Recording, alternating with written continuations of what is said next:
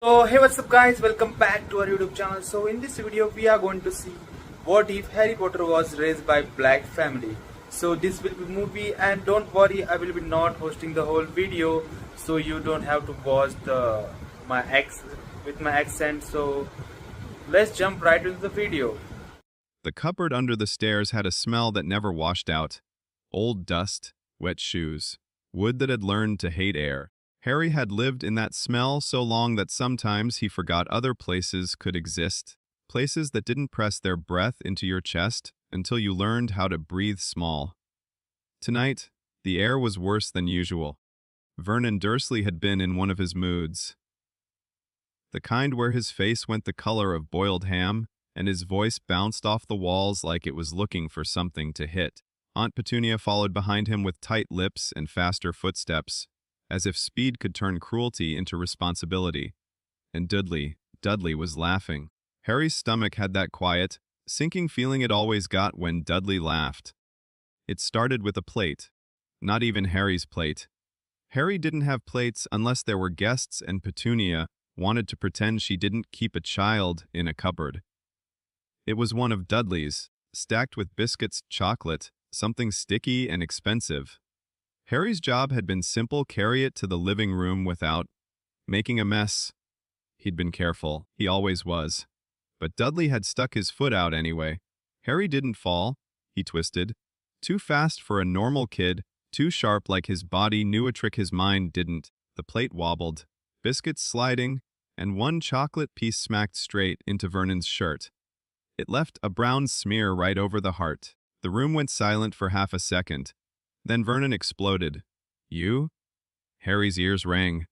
His hands were shaking so hard he couldn't even form words. The cupboard door yawned open behind him like a mouth that already knew his name. "In." Vernon roared. "No." Harry backed up. The cupboard's darkness swallowed him with familiar hunger. But the thing that changed tonight, the thing that snapped something old and brittle inside him, was Petunia. She didn't just close the door. She locked it, as if Harry was an animal, and then she said, in a voice like cold tea, "Maybe this time he'll learn to stay still." The key turned. Harry stared at the sliver of light under the door, breathing too fast, too loud. His fingers clawed at the air as if he could dig his way out through nothing. Stay still. Stay small. Stay nothing. His chest hurt. His scar burned, not the usual itch, but a deep, angry heat like someone pressed a coal into his skin. Harry squeezed his eyes shut, and somewhere in the tight dark, something answered. Not a voice, not words. A pull, like the world had strings, and one of them had finally been yanked hard enough to snap. The cupboard walls trembled. Harry's heart jumped into his throat. He pressed both palms against the door. He didn't know what he was doing. He just knew he couldn't stay here. He couldn't. The wood beneath his hands went cold. Then hot. Then it shifted. A sound like fabric tearing filled the cupboard, and the air in front of Harry folded, collapsing into a thin, black seam. Harry jerked back, eyes wide. The seam widened. For one impossible second he saw not the hallway outside, but a narrow slice of rainy night, a street lamp, slick pavement, and the blur of cars beyond. A door. A way out. Harry didn't think. Thinking was slow. Thinking got you locked in cupboards. He lunged. The seam swallowed him like a blink. He hit the ground hard.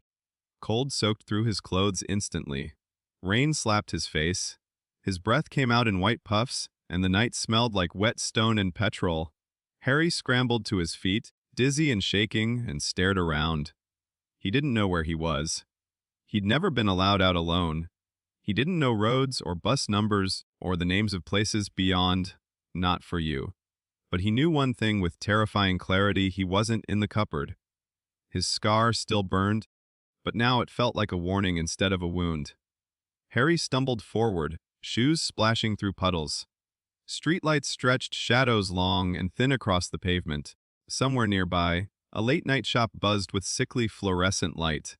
A group of older boys laughed too loudly, their voices echoing. Harry ducked instinctively into an alley. He pressed his back against cold brick and tried to breathe. His hands wouldn't stop shaking. He looked down at his arms. Bruises. Old and new, a patch of skin rubbed raw where Dudley had grabbed him earlier. Something ugly rose in his throat, Not tears, not yet. Something sharper. Anger. And beneath the anger, something else. A feeling like being watched. Harry froze. The alley was empty. Still, that sensation crawled up his spine, prickling at the base of his skull like invisible fingers. He turned slowly. Nothing. Just darkness and rain. Harry swallowed hard and whispered into the alley like it might answer, "Who's there?" For a moment, only the rain replied. Then pop. The sound was small, ridiculous, like a cork being pulled. And suddenly there was someone in the alley with him. Not a person. Not exactly. Too short. Too thin. Skin the color of old parchment. Huge eyes that reflected the streetlight like wet stones. The creature wore a filthy tea towel like it was a uniform. Harry's mouth fell open. The creature stared at him with an expression that was somehow both terrified and furious. "Master." It croaked, voice cracking. "No, not Master Hare." Harry's heart hammered. "What are you?" Harry breathed. The creature's shoulders hunched as if the words hurt. "Creature is creature," it hissed. "Creature belongs to the House of Black." Harry didn't know what that meant. House of, like a house, like number 4? But the name Black made his scar flare like a spark touched to oil. Harry flinched, pressing a hand to his forehead. Creature's eyes widened. The mark burns, yes, blood recognizes blood." Harry didn't like the way the creature said blood. It sounded like a law. I don't know you," Harry said, trying to keep his voice steady. "Go away." Creature's lip curled. Go away from what is owed, from what is claimed. Harry's stomach twisted. Claimed. That word felt too big for him. Creature stepped closer. Not threatening, but definite, like a servant obeying a command older than fear. "Come," Creature rasped. "The lady calls." Harry took a step back. Rainwater splashed his ankle. "No." Creature's face tightened, like he expected that. Like he'd been sent because of that. Then Creature must explain. It muttered as if speaking to itself. Must speak the old words. Harry's scar throbbed. Creature lifted a long, bony hand and pointed, not at Harry's face, but at the air around him, like he could see something woven there. The ward broke. Creature said softly, "A muggle cage. A child with magic. A child with blood. The house hears." Harry blinked rain out of his eyes. "The house hears." Creature's gaze sharpened. "You are not nothing," it said, almost like an insult. "You are someone stolen, someone insulted, someone with a name that belongs in stone." Harry's throat tightened. A name. He had a name. He knew that much. But the Dursleys used it like a curse. What name? Harry asked, voice small despite himself. Creature's eyes gleamed. "Harry," it said, tasting it. "Harry." And then Creature paused, as if listening to something far away. A carriage wheel in the street.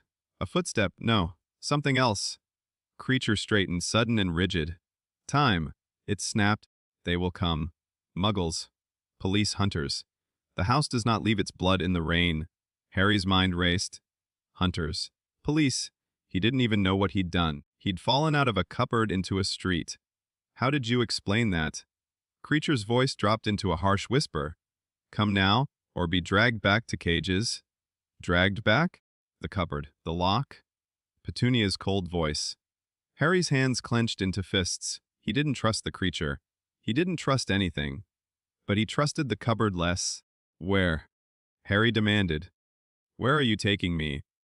Creature's grin was thin and unpleasant, but there was triumph in it.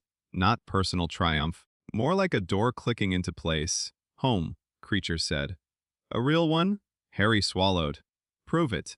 Creature blinked, almost startled, like the demand was unexpected from someone who'd been taught to obey. Then, slowly, Creature pulled the filthy towel collar aside. There, around its neck, hung a small piece of silver. A charm shaped like a star inside a circle. It looked old, heavy, important, and the instant Harry saw it, his scar cooled, just a fraction. Like something inside him recognized the shape. Harry's breath caught. Creature watched his reaction with grim satisfaction. "The blood knows," it whispered again. Harry's legs felt weak. He didn't understand, but his body did. In that awful way it had always known when Vernon was about to hit him, when Dudley was about to trip him, when Petunia's smile meant pain later. This felt different. This felt like a door opening. Harry lifted his chin, rain sliding down his face. If this is a trick. Creature's eyes flashed. Trick, it hissed. The lady does not trick. The lady commands. That didn't make Harry feel better, but it was honest, and honesty was rare. Harry took a shaky breath. Fine, he said. But if I don't like it, I leave. Creature stared at him for a long moment.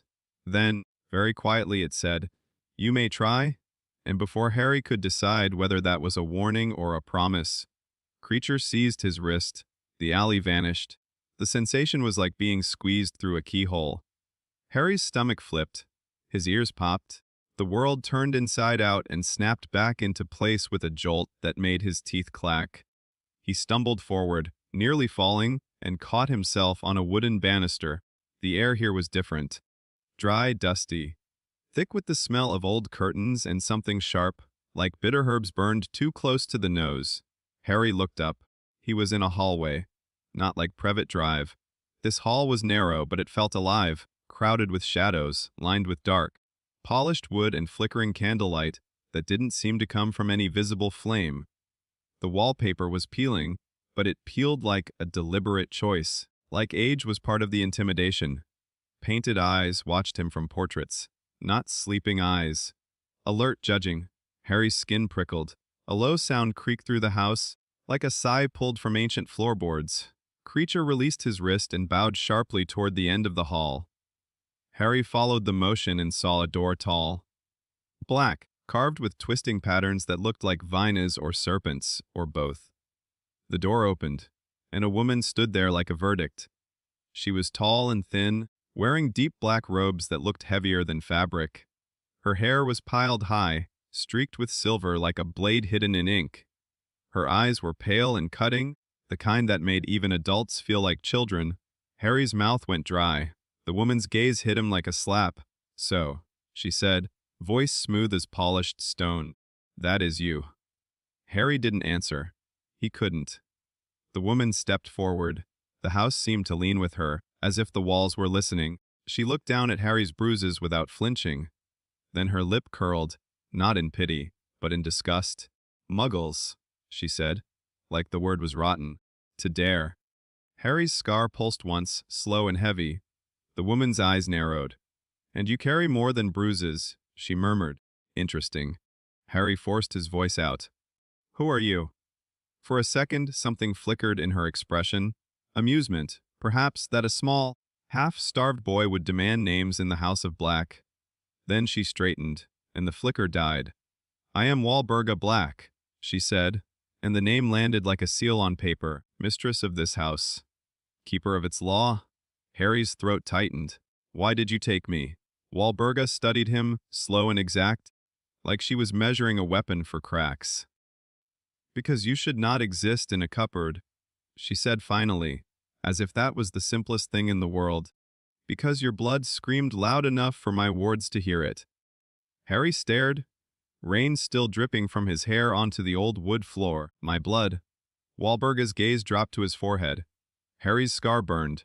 Walburga's voice lowered. You have two legacies, she said. One is famous. One is older. Harry's stomach nodded. I don't understand. Walburga's smile was thin. You will, she said. Then she lifted her hand. Pale fingers adorned with rings that looked like they'd been worn for generations. The air shifted.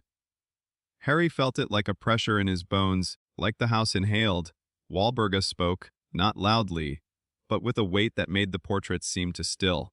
Harry, she said, if you enter my protection, you will not be caged again. Not by muggles, not by fools, not by anyone. Harry's heart lurched. A promise.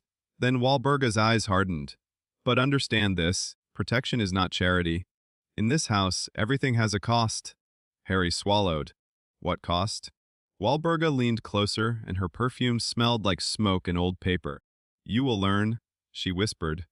You will obey the law of this house. You will carry its name with discipline.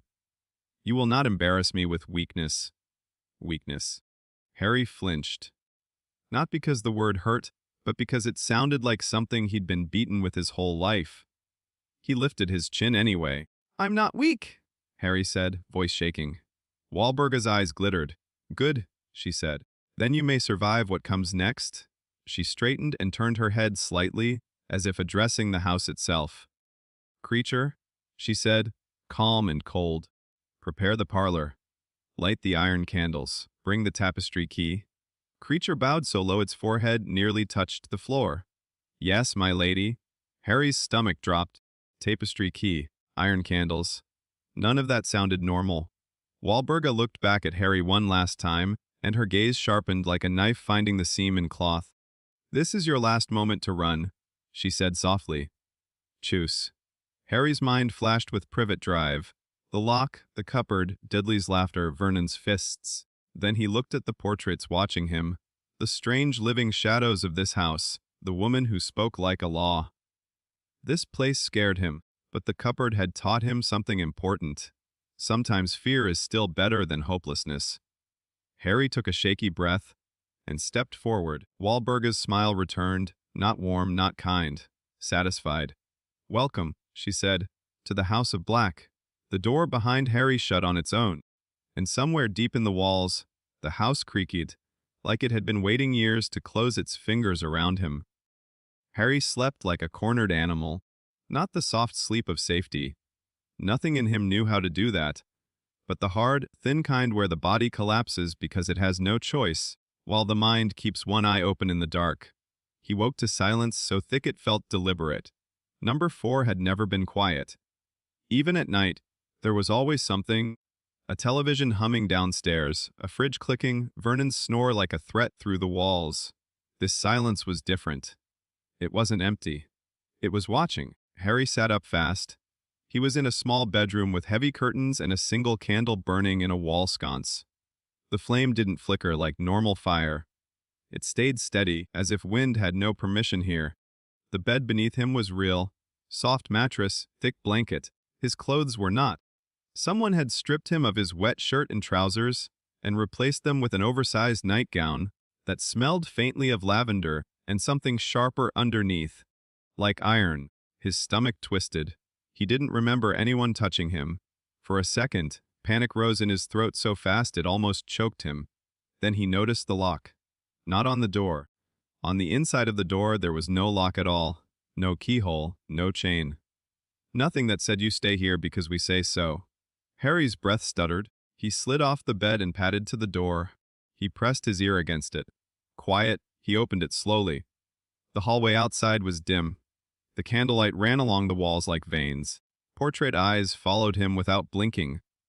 Harry stepped out anyway. He'd learned one thing at the Dursleys. If you don't know the rules, you find them before they find you. The air smelled like old paper and cold smoke. Somewhere far away something creaked.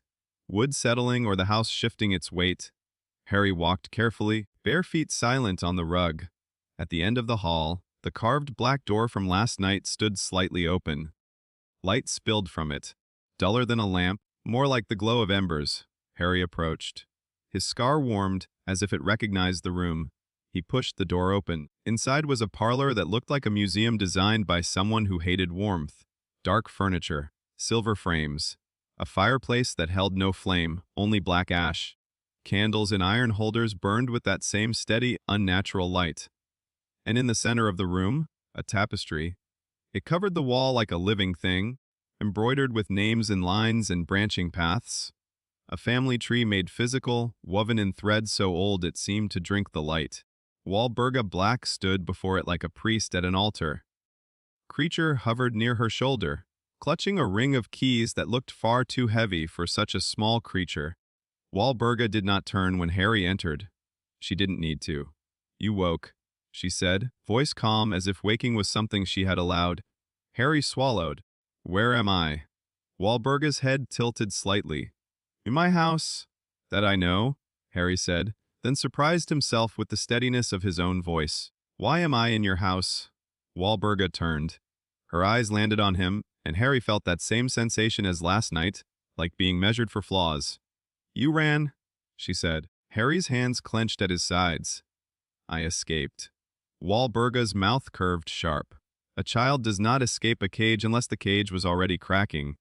Harry flinched, and she noticed. Of course she did. Walburga lifted her hand, and Creature instantly produced a small tray from nowhere, silver cup, water, and something that smelled like bitter herbs. "Drink," Walburga said. Harry stared at it. His stomach growled loudly enough to embarrass him, but he didn't reach for the cup. Walburga's gaze hardened. "You believe I would poison you." Harry didn't answer. Walburga leaned forward, lowering her voice just a fraction. "If I wished you dead, child, you would not have woken." That was uncomfortably convincing. Harry took the cup with both hands. The metal was cold. He sniffed it. Bitter, not sweet, not tempting. He drank anyway. The liquid burned down his throat like medicine. Warmth spread through his chest a moment later, easing the tight ache in his ribs he hadn't even realized was there. Walburga watched him drink like she was watching a contract being signed. When Harry finished, she nodded once, satisfied. "Good," she said. "Now we will speak of ownership." Harry's stomach dropped. I'm not a thing." Walburga's eyes sharpened. "In this world, everything powerful is owned by someone, protected by someone, or hunted by someone. Choose what you wish to be." Harry opened his mouth, then shut it again. He'd been hunted by the Dursleys in their quiet way. By hunger, by locks, by rules that shifted to keep him smaller.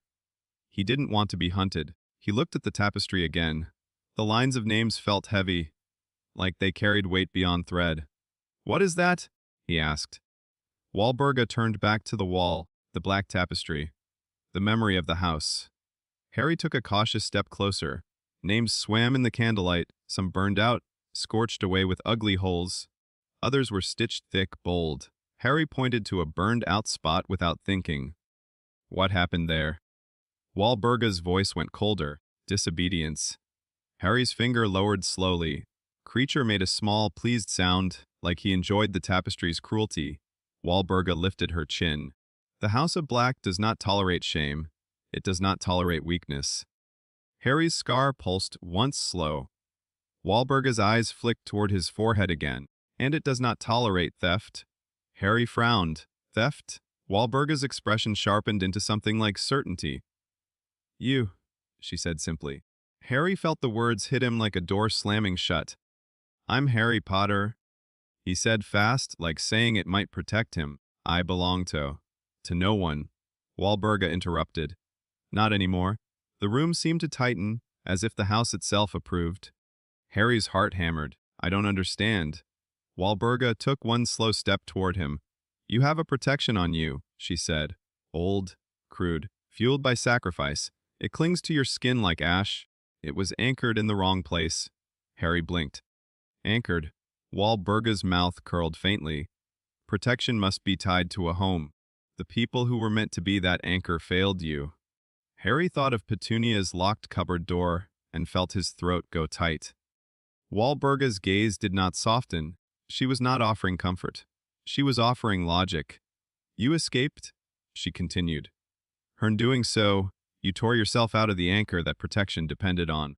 It will rot if it has nowhere to root." Harry stared at her, suddenly cold despite the candlelight. "So I'm not safe." Walburga's eyes gleamed. "Not unless you are claimed." Creature's fingers tightened around the keys. Harry's voice came out thin. "Claimed by you." Walburga nodded, like the decision had already been made years ago. "The claim of the blood," she said. Creature scuttled forward and held up one key. Black iron shaped like a thorn. It hummed faintly in the air. Walburga took it. She did not use it on a door. She used it on the tapestry. The iron key touched the embroidered thread, and the tapestry reacted. The names brightened. The stitched lines shimmered as if the cloth had become water. The holes where names had been burned out darkened into open wounds.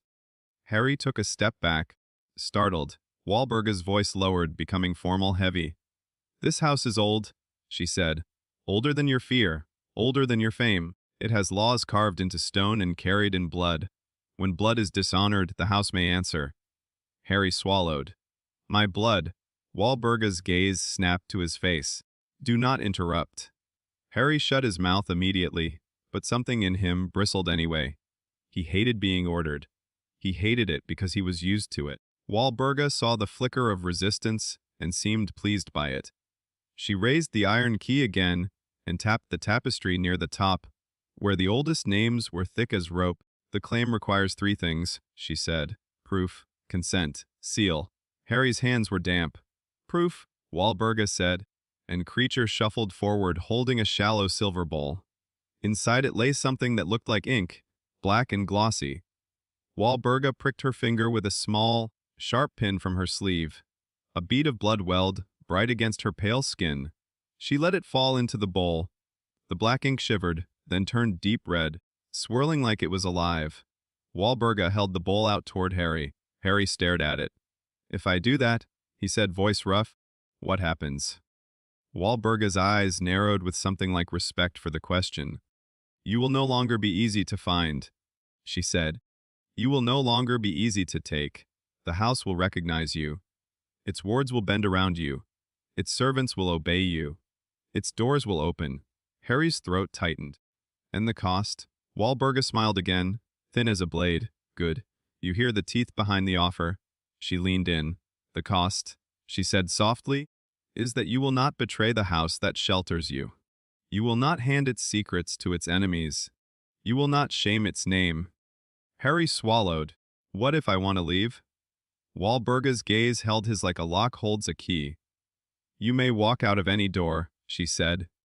"But if you walk out carrying what is ours, you will find the world becomes unkind."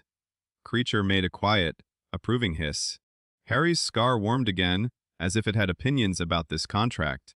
Harry looked down at his hands. Small, bruised, but clenched with stubbornness. Then he asked the most important thing, because hunger and fear had taught him to, "Will I be hit here?"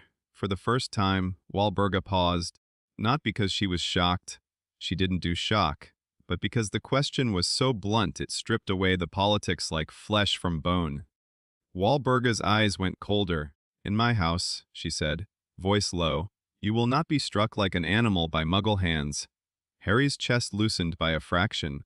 Walburga added, mercilessly honesty, "If you disobey, you will be punished.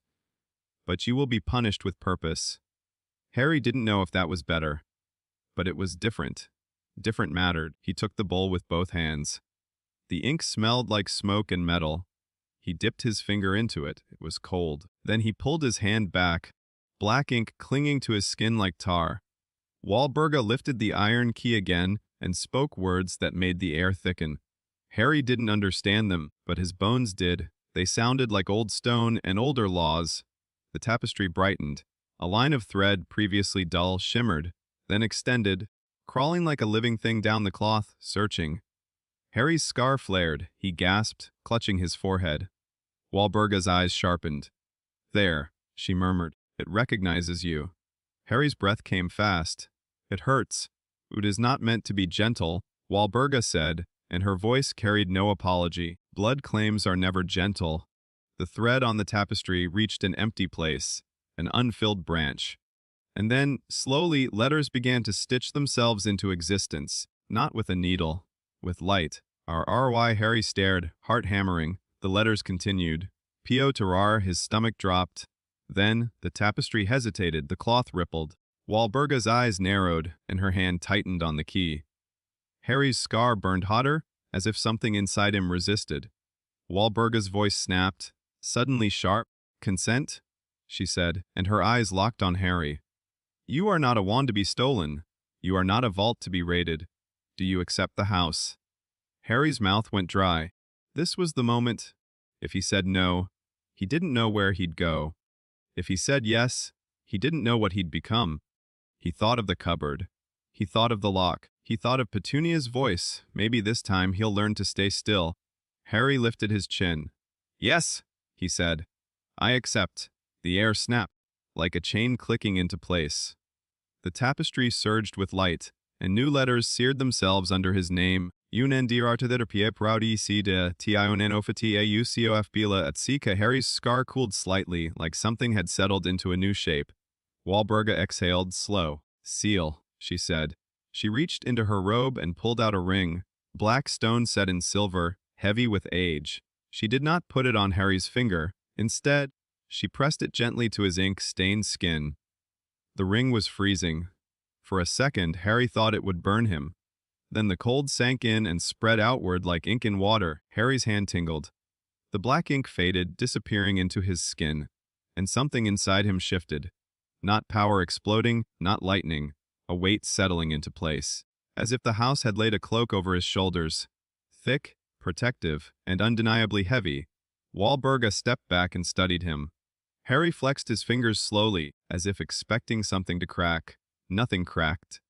But he could feel the house now, not as walls and floors, more like a presence, a listening thing. He could feel where the shadows thickened. He could feel doors like points of tension. He could feel the wards layered through the wood like veins in a body.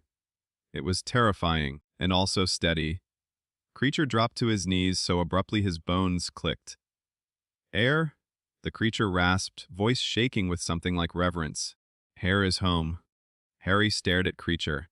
"Don't call me that." Creature's eyes gleamed. "Air is air whether air likes it or not." Walburga's mouth twitched, faintly amused. Then the air in the parlor shifted. A door somewhere down the hall slammed open hard enough to shake dust from the ceiling. Footsteps, fast, angry, familiar in their confidence even before Harry saw the person. A tall man strode into the room like he owned it, dark hair falling into his eyes, wearing a jacket that looked expensive in a careless way.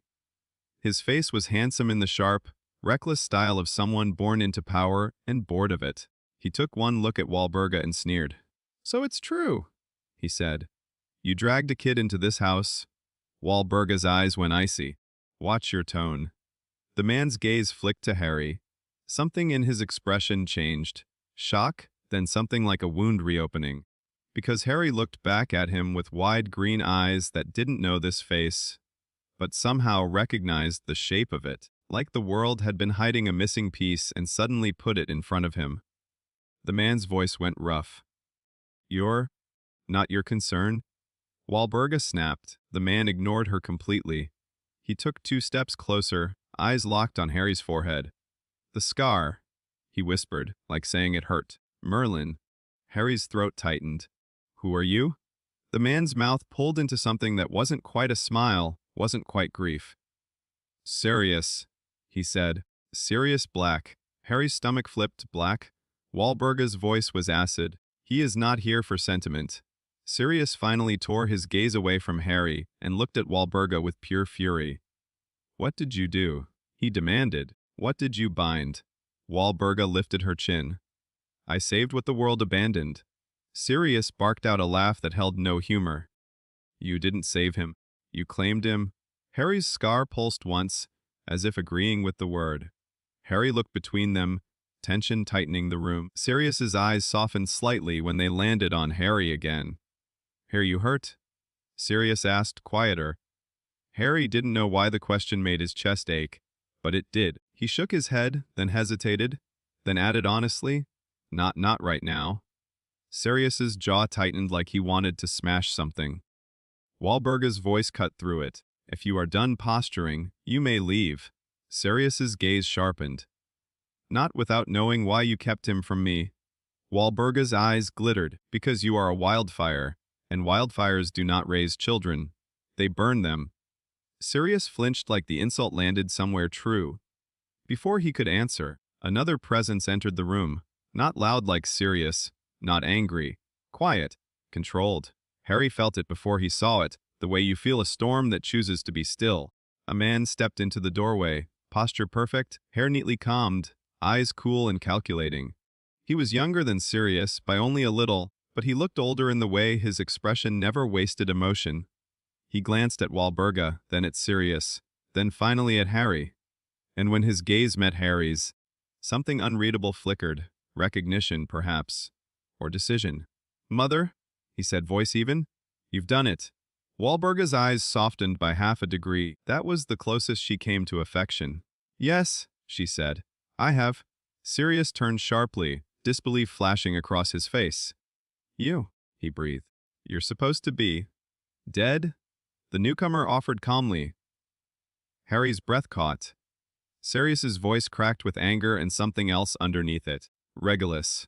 Regulus Black looked at Sirius with an expression that held no warmth, but plenty of history.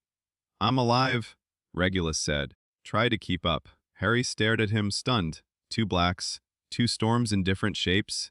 One loud and burning, one quiet and sharp. Walburga watched them both like a queen watching two blades she owned. Then she looked at Harry. "This," Walburga said, "is your reality now." Harry's mouth went dry. Why is he alive? Regulus's gaze didn't leave Harry when he answered. "Because dying is easy," Regulus said softly. "Living with what you know is harder." Harry didn't understand the words fully, but he felt the weight behind them. Walburga lifted her hand slightly, and the house seemed to listen. "Harry," she said, "you will not be kept ignorant. Ignorance is how children become tools." Sirius let out a bitter laugh. "That's rich, coming from you." Walburga ignored him. "You will learn," she continued, "what power truly is." Harry swallowed. "What is power?" Regulus answered before Walburga could. "Power," Regulus said, "is not fire. Fire is obvious. Fire is easy to fear." He took a slow step closer to Harry, not threatening, just deliberate. "Power," Regulus continued, "is the ability to choose where the world is allowed to touch you, and where it isn't." Harry's scar cooled another fraction, as if the words fitted something inside him. Sirius's expression twisted. "Don't fill his head with your cold sermons." Regulus's gaze cut to Sirius. "Better cold truth than warm stupidity." Sirius bristled, but Harry spoke before the argument could become a war. "What happens to me now?" Harry asked. Walburga's eyes narrowed with satisfaction. The question was practical. Survival-minded good. "You eat," she said. "You rest, you are measured." Harry's stomach tightened. "Measured." Walburga turned toward the tapestry again. "We learn what you are capable of. What has been done to you? What sits inside you?" Harry's scar pulsed at the last words. Regulus's eyes flicked to the scar too, just for a moment. Sirius noticed. And in that moment, Harry saw something pass between them, something unspoken, tight and dangerous. Like they knew something Harry didn't. Walburga's voice lowered, becoming law again. "From this moment forward," she said, "you are under the protection of the House of Black." Creature bowed so low it was almost worship. Walburga looked at Harry, and her gaze was sharp enough to cut. "And if anyone tries to take you," she said, "they will learn what it means to steal from my house." Harry's skin prickled. He didn't know if he should be comforted or terrified. Maybe both. Walburga gestured toward the door. "Creature will feed you." Creature popped upright instantly. "Yes, my lady. Yes, Hare. Food for Hare." I said, "Don't call me that." Harry snapped before he could stop himself. Creature blinked, offended. Hare does not like the truth. Sirius's mouth twitched like he was fighting a smile. Regulus's gaze sharpened like he'd taken note of Harry's spine. Walburga's eyes glittered. Approval, faint and dangerous. "Good," she said softly, almost to herself. "It has teeth." Harry didn't know what that meant, but he felt something new in his chest as he followed Creature out of the parlor. Not happiness, not safety. Something closer to direction. And for the first time in his life, Harry realized a terrifying truth: a house like this didn't just shelter you. It shaped you. Breakfast at Grimold Place was not a meal. It was a ceremony where hunger was allowed to exist, but only if it behaved. Harry sat at a long table that looked like it had been carved to intimidate people. The wood was dark and polished, and the chairs were too big, designed for adults who wanted to feel important. A plate appeared in front of him with a soft pop. Eggs, toast, something like sausages. A bowl of porridge with honey. Harry froze. Food that wasn't measured. Food that wasn't a leftover. Food that didn't come with a warning. His stomach growled again, loud enough to make him flush hot with embarrassment. Across the table, Walburga Black watched him like a judge watching a witness. Creature hovered by the wall like a shadow with opinions. Sirius sat slouched in his chair, a picture of defiance. Elbows on the table, hair messy on purpose, eyes flicking between Harry and Walburga like he was waiting for sparks. Regulus sat straight-backed, hands folded neatly, gaze calm and unreadable. He didn't look at Harry like a curiosity. He looked at him like a problem that could be solved with the right steps. Harry swallowed. Then, very carefully, he picked up the toast and took one bite. The crunch was loud in the silence. No one spoke. Harry ate faster after that, because hunger is a force that doesn't care about pride. He tried not to shove food into his mouth like Dudley would. But he couldn't help the way his hands moved too quickly, like he feared someone might snatch the plate away. Walburga noticed. Of course she did. Her voice cut through the room, smooth as a blade sliding from a sheath. Slow down. Harry froze mid-bite, cheeks burning. Sirius's eyes flashed. Regulus didn't move. Harry forced himself to chew slowly. He wanted to glare, but he didn't dare. Not yet. Walburga tilted her head. Do you think I'll take it? Harry stared at his plate. His throat tightened. I don't know. Walburga's mouth curved faintly. Satisfaction, not kindness. Honest. Sirius leaned forward, voice sharp. Is not a dog, mother? Walburga's gaze didn't even flicker towards Sirius. And yet he was treated like one. The words landed heavy. Harry's fingers tightened around his spoon. Walburga's eyes stayed on him. Eat, she said, tone turning almost practical. We begin after. Harry nodded, swallowing hard. After. The word had weight in this house. The first lesson wasn't magic. It was the threshold. Walburga led them to the front hall, where the black door stood tall and carved like it had been designed to keep the world out by scaring it away. The air here felt different than the rest of the house. Tenser. Like invisible cords ran through the walls and floors, pulled tight. Harry could feel it. That sensation had been growing since the claim. Not a voice, not a sight. More like a pressure in the bones, a map of tension points. Walburga stood by the door. Sirius leaned against the wall like he couldn't be bothered. Regulus stood near the staircase, posture perfect, eyes scanning. Creature watched from the shadows, hands clasped like he was about to witness something sacred. Walburga didn't look at Harry when she spoke. Stepped toward the door. Harry hesitated, then did. The closer he got, the heavier the air felt, not suffocating, more like walking into deep water. His scar warmed, not burning but alert. Harry stopped a foot away. Walburga finally looked at him. Tell me what you feel. Harry frowned, searching for words. It's like the house is pushing back. Sirius snorted softly, but Walburga's eyes gleamed. Yes, She said. That is the ward line. Harry swallowed. Ward. Regulus answered, voice calm. Think of it as a boundary the house enforces, not a wall. A set of rules that decide what is allowed to cross. Harry glanced at Regulus. Like a lock. Regulus's mouth twitched, the smallest sign of approval. Better than a lock. Walburga lifted her hand and placed her palm on the door. The carved pattern seemed to deepen under her touch. This house, she said, is not wood and brick. It is a name with teeth.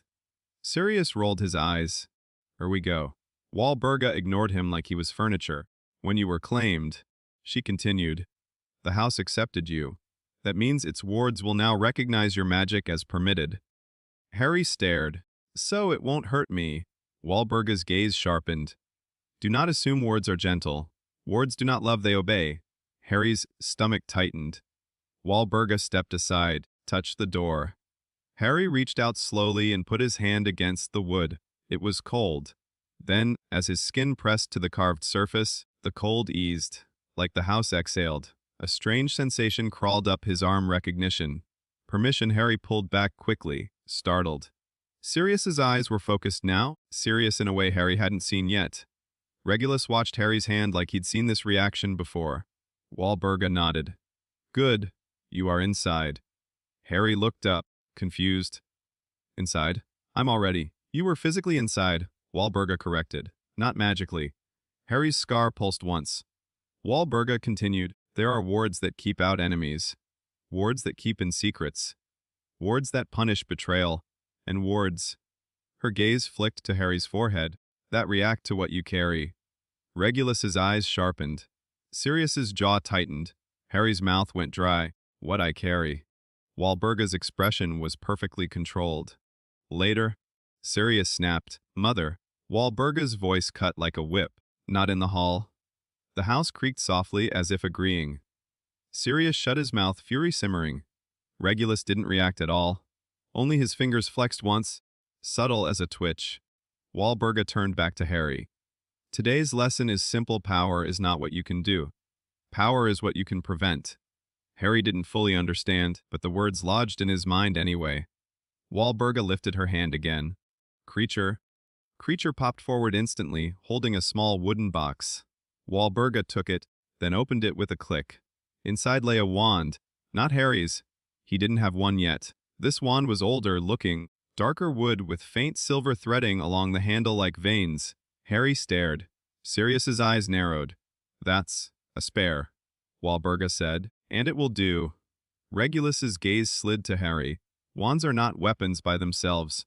They're amplifiers. The hand matters, the mind matters. Harry's fingers hovered over the wand, uncertain. Walburga held it out. Take it. Harry took it like it might bite. The instant his fingers closed around the wood, warmth surged up his arm. Not pleasant warmth. More like a jolt of recognition and refusal at once, like the wand wasn't sure it liked him. Harry flinched. Walburga watched closely. Don't squeeze, she said. You will fight it. Let it sit in your hand. Harry forced his grip to loosen, breathing shallow. The wand's heat eased slightly. Regulus stepped closer. You'll learn control before you learn strength, he said quietly. Strength without control is just an explosion. Harry's mind flashed to the seam he'd ripped through the cupboard in the street. Explosion. Yes. Sirius crossed his arms. Control is important. He admitted grudgingly, but don't let him turn you into a statue. You hear me. Sirius's eyes met Harry's. You're allowed to be angry. Harry blinked. No one had ever said that to him. Walburga's gaze snapped to Sirius. You're allowed to be useful, she said. Sirius's mouth twisted. I'm always useful. Regulus murmured, deadpan, in the way a fire is useful to someone who wants the house to collapse. Sirius glared. Regulus didn't blink. Walburga spoke again, cutting off the brewing argument. Wand up. Harry lifted the wand, awkward. Walburga shook her head. No, not like a club. Regulus reached out and adjusted Harry's wrist with light pressure. Elbow loose, he instructed. Wand as an extension of your fingers, not your arm. Harry copied the posture. The air around the wand felt different, more awake. Walburga's eyes narrowed, satisfied. Better. She gestured to the floor near the door. A faint line of silver dust shimmered there, almost invisible unless you looked directly. You see that? Walburga asked. Yes. That is a ward line, Walburga said. A simple one. It reacts to intent. Sirius sighed dramatically. Intent. Every time with the intent. Walburga ignored him. Point your wand at the line and command it to open. Harry's heart jumped. I don't know how. Walburga's voice sharpened. You have been doing magic your whole life. You simply haven't been allowed to name it. Harry swallowed. Regulus spoke softly, like he was teaching without pressing. Magic follows intent and structure. Structure is spell work, words, wand movement, timing. Intent is what you mean. Harry stared at the faint line of silver dust. So I just mean it to open? Regulus nodded. And speak? Harry's throat felt tight. He didn't know any spells. Walburga's gaze was ice. Say Aperio? Harry repeated it under his breath. Aperio? Walburga's eyes flicked to Sirius. Quiet. Sirius opened his mouth, then closed it with visible effort. Harry lifted the wand, aiming at the silver line. His hand shook slightly. Say it clearly, Walburga said. Harry inhaled, his scar warmed. The wand in his hand felt hot again, like it was resisting. Harry forced his grip to loosen, like Walburga had told him. Then he spoke Aperio. Nothing happened. Harry's face flushed with heat. He swallowed hard, expecting anger, laughter, punishment. Walburga's expression didn't change. Again? Harry tried again. Aperio. The silver dust shimmered, then settled. No opening. Sirius made a quiet sound in his throat. Frustrated, not mocking. Regulus crouched slightly beside Harry, speaking low so only Harry could hear. Your wand doesn't trust you, he said. You don't trust yourself. This is normal. You were trained by pain. Harry's chest tightened. Regulus continued. Don't think open. Think I am allowed. Harry blinked. What? Regulus's gaze held his. Wards obey authority. You were claimed. You have authority here. But you don't believe it yet. Harry looked at the line of silver dust again. I am allowed. The words felt wrong in his mouth, like wearing someone else's clothes, But he tried to think it anyway. I am allowed to open this, I am. His scar pulsed. The wand grew warmer. Harry raised it again. Aperio. The silver dust flared bright as a thin line of moonlight, then split gently down the middle. The ward line opened like a curtain parting. Harry's breath caught. He hadn't felt power like this before. Not accidental, not explosive. This was clean, obedient. Walburga's eyes gleamed with sharp approval. Good. Sirius let out a slow breath. There you go. Regulus rose smoothly. Again? He said. Harry blinked. Again, Regulus's voice was calm. 1 success is luck. 2 is practice. 10 is control. Walburga nodded. Close it. Harry's stomach clenched. How? Walburga's mouth curved slightly. Say Claudio. Harry aimed the wand at the line and spoke. Claudio. The silver dust shivered, then sealed closed. Walburga's gaze sharpened. Again, Harry did it again. Open. Close. Open. Close. By the 5th time, his wrist ached. By the 7th, sweat dampened his hairline. By the 9th, his scar warmed like a quiet alarm and his vision swam slightly. He lowered the wand, breathing fast. Regulus's eyes narrowed slightly. Stop. Walburga's gaze flicked to Regulus. He is not broken. Regulus didn't look away from Harry. It will be, if you push him past his limit on the first day. Harry's breath stuttered. Limit. Sirius stepped closer, tone rough but genuine. You're not meant to bleed your magic dry, kid. Harry swallowed. I'm not bleeding. Regulus's gaze was sharp. You will feel it soon. The headache, the shaking, the need to sleep, that is your core protesting. Harry stared. Core? Regulus nodded once. Magic in you is not endless, it's like muscle. If you tear it every day, you don't get strong, you get crippled. Walburga's eyes narrowed, but she didn't argue. That alone felt like a victory. Harry's scar pulsed again, and now it wasn't just warm, it was angry. A deep, restless heat that didn't match the exhaustion. Regulus noticed. His gaze snapped to Harry's forehead. Your scar reacts when you cast near the wards. Sirius's posture stiffened.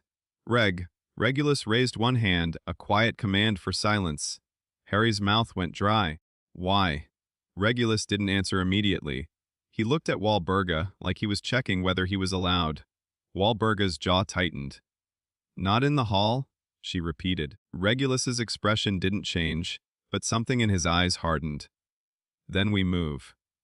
Walburga's gaze sharpened like she disliked being directed, even by her son, but after a beat, she turned on her heel and walked toward the drawing room.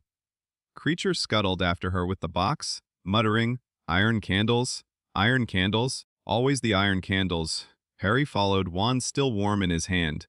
Sirius fell into step beside him, voice low. You did well, Sirius said. Harry didn't know what to do with praise. It felt suspicious. Sirius continued, softer. Don't let her scare you into thinking you're nothing. You hear me? Harry glanced up at him. Sirius's eyes were fierce and oddly wounded. Harry's throat tightened. Why do you care? Sirius flinched, like the question hit something raw. He forced a crooked smile. Call it guilt, he said. Call it common sense. You're not meant to be raised by monsters. Harry didn't know who Sirius meant, Walburga or the Dursleys or the world. Maybe all of it. The drawing room was warmer than the hall, but only because the air was less tense. The walls held portraits that looked bored instead of predatory. A chandelier hung above like frozen light. Walburga sat in a high, back chair like it was a throne. Regulus remained standing. Sirius refused to sit. He paced like a caged thing. Walburga's eyes slid to Harry. Sit. Harry sat on the edge of a chair, wand across his lap, shoulders tight. Walburga's gaze went to Regulus. Say what you wish to say. Regulus's eyes flicked to Harry's scar again. The mark reacts because it is not only a scar. Harry's stomach dropped. Walburga's expression was unreadable. Sirius's pacing stopped. His hands clenched into fists. Harry's voice came out small. What is it? Regulus spoke carefully, like each word had teeth. It is a wound made by a spell, he said. But it is also an anchor. Harry blinked. Anchor to what? Regulus's eyes didn't soften. To someone. Harry's chest tightened. To who? Sirius's voice broke out sharp. Voldemort. The name hit the room like a cold wind. Harry flinched. He'd heard it once or twice, whispered by neighbors, hissed like a superstition. He didn't know the details, only that it made adults afraid. Wahlberg's lip curled. Do not speak his name so carelessly. Sirius turned on her. It's already in the boy's head, mother. You can't keep him in the dark forever. Wahlberg's gaze flashed. I can keep him alive. Regulus's voice cut between them, calm and deadly. Both of you are correct. Harry's hands trembled. He gripped the wand tighter without meaning to. It warmed like it disliked being squeezed. Regulus's attention returned to Harry. Listen, this is important.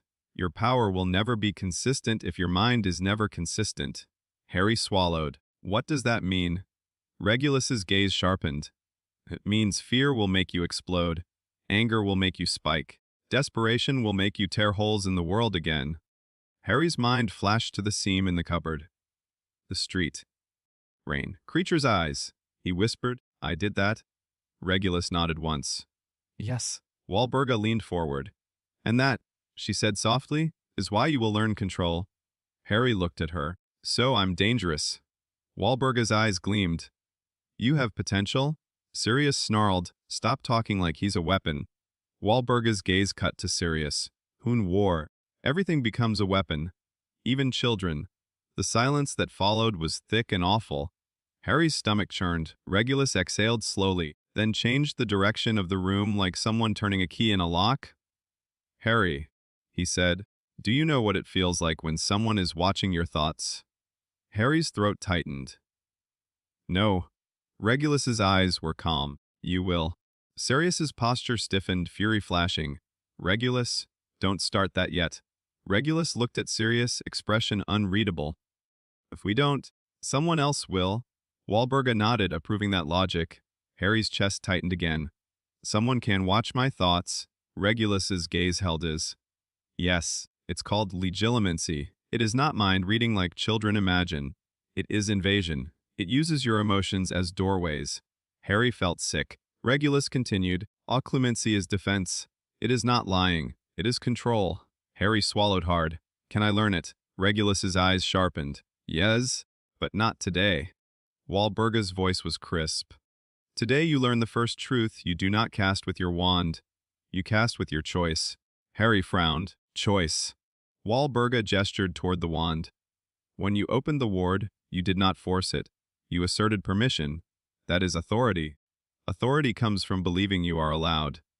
Harry's throat tightened again. Allowed. He thought of the cupboard. Nothing had ever been allowed. Sirius's voice softened unexpectedly. This is why I hate her lessons, he muttered. They're right. Wahlberga's eyes flashed. Do not take my correctness as an invitation. Sirius's mouth twisted.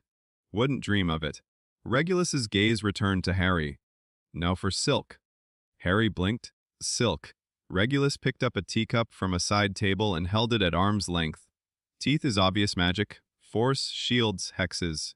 Silk is subtle magic. Small changes that decide battles before anyone knows one is happening. He set the cup down and looked at Harry. You learn both? Regulus said. Sirius will teach teeth. I will teach silk, Sirius scoffed. As if you've ever thrown a proper punch in your life. Regulus's gaze slid to Sirius, calm as a knife. I don't punch, he said. Win. Sirius's eyes flashed, but he didn't argue. That alone told Harry something about Regulus. Regulus turned back to Harry. Show me your wand hand. Harry held it out. Regulus didn't touch him this time. He simply observed. Your fingers are tense. You grip like you expect pain. Harry swallowed. Regulus spoke like it was a fact, not an insult. Pain teaches the body to expect punishment. We will unteach that. Harry didn't know if that was possible. Regulus lifted his own wand, sleek, dark, perfectly balanced, and flicked it once. A thin thread of light appeared in the air between them, like a line of silver silk. Harry's eyes widened. The thread hovered, vibrating slightly. This is a focus line, Regulus said. Not a spell you will use in combat, a tool. Harry stared. What does it do? Regulus's gaze sharpened. It shows your intent. If your mind wanders, it frays. Harry leaned in slightly. The thread trembled, thinning at one point. Harry blinked. Regulus's voice stayed calm. You see, You leaned without deciding to. Your body moved before your mind did. Your intent flickered. Harry swallowed. Regulus held the line steady. No, breathe. In. Hold? Harry did. The silver thread steadied. Regulus nodded once. Good. Walburga's eyes gleamed. Again, Harry breathed again. The line held. Then, because the world hated him, his scar warmed suddenly, sharp and intrusive. Harry flinched. The silver thread frayed instantly, splitting into wisps. Regulus's eyes narrowed. There. That reaction. Sirius's voice turned hard. It's him. It's Voldemort. Harry's stomach dropped. Walburga's gaze went cold. Enough. Regulus lowered his wand, and the silver thread vanished. He looked directly at Harry. You feel it, don't you? Regulus asked quietly, like a pressure behind your eyes. Like something in you stirs when you push magic outward. Harry's mouth went dry. He nodded. Regulus's voice lowered. That is not normal. Harry's hands clenched. Am I cursed? Walburga answered, voice steady. You are complicated. That was not comforting. Sirius stepped forward, fury barely contained. He's a child. Walburga's eyes flashed. And children die when adults lie to them. Regulus's gaze stayed on Harry. We will handle it, he said simply. Harry's throat tightened. How? Regulus didn't answer directly. He glanced at Walburga. Walburga held his gaze for a beat, then nodded once. Regulus looked back at Harry. With knowledge, he said. With preparation. With time. Time. Harry didn't know if time was something he had. Walburga rose from her chair, robes whispering like a threat. Today's lesson ends here, she said. You will not be exhausted into uselessness. Harry blinked. That sounded almost reasonable. Walburga's gaze sharpened. But you will be disciplined. She turned to Creature. Bring the boys things. Creature popped away and returned instantly with a folded pile of clothes. Clean, dark, too nice, and a small comb, and a bar of soap that smelled like pine. Harry stared. Walburga's voice was crisp. You will be presentable? Sirius muttered. Merlin forbid a child look like a child. Walburga's eyes flicked to him. Merlin forbid you ever learn restraint. Regulus looked at Harry. After you wash and dress, he said. We begin again, not with spells, with reading. Harry frowned. Reading. Regulus nodded. Books teach what pain cannot. Sirius snorted. Books can be pain too. Regulus's gaze didn't move. Only to people who fear thinking. Sirius glared. But again, he didn't argue. He only looked at Harry and said softer, if you need anything, you ask me, not her. Walburga's voice cut in, calm and deadly. He asks the house. Sirius's eyes flashed. He asks people.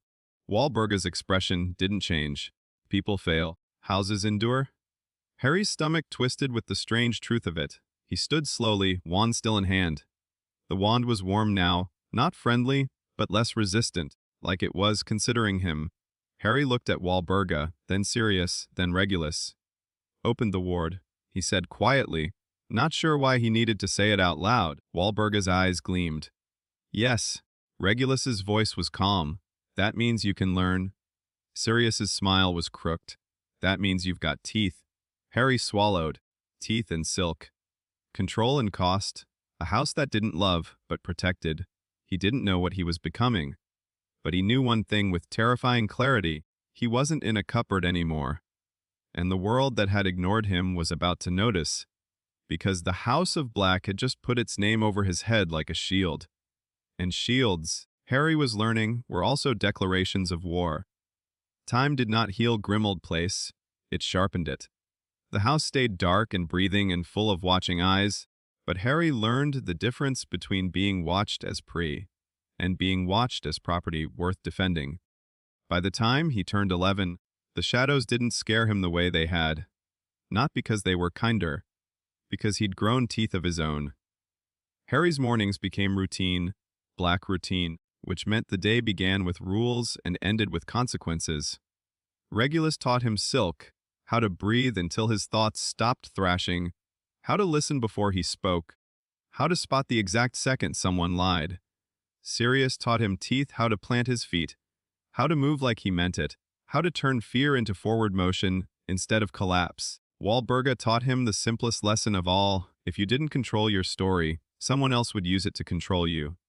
Harry grew, slowly, cleanly, like a blade being honed. And the strangest part was that the more control he gained, the less his accidental magic exploded. Nothing inside Harry ever truly vanished, but it stopped being a wild beast in his ribs. It became a tool, a muscle, with limits. On some days, Harry could cast a dozen small spells before exhaustion tightened behind his eyes. On others, when his scar warmed, when the air felt wrong, when something unseen pressed against his thoughts, 3 spells could leave him shaking with a headache that tasted like metal. Regulus called it tension. Sirius called it the bastard shadow. Walburga called it a complication to be controlled.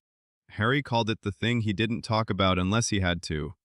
And then, on the morning of his birthday, the complication arrived in the shape of an owl. Not a normal owl, a massive, pale creature with wings like winter. It slammed into the front window so hard the glass rattled, then clung there with talons like knives, staring into the house as if daring it to deny entry. Grimold Place reacted immediately. The wards tightened. The air thickened. Portraits woke up muttering. Creature appeared with a pop, looking offended at the owl's audacity. Walburga didn't even flinch. "Let it in," she said. The front window unlatched on its own with a reluctant click. The owl glided inside and landed on the hall banister like it belonged there. It held a thick envelope in its beak, cream parchment, heavy wax seal, and a crest pressed deep enough to feel with your fingers. Not the black crest. Another one, a shield, a letter H, 4 creatures arranged like warnings. Harry stared. For a moment, his chest tightened in a way he couldn't name. Because even though he'd spent years learning how to stand straight and speak carefully and keep his fear behind his eyes, some part of him still remembered being told he wasn't meant for anything. The owl dropped the letter onto the banister with a soft thud. And then, like it had completed its duty, it turned its head and fixed Walburga with a stare that suggested the owl disapproved of her entire existence. Walburga's lip curled. "It's brave," Sirius said from the doorway, voice amused. "Or stupid." Regulus stepped closer, gaze sharp and cool. He didn't touch the envelope yet. He simply read, because Regulus always read the room before he touched the weapon. Harry noticed something strange immediately. The letter wasn't addressed to Harry Potter. It was addressed to Mr. Harry Potter under the protection of the most ancient house of Black 12 Grimold Place, London. Harry's throat tightened. That line, under the protection, wasn't decoration. It was a declaration. Walburga took the envelope and held it over the banister for half a second, as if weighing whether the school deserved to write to her house at all. Then she handed it to Harry. "Open it," she commanded. Harry's fingers closed around the thick paper. The wax seal was warm against his skin like it had been pressed recently. His scar warmed too, just a flicker. Not pain, just attention. Harry slid a finger under the flap. The envelope opened cleanly, like it was waiting for him. He pulled the letter out with careful hands and unfolded it. The parchment smelled like old books and ink, and something faintly enchanted, like nostalgia that had been bottled. Harry read. "Dear Mr. Potter, we are pleased to inform you that you have been accepted at Hogwarts School of Witchcraft and Wizardry. Please find enclosed a list of all necessary books." Harry's eyes moved down the page. The letter was polite, official, almost cheerful, like it had no idea what kind of house it had just written to. He skimmed the rest without reading every word, because the moment he saw the sentence about necessary books and equipment, his brain did something unfamiliar. It pictured a place he'd never been and wanted it, a school. A real one. Not a muggle classroom where teachers looked through him like he was fog. A place that had answers. Harry lowered the parchment slowly. Sirius was watching him with an expression Harry couldn't read. Too much anger under it, too much relief. Regulus's gaze was sharp and quiet, studying Harry's face like he was checking for cracks. Walburga spoke first. "Read the address," she said. Harry swallowed. "It says, under the protection of the House of Black." Walburga nodded once, satisfied. They remembered their manners. Sirius scoffed, or someone reminded them. Regulus's eyes narrowed slightly. "Someone in Hogwarts administration knows what you are now." That narrows our list of problems. Harry frowned. Wahlberg's gaze cut to him. Curiosity is good. Panic is weakness. Harry forced himself to breathe. Sirius leaned toward Harry, voice lower. What matters is this you're going? Harry blinked. I am. Wahlberg's eyes glittered dangerous. Of course you are. A house does not claim blood only to hide it in curtains. Regulus added, calmly, Hogwarts is a battlefield disguised as a school. You need to learn the terrain before war finds you. Harry's stomach tightened at the word war, but he didn't argue, because he'd already lived in a kind of war. Just a smaller, uglier one. Wahlberga held out her hand, the enclosure.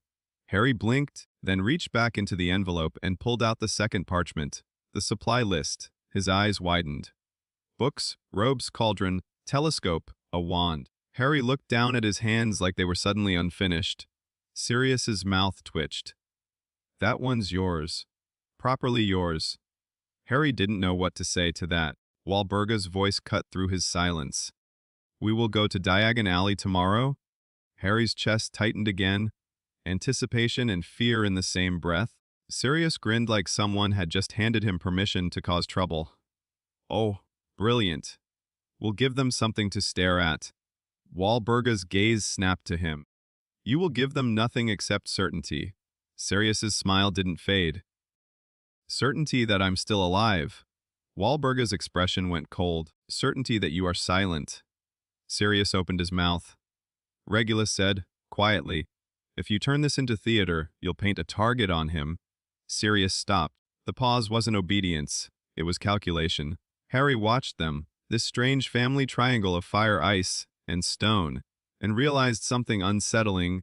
They argued like enemies, but they moved like allies when it mattered. Wahlberga turned toward Creature. Bring the traveling cloak. Creature popped away and returned instantly with a long cloak as black as wet ink. The inside shimmered faintly, like night sky trapped in fabric. Harry stared at it. That's, Sirius began. A house cloak? Wahlberga said. Older than your tantrums. Regulus's gaze slid to Harry. It's warded. Anti-tracking. Anti-glamour. Not perfect, but it reduces risk. Harry swallowed. Risk of what? But he didn't ask. Not yet. Because if there was one thing Grimmauld Place taught you, it was this: if adults are refusing to say something, it's because the truth has teeth. They left the next morning, not through the front door. Wahlberga refused to walk like prey, as she put it. Instead, they used a small back room lined with dust, covered mirrors, and carved symbols. The air felt taut with old magic. Regulus checked the corners, wand in hand. Sirius looked like he wanted to set something on fire purely out of tradition. Wahlberga stood behind Harry. Remember, she said, voice low. In public, you do not fidget, you do not gape, you do not react first. Harry nodded, though his stomach felt like it was full of stones. Wahlberga pressed the house cloak into his arms. Wear it. Harry slipped it on. The fabric settled on his shoulders with a quiet weight, like being covered by an idea. And as soon as the cloak touched him, the same sensation returned the house's presence, faint but there, like a hand on the back of his neck. Wahlberga lifted her wand. Now, the room folded. Harry felt that keyhole squeeze again, less violent than apparition, but still dizzying. Then the world snapped back into place. He stumbled once. Sirius caught his elbow before he could fall. Easy. Harry blinked hard. They were standing behind a pub that looked like it had been forgotten by the world. Its windows were grimy, its sign half faded, and it smelled faintly of old beer and smoke. Wahlberga didn't bother looking at the sign. She already knew where they were. Sirius, however, grinned at Harry. Welcome to the edges of the real world. Regulus murmured. Eyes up, Harry lifted his gaze and saw wizards, not just one or two, dozens, moving with purpose, laughing, carrying parcels that floated behind them, arguing, trading coins that flashed gold. Harry's throat tightened. It wasn't the magic that hit him first. It was the fact that none of them looked at him like he didn't belong. Then Wahlberga walked forward, and the room changed. It was subtle at first. Conversations dipping in volume, heads turning, people noticing the cut of her robes, the way she carried herself like law. Then someone recognized her. Black. A man whispered, too loud, more heads turned. Sirius moved a half step behind Walburga, grin sharpening into something reckless. Regulus walked to Harry's other side, quiet, protective, alert. Harry realized with a jolt this wasn't a shopping trip. This was a statement. They walked through the pub and into the alley behind it. Walburga raised her wand and tapped a brick. The wall rippled like water, and Diagon Alley unfolded in front of Harry like a secret the world had been hiding in plain sight. The street was alive, shops stacked crookedly, signs swinging, windows glittering with enchanted objects. The smell of parchment and potion ingredients mixed with sweet treats and something sharp and metallic. Harry stared. Then he remembered Walburga's rule and forced his face to stay still. But his eyes drank it in any way. Sirius leaned close, voice amused. "You're doing the don't react thing. Very black of you." Harry didn't answer. He didn't trust his voice not to crack. Regulus murmured, "Good. Keep your focus. People will watch." Harry swallowed. "Why?" Regulus didn't look away from the crowd. "Because of your name. Because of your scar. Because you're a story, and stories get hunted." Harry's scar warmed faintly, as if it disliked being called hunted. Walburga spoke without turning. "First, money." They stopped at the white marble steps of Gringotts Wizarding Bank. Goblins watched from behind polished counters with eyes like knives. The place felt colder than outside, like greed had its own climate. A goblin approached, gaze flicking to Walburga's rings, then to Harry's hood, lingering on the lightning scar shadowing the edge of his forehead. "Name," the goblin said, voice like coins scraping. Walburga answered, crisp, "Harry Potter, under my protection." The goblin's mouth curved slightly, not friendly, interested. "Vault key," it asked. Walburga produced one without hesitation. Harry's stomach lurched again. This woman had planned for him long before he even knew escape was possible. They descended deep into the bank, until the air smelled like stone and old metal. When the vault opened, Harry stood frozen, gold, stacks of it, not just enough. More than he could imagine. His mind flashed to Dudley's piggy bank and Vernon shouting about westing money. Harry's hands clenched. Sirius watched him, expression hard. "That was always yours," he said quietly. "They kept you starving while you sat on this." Harry swallowed the anger down until it became something dense and quiet in his chest. Regulus's voice was calm. "Anger is fuel. Don't spill it. Store it." Harry didn't know how to store anger, but he was learning. Walburga took only what she needed, as if the vault wasn't treasure but a tool. Then they returned to the street, and the parade continued. Robes next. Tailors bowing a little too low, eyes too curious, hands too eager. Walburga shut them down with a single look. Sirius made rude comments under his breath. Regulus corrected Harry's posture twice. Harry endured it. Not because it was comfortable. Because he understood something now. If you wanted to survive the wizarding world, you couldn't just be powerful.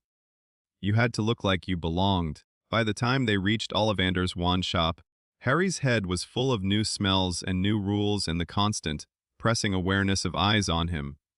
Inside, the shop was quiet in a way that felt different from Grimmauld Place. Old, patient. Dust floated in candlelight like slow thoughts. A man stepped from the back with pale eyes that seemed to see through skin. Garrick Ollivander smiled faintly. "Messer Potter," he said, voice soft. "I wondered when I would see you." Harry's stomach tightened. Walburga's voice cut in. "Who is here for a wand, Ollivander, not a prophecy." Ollivander's smile didn't change. Of course, of course." His eyes drifted to Harry's forehead anyway. "The scar," he murmured. "A reminder of powerful magic." Harry's scar warmed like it hated the attention. Ollivander suddenly turned, gliding toward shelves stacked with long boxes. "Let's begin," he said. Wand after wand. Some sparked too violently, sending a burst of red light that made Harry's scar flare hot. Some went dead in his hand like lifeless sticks. One made the shelves shudder, as if the shop itself disapproved. Harry's fingers tightened around his own frustration. He wasn't trying to be powerful. He was trying to be steady. Regulus noticed, voice low. "Breathe. Control first." Sirius leaned close. "Don't let the old bat scare you with all this cozen nonsense. You pick the wand as much as it picks you." Harry nodded, breathing slowly. Ollivander returned with a box that looked newer than the others, but still old enough to feel important. "Try this," Ollivander said, almost reverent. Harry took the wand. The wood was dark, warm, with a subtle grain that felt like it wanted to be held properly. Not squeezed, not fought. Harry loosened his grip like Regulus taught him. He lifted it. For a second, nothing happened. Then a soft gold shimmer ran up the wand like a heartbeat, not an explosion, not a roar, a controlled pulse. The candle flames leaned toward it, as if listening. Harry's scar warmed, but instead of burning, it felt contained, pressed down. Quieted, Harry's breath caught. Ollivander's eyes widened slightly. Remarkable. Walburga's gaze sharpened, satisfied. Regulus's expression didn't change, but Harry saw the smallest easing in his shoulders. Sirius let out a slow breath like he'd been holding it for years. "That's the one," Sirius said quietly. Harry stared at the wand like it might vanish if he blinked. Ollivander cleared his throat, voice careful. "Its core is interesting." Walburga's eyes turned icy. "Do not say more than you must." Ollivander's smile returned. "Of course." He wrapped the wand and handed it over. Harry held it like a promise. Then the bell over the shop door jingled. Harry turned. A blond boy stood just inside, dressed in robes too expensive for his age, posture straight, eyes curious and cool. Behind him stood a tall man with a cane and a gaze like polished steel, watching everything, measuring everything. The blond boy's eyes landed on Harry's scar, then on the black cloak, then on Walburga. His expression shifted, interest sharpening into something like respect. He stepped forward. "Mother," the boy said to someone behind him, and a woman's elegant figure appeared in the doorway, pale blonde hair sleek, eyes sharp. The family moved like a unit. The boy looked at Harry again and spoke, clear and composed. "I'm Draco Malfoy." Harry didn't answer immediately. Walburga's gaze held the room, silent but absolute. Sirius looked like he wanted to laugh. Regulus looked like he was already calculating outcomes. Harry finally said, carefully, "Harry." Draco's eyes flicked to Walburga and back. "I didn't expect to see you shopping alone." Harry understood the implication. Who are you with? Who claims you? Who stands behind you? Harry didn't flinch. "I'm not alone," he said. Walburga's mouth curved faintly. That was approval. From behind Draco, the tall man's gaze locked briefly on Harry. A cold, assessing look. Lucius Malfoy didn't smile, but his eyes showed recognition. "So?" Lucius said smoothly, "It's true." Sirius's grin turned sharp. "Careful, Malfoy. Your surprise is showing." Lucius's expression tightened slightly. "Black." Sirius bowed exaggeratedly. In the flesh, Regulus's voice was calm, polite, and far more dangerous because of it. "This is not the place." Lucius's eyes flicked to Regulus, and for half a second something like old memory crossed his face. Surprise? Then caution. Harry filed that away. Walburga stepped forward and the room felt smaller. "We are done here?" she said. Lucius inclined his head, of course. Draco looked at Harry one more time, then offered a small, precise nod, an introduction that was also an invitation. Harry nodded back, not a grin, not warmth, just recognition, silk. As they stepped outside, Harry's head spun, not with dizziness, but with realization.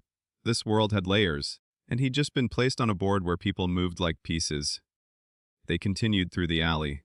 More stairs, more whispers, and then Harry felt it, like a cold finger against the back of his mind. A gaze, not a person's eyes. Something sharper, something that watched from a distance with patience and intent. Regulus noticed Harry's stillness immediately. "What?" Regulus murmured. Harry swallowed. "Someone is looking." Sirius's posture changed instantly, all humor gone. "Where?" Harry didn't know how to answer. It wasn't a direction. It was a pressure, like a thought aimed at him. Walburga's voice was low and lethal. "Do not reach back." Harry blinked. "What?" Walburga's gaze cut to him. "If you feel eyes in your mind, you close your doors." Regulus's voice came like steel wrapped in velvet. "Breathe. Focus on one memory. Something simple. A wall." Harry did it. Forced his mind onto the image of the ward line opening and closing, opening and closing. The pressure eased. Sirius scanned the crowd anyway, eyes narrowed like he wanted to duel the air. Regulus's jaw tightened. That was not a random witch. Walburga's eyes glittered. No. Harry's throat went dry. Who was it? Walburga didn't answer with a name. She answered with the truth.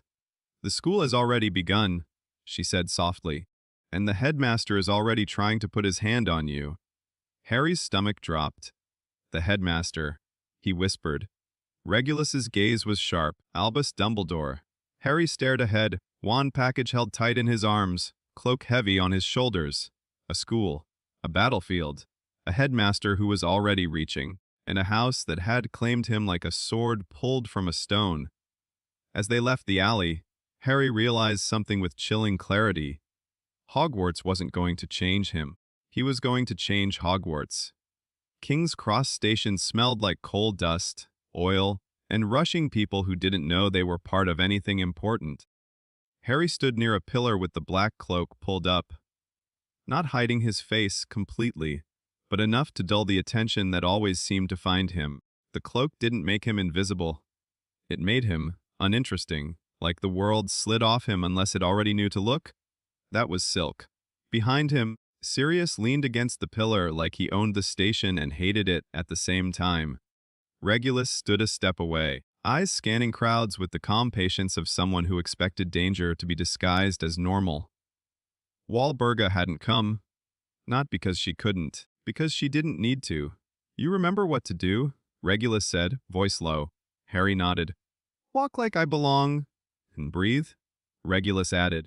If you feel eyes again. Harry's scar was quiet, not cold, just settled. Sirius's gaze flicked over the crowd and stopped on a family with bright hair and too much noise. Kids clustered around a trolley, a mother fussing, the whole group glowing with a warmth that didn't exist in Grimmauld Place. Bloody hell. Sirius muttered, half amused, half bitter. There's the Weasley parade. Harry looked. A red-haired boy about his age stared at the barrier between platforms with the wide-eyed panic of someone who hadn't been told the rules yet. His mother was explaining, hands moving in a way that made everything feel safe even in a crowded Muggle station. Harry didn't know why the sight tugged at him. He just knew it did. Sirius noticed. Of course he did. Don't romanticize it, Sirius said softly. Warm families can still be stupid. Regulus didn't comment, but Harry felt the quiet agreement in his posture. Warmth was not the same as protection. Harry's fingers tightened briefly around the trolley handle. He'd had neither. Time, Regulus said. They moved. Not quickly, not sneaking, just certain. The barrier was there, solid brick, ordinary, boring to Muggle eyes. To Harry, it felt like a thin skin stretched over something deeper. He focused on one thought, like Regulus taught him, I am allowed. Then he walked straight through. For a second, the world pressed cold against his face, like stepping into water, and then it released him. Platform 9Z opened up like a secret revealed to the correct blood. The train waited, red and alive with steam and chatter. Witches hugged their kids, trunks thumped, owls hooted indignantly. It felt like a festival and a battlefield at the same time, because every smile contained a question: who are you? Who's behind you? What do you want?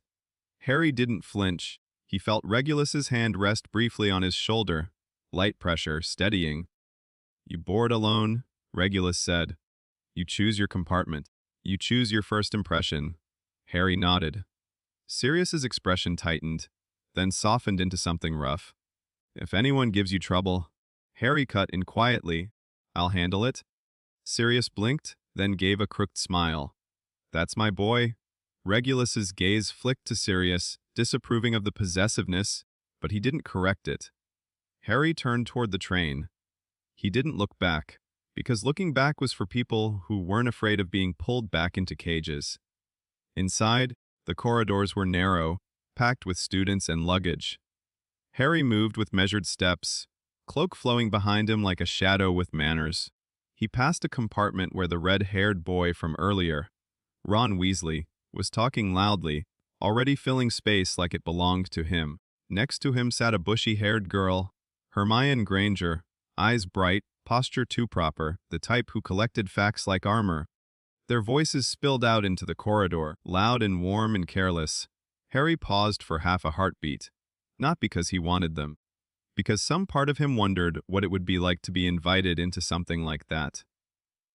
Then he remembered Wahlberg's voice in this world. Everything powerful is owned, protected, or hunted. Harry walked on. A door slid open ahead. Draco Malfoy leaned in the doorway of a compartment like he'd been expecting Harry's footsteps. He didn't smile widely. He didn't rush. He offered a look that said, "I recognize what you are." "Potter," Draco said, cleanly. Harry kept his face neutral. "Malfoy." A small flicker in Draco's eyes. Approval. The lack of fear. The lack of awe. "Everyone's gonna stare," Draco said, as if discussing weather. "You may as well sit somewhere that doesn't smell like desperation." Harry glanced inside. The compartment was tidy, no crumbs, no loud laughter.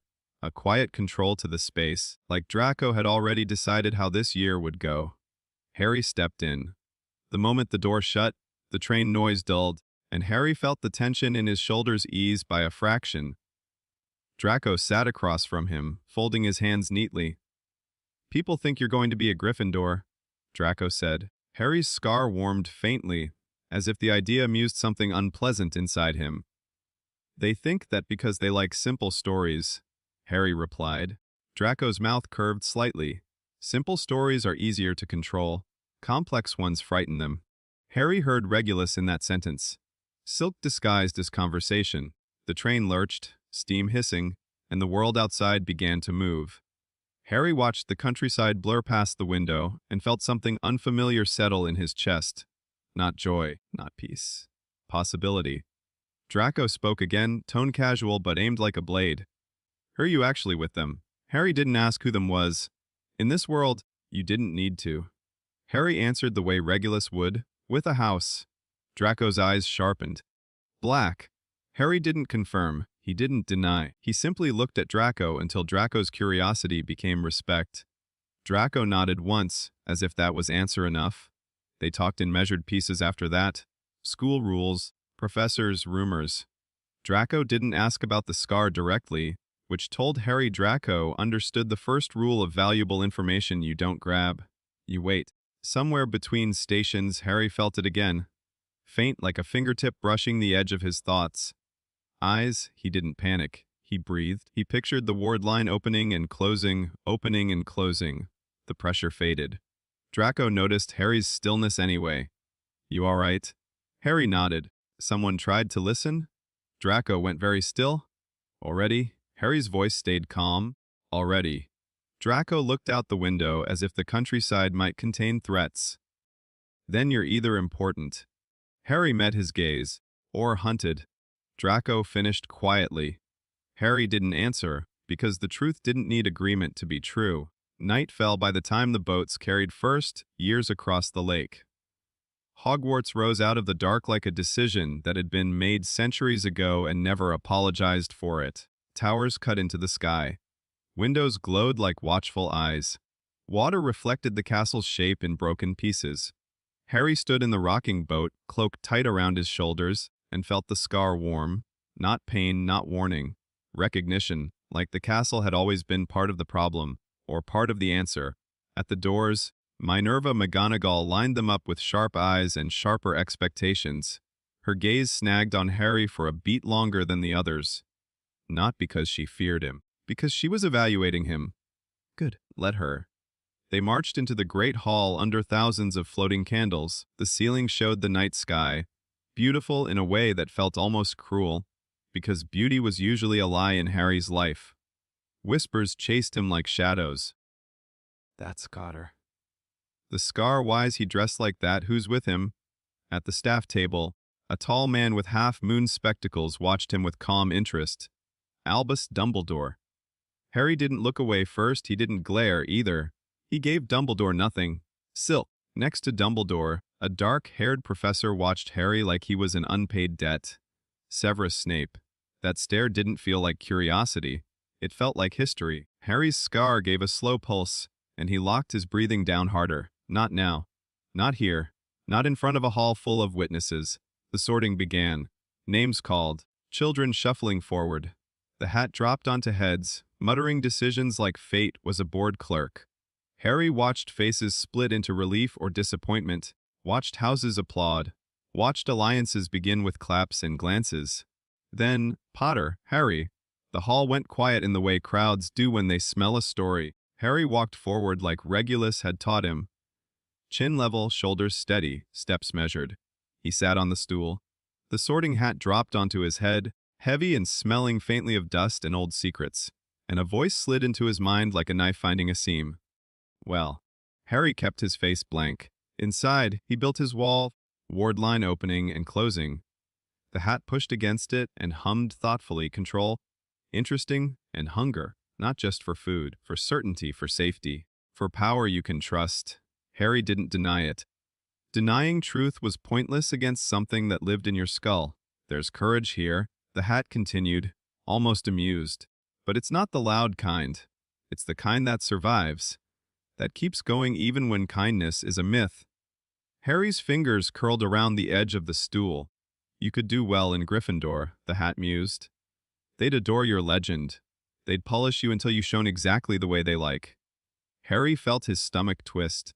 Polished, shaped, used. He thought of Walburga, everything has a cost. He thought of Sirius, you're allowed to be angry. He thought of Regulus, authority comes from believing you are allowed. He made a choice. Not from fear, from strategy, from refusal to be owned by anyone's story again. No, Harry said silently. The hat paused. No, I'm not a banner, Harry thought, calm and cold. I'm not a symbol for someone else to wave. Put me where I can learn what's real, where I can protect myself, where I can see the game before it sees me. The hat went quiet for a long beat. Then it gave the smallest, satisfied chuckle. Ah, there you are. The hat's voice sharpened like a decision becoming law. Ambition, discipline, cunning, the will to survive and the mind to plan. You've been trained, whether you admit it or not. Harry held still. Very well. No hesitation, no blinking. And the hat shouted Slytherin. The hall erupted, not just applause. Some of it sharp with excitement, some of it stunned into silence, some of it whispered like warning. Harry rose, removed the hat, and walked toward the Slytherin table. He didn't look at the Gryffindor students. He didn't look at Dumbledore. He didn't look at the whispers. He looked at the table where strategy sat like a crown. Draco was already standing, not cheering wildly, not grinning like a fool, just offering a hand like a contract. Harry took it. Their handshake was firm and quick silk, not teeth. Welcome, Draco said quietly. Harry sat. The green and silver banners above felt like a shadow settling onto his shoulders. Heavy, protective, and full of expectations. Harry's scar pulsed once, not pain. A reminder, this path would not be easy, but it would be his. And across the hall, Dumbledore's eyes narrowed just slightly, as if the story he'd expected had just changed chapters without asking permission. Slytherin didn't welcome you. It assessed you. The first night in the dungeons, Harry learned that quickly. The common room looked like green light trapped underwater, lamps glimmering through thick glass, shadows drifting across stone walls that held cold like a memory. The couches were arranged like negotiations. The older students sat where they could see every entrance. Conversations didn't stop when Harry walked in. They simply adjusted. Draco moved like a door opening, not wide, not inviting. Just enough. Harry followed him to a seat near the edge. Not the center. Not the corner.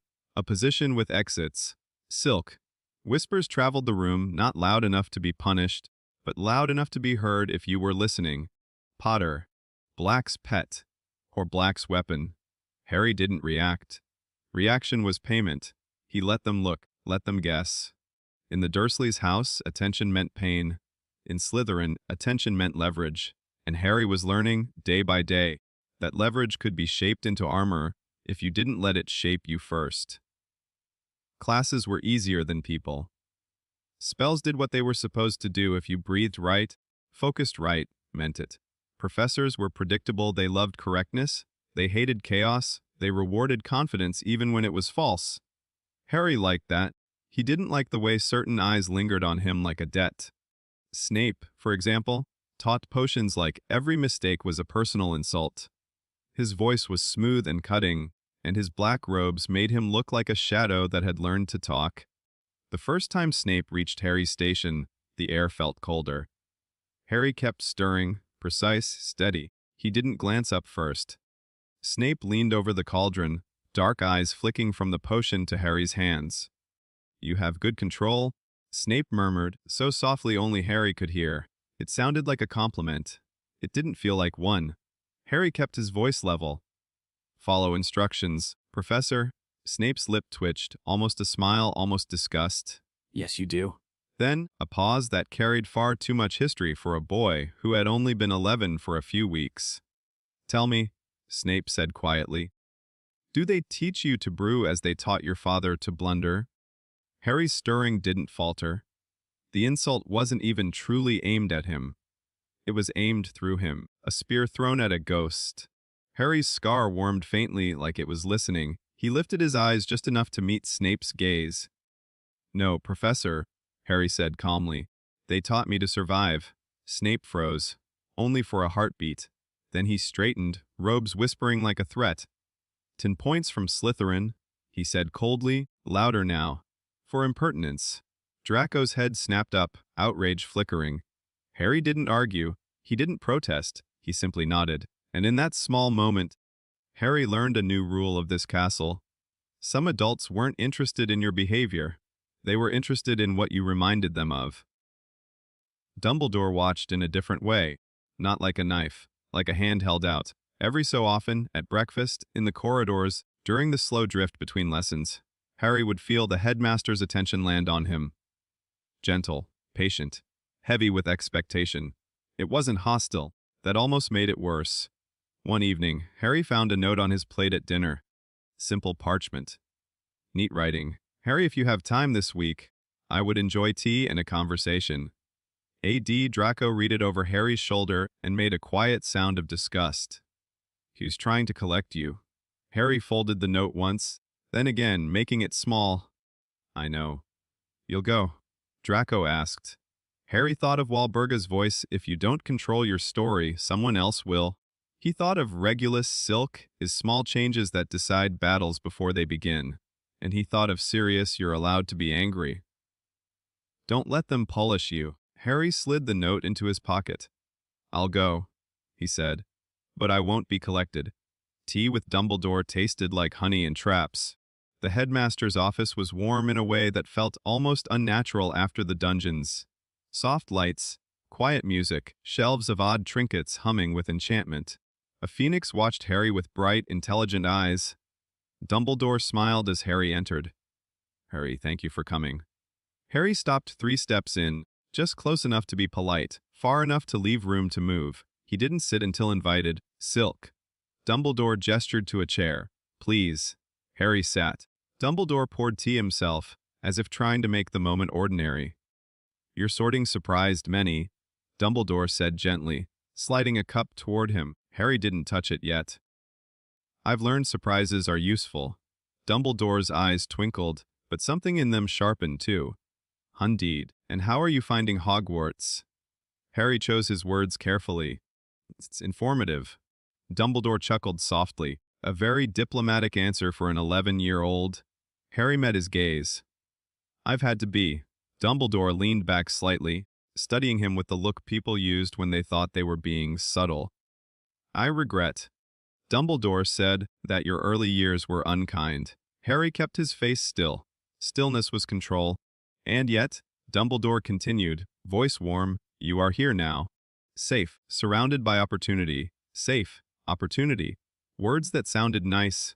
Words that were also leashes if you let them be. Harry said, safe is a moving target, sir. Dumbledore's smile didn't fade, but the warmth dimmed a fraction. I suppose, Dumbledore said, I had hoped you might trust me.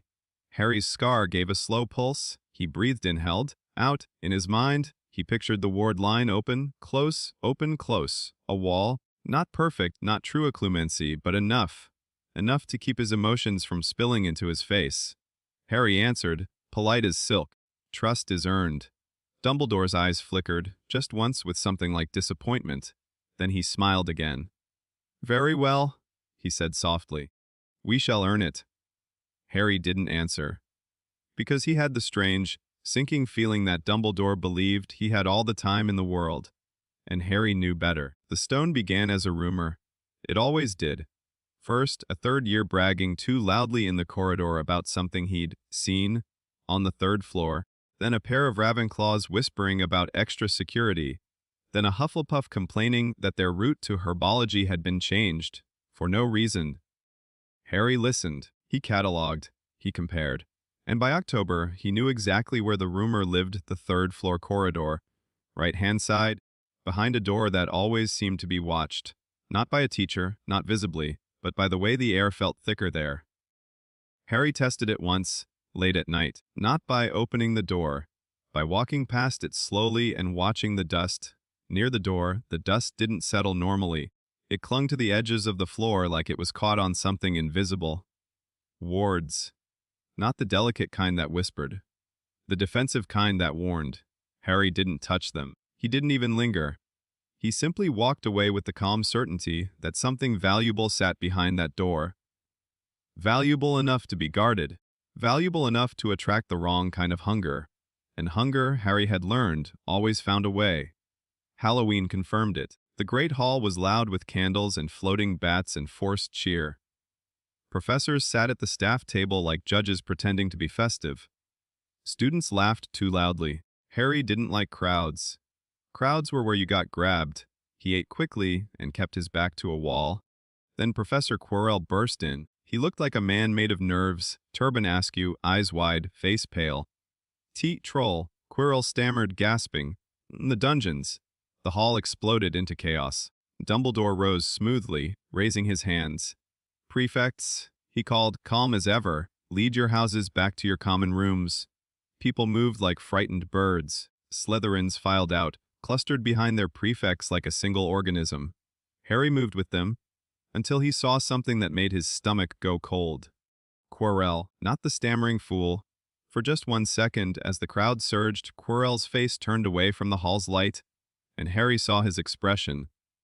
Not fear, not panic, calculation, a mask slipping. Then it was gone. Quirrell was stammering again, clutching his chest theatrically. Harry's scar warmed. Draco leaned close, would go to the common room. He whispered, as if reminding Harry of the rules. Harry nodded. Then, as the group turned a corner, Harry slowed just enough to fall a step behind. He watched. He listened. He saw down a side corridor, a professor moving against the flow of students. Not toward safety, toward the castle. It was Snape. His robes moved like anger. And he was heading up, toward the third floor. Harry's scar pulsed again, slow, heavy. Draco noticed Harry's stillness. "Potter." Harry didn't answer.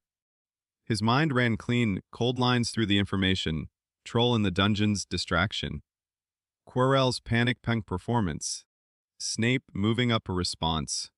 Third floor corridor guarded secret. If this was a play, then the troll was the loud noise meant to cover the quiet theft. Harry's fingers tightened. He could ignore it. Go to bed. Let professors handle it. But the idea of letting someone steal something powerful while everyone looked away. It tasted too much like being locked in a cupboard while the world pretended you didn't exist. Harry took a breath. Silk, not teeth. He leaned close to Draco and whispered, "Go with them. Don't follow me." Draco's eyes narrowed. "What are you doing?" Harry's voice stayed calm. "Keeping Slytherin out of trouble." Draco scoffed softly. "That's impossible." Harry didn't smile. "Then I'll keep you out of it." Draco grabbed his sleeve. "Quick. If you're going to do something stupid." "I'm not being stupid," Harry whispered back. "I'm being careful." Draco hesitated. Then, surprising Harry, he released him.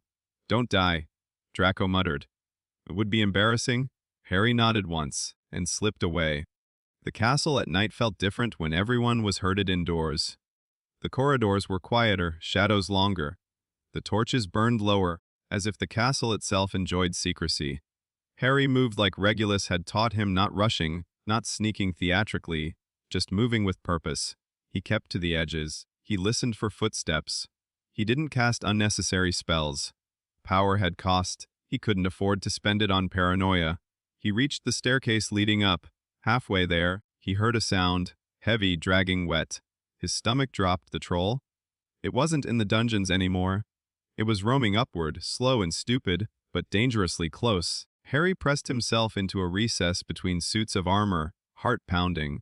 The troll lumbered past, club dragging, breath like rot. Harry's scar throbbed once with a warning so sharp his vision sparkled. He waited until the troll was gone. Then he moved. He didn't chase it. He didn't play hero. That wasn't his job. His job was to understand who had placed it here and why always led back to value. On the third-floor landing, the air turned thick. Harry felt it immediately. Ward pressure, layered and heavy, like invisible hands pressing down on his shoulders. The forbidden corridor door stood at the end of the hall, only a crack, but open. Harry's scar burned. He stopped, breathed, open, close, open, close. A wall. Then he listened, voices low, urgent. One was Snape, cold and cutting. The other was Quirrell, soft, shaky, stammering. But the stammer didn't sound real now. It sounded placed. "I'm telling you," Snape hissed. "You don't know what you're doing." Quirrell's voice trembled. I was only trying to save yourself?" Snape snapped. "Or save him." There was a pause. Then Quirrell spoke again, quieter, and the stammer vanished entirely. "Don't pretend you care about the boy," Quirrell said softly. "Your hatred leaks through your skin." Harry's blood went cold. Snape's voice dropped into something dangerous. "You speak of leaks," he said. "Careful, Quirrell. Masks slip." Harry swallowed hard. Quirrell laughed, small, unpleasant. "And yet you're here, guarding a door like a faithful dog." Snape's breath hissed. "Step away from the door." Quirrell's voice purred. "Or what? You'll curse me in front of the wards. How noble." Harry didn't wait for more. This wasn't a conversation. It was a struggle over the lock, and a lock meant treasure. Harry's mind made a choice, not heroic, strategic. He didn't burst in. He didn't duel. He did the simplest thing he could do that would change the board. He made noise where noise wasn't supposed to be. Harry lifted his wand and tapped the suit of armor beside him. Not a spell, not obvious magic, just a knock. The metal rang out like a bell. Snape snapped his head toward the hall instantly. Quirrell froze. Harry stepped into view calmly, cloak falling around him like shadow. Snape's eyes widened, shock, anger, something worse. "Potter," Snape hissed. "What?" Quirrell's stammer returned instantly, like a costume being thrown on. "BB boy," he gasped, clutching his turban. "You shouldn't be here!" Harry kept his voice steady. "Neither should a troll," he said quietly. "Yet it's roaming the castle." Snape's gaze sharpened. Quirrell's eyes flickered. Annoyance, then fear disguised as panic. Harry didn't look at Quirrell. He looked at Snape. "Silk." "Professor," Harry said, "I think the troll is a distraction." Snape's expression tightened. "I know." Harry nodded once, as if that answered everything. Then he turned his gaze to the cracked open door. "Someone's trying to get through," Harry said softly. Quirrell's stammering voice rose. "And no, I was only—" Snape's wand was out now, pointed at Quirrell like a promise. "Silence," he spat. Quirrell's face twisted for half a second, and Harry saw the truth under the mask again. Rage, hunger, something older. Then Quirrell's eyes snapped to Harry, and the pressure hit. It wasn't physical, it was mental. Like cold fingers pressing against Harry's thoughts, searching for cracks. Harry's scar flared hot, his vision blurred at the edges. Legilimency, Harry didn't panic. He breathed. Open close, open close. He pictured the ward line. He pictured the black door. He pictured the house settling its weight around him. A wall. The pressure scraped against it. Harry felt the intrusion try to slide under his fear, to pry at his hunger, to dig up secrets like buried knives. Harry didn't fight it with anger. He fought it with stillness. And for one heartbeat, he felt the intruder's surprise. Quirrell? No, whatever sat behind Quirrell's eyes, didn't expect resistance from an 11-year-old. Harry's scar burned like a brand. His wand trembled. He didn't cast, he held. Snape saw it. Harry's stiff posture, the sheen of sweat, the strain. Snape's voice turned lethal. "Get out of his head," he snarled. Quirrell's stammering collapsed again, voice shifting to something quieter, more intimate. "Interesting," Quirrell whispered. "Not a Gryffindor savior at all." Harry's throat tightened. Snape snapped a curse, nonverbal, sharp. Quirrell recoiled, stumbling back from the door. The pressure vanished. Harry swayed once, catching himself on the wall. Snape's gaze flicked to him, furious. Leave. Harry's voice was hoarse. What's behind the door? Snape's eyes narrowed. Something you are not ready to understand. Harry forced himself upright. Someone will steal it. Snape's expression hardened. Not tonight. Harry's scar pulsed like laughter. Not tonight meant soon. Quirrell clutched his chest theatrically again. We should go, he stammered. Teat the troll. Snape's wand didn't lower. Go, he said to Quirrell like a command. And if you approach this corridor again, I will stop you. Quirrell's eyes flicked to Harry one last time, dark and hungry. Good night, Quirrell said softly, and the stammer returned as he fled down the stairs. Snape turned to Harry with raw anger. He hissed, We'll go back to your dormitory. Now, Harry held Snape's gaze. I will, Harry said quietly, but it won't stop them. Snape's face tightened at the word them. For the first time, Snape looked at Harry like he wasn't just James Potter's shadow. He looked at him like a problem with edges. Be careful, Snape said, voice harsh, like the warning tasted bad. Then he barked, Go. Harry left, but he didn't go back to bed. Not immediately. He went to the library. Madame Pince tried to throw him out. Harry let her. He left, then returned 10 minutes later through a different door when she was busy snarling at a pair of Ravenclaws. Silk. He didn't steal books. That was messy. He read titles, catalogs, old references. He searched for 3 things objects worth that level of protection. Alchemical treasures. Anything tied to immortality. One name appeared again and again like a fingerprint Nicholas Flamel. Harry memorized it. He didn't ask loudly. He didn't tell anyone. He wrote it in a tiny, neat hand on a scrap of parchment, and burned the scrap in his palm with a controlled flicker of heat so no one could find it. Then he went to sleep for 2 hours, because power had cost, and his skull felt like it was full of nails. Weeks passed. December arrived with snow and secrets. Harry watched the staff, not like a paranoid child, like a student of war. Snape prowled the corridors with tension in his shoulders like a drawn blade. Quirrell kept playing the fool, but his eyes tracked doorways too carefully. Harry learned a second truth: the stone was not merely protected. It was bait. And the trap wasn't meant for a student. It was meant for something hunting from the shadows. On Christmas, when the castle emptied and quiet grew teeth, Harry made his move. Not to steal, to confirm. He waited until midnight.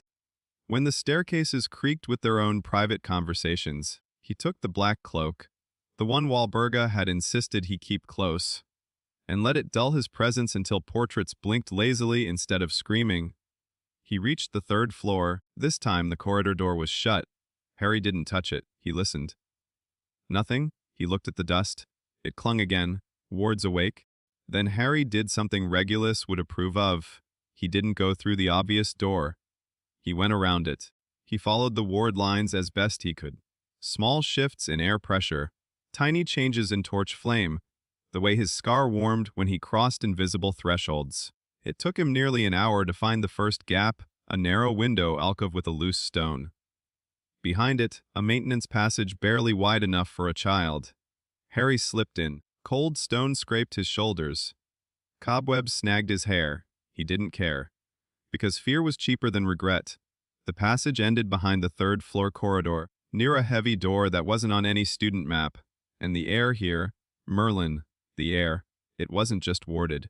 It was layered. 3 kinds of pressure, stacked like doors inside doors. 1, a beast ward, old, primal, heavy with teeth. 2, 3, a mind ward, sharp, searching, punishing, panic. 4, 5, a choice ward, quiet, almost gentle, and somehow the most frightening. 6. Harry's scar burned. He recognized the pattern with a 6 certainty. 3 doors. Not physical, magical. He'd been training for this without knowing. Harry didn't push forward. He didn't try to break anything. He simply sat on the stone floor, breathing until his mind steadied. Then he reached into his pocket, pulled out a small coin, and rolled it forward across the threshold. The coin crossed the line and vanished. No sound, no flash, just gone. Harry's stomach dropped. The ward didn't destroy it. It moved it, protected it, hidden it. Harry swallowed hard.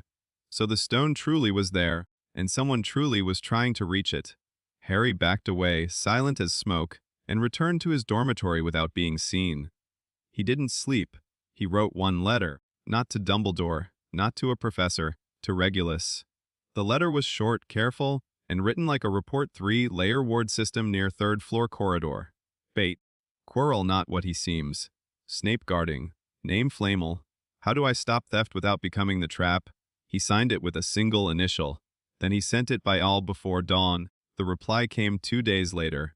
No signature, no greeting. Only instructions, written in Regulus's precise hand, don't confront directly. Force the thief to reveal himself. Don't chase into their territory. Make them chase into yours. And remember, the strongest word is not a spell, it's a choice. Harry read it 3 times. Choice. The third door, the quietest ward, the most dangerous. The night it happened, Harry felt it before he saw it. His scar didn't itch, it throbbed, slow and purposeful, like something near him was waking. He sat up in bed, eyes open, breath steady. The dormitory was dark, his roommates slept, the castle hummed with winter silence. Then he heard it, footsteps in the corridor. Not students, too controlled, too careful. Harry slid out of bed without sound, black cloak wrapped around his shoulders like a second skin. He followed, silk. Down staircases, through silent halls, past sleeping portraits that barely stirred. Ahead, a figure moved like a shadow with intent. Professor Quirrell. Harry's stomach twisted. Quirrell stopped at the third floor corridor. He didn't hesitate. He raised his wand, and the door opened. Harry's scar burned so hot his eyes watered. He didn't rush. He waited. Quirrell slipped inside. Harry followed. Inside, the air changed instantly. The beast ward hit first. Harry heard a low growl, deep and ancient, vibrating through stone. He didn't see the creature fully, only the impression of massive shapes in darkness, chained hunger behind a barrier of enchantment. Quirrell spoke softly, coaxing, soothing, a lullaby made of lies. The growling eased. Harry swallowed bile. So Quirrell knew. The thief knew the first door's language. Then came the second door, the mind ward. Harry felt it like hooks in his skull, a pressure that punished fear. Quirrell moved through it without slowing. Harry's knees almost buckled. His scar flared. Pain stabbed behind his eyes. Memories threatening to spill the cupboard. The lock, Petunia's voice. Harry breathed. Open, close. A wall. The hook scraped his barrier, but didn't tear through. Harry moved. Not fast, not loud, just forward. Then he reached the third door. The choice ward. It didn't press. It invited. A soft, almost kind warmth spread through his chest, and for a moment Harry wanted to cry. Not from sadness, but from the sheer weight of being offered something gentle. That was the trap. Harry's skin prickled. He saw Quirrell step into a chamber lit by pale floating light. In the center stood a mirror. Old, tall, silent. Quirrell stood before it, breathing hard, hands clenched. His voice came out like prayer. Yes, yes, show me. Harry's scar burned. Quirrell's reflection shifted. Not Quirrell anymore. Something else, riding behind his eyes like a parasite wearing skin. A face like a skull stretched over hunger. Harry's stomach lurched. Voldemort, not fully, not physically. More like a presence pressed against the world, trying to force itself into being. Quirrell shook, voice breaking. I can't get it. The presence hissed, furious and intimate. You are weak. Harry went cold. So this was it. The trap baiting the monster, and Quirrell was the hand trying to grab the prize. Harry didn't charge. He didn't scream. He did the only thing that mattered. He stepped into the mirror's range. The mirror noticed him instantly. The warmth of the choice ward wrapped around Harry like a question. What do you want? For a heartbeat, Harry's vision blurred. He saw a house with sunlight, a table with laughter, a childhood that didn't hurt. He saw himself without a scar. He saw Sirius smiling without bitterness. Regulus looking at him like he wasn't a mission. Walburga not as a knife, but as something almost proud. Harry's throat tightened. He forced the vision away. Because choice wasn't about what you wanted most. Choice was about what you refused to become. Quirrell spun. His eyes widened. Teak the boy? Harry's voice was calm, steady, terrifying in its simplicity. You're not getting it. Quirrell's stammer vanished under panic. Move! Harry didn't move. He lifted his wand, not to attack, not to win a duel, to delay, to deny. He cast the simplest defensive spell he knew with clean intent, Protego. A shield flared, not huge, not invincible, but solid. Quirrell struck it with a curse that splashed like acid. Harry's arms trembled from the impact. His core protested. Cost. Harry held. Then Quirrell lunged, not with a curse, but with his hands desperate. His fingers grabbed Harry's wrist, and Quirrell screamed. Smoke rose from Quirrell's skin where he touched Harry, as if contact itself was poison. Harry gasped, shock rattling through him. So the old protection still lived. Lily's sacrifice, re-rooted by the black claim into something sharper. Quirrell staggered back, clutching his hand. Behind his eyes, the presence snarled with rage that vibrated the room. Kill him, it hissed. Harry's scar burned like fire. He felt the pressure of that mind again, slamming into his wall. His vision swam. The room tilted. He could feel himself slipping, so Harry made his final move, not with power, with choice. He turned to the mirror and thought, with absolute clarity, I don't want it. I don't want the stone. I want it safe. I want it unreachable. The mirror shimmered. Something shifted. Quirrell lunged again, frantic, but the mirror offered him nothing.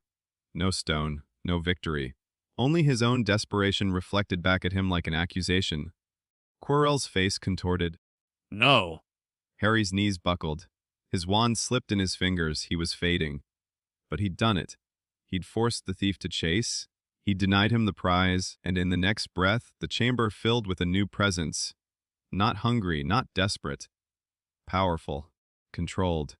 Dumbledore's voice cut through the room like a closing door. That is enough. Quirrell froze. The presence behind his eyes screamed silently. Harry felt the pressure lift like a storm withdrawing. Dumbledore moved to Harry, catching him before he hit the floor. Harry's breath came shallow, his scar throbbed, his arms shook. Dumbledore's eyes were sharp now, no twinkle, no warmth, only understanding. Harry, Dumbledore said softly, you should not have been here. Harry's voice came out like sandpaper. You put it here. Dumbledore didn't deny it. He looked at Quirrell with a gaze that could turn people into dust.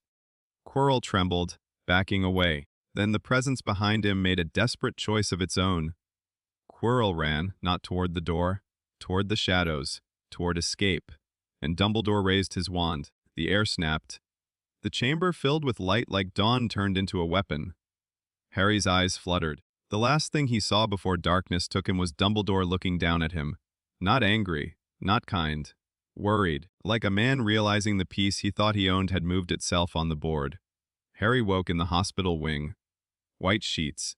Clean air, the smell of potion. His head ached like the inside of his skull had been scraped raw.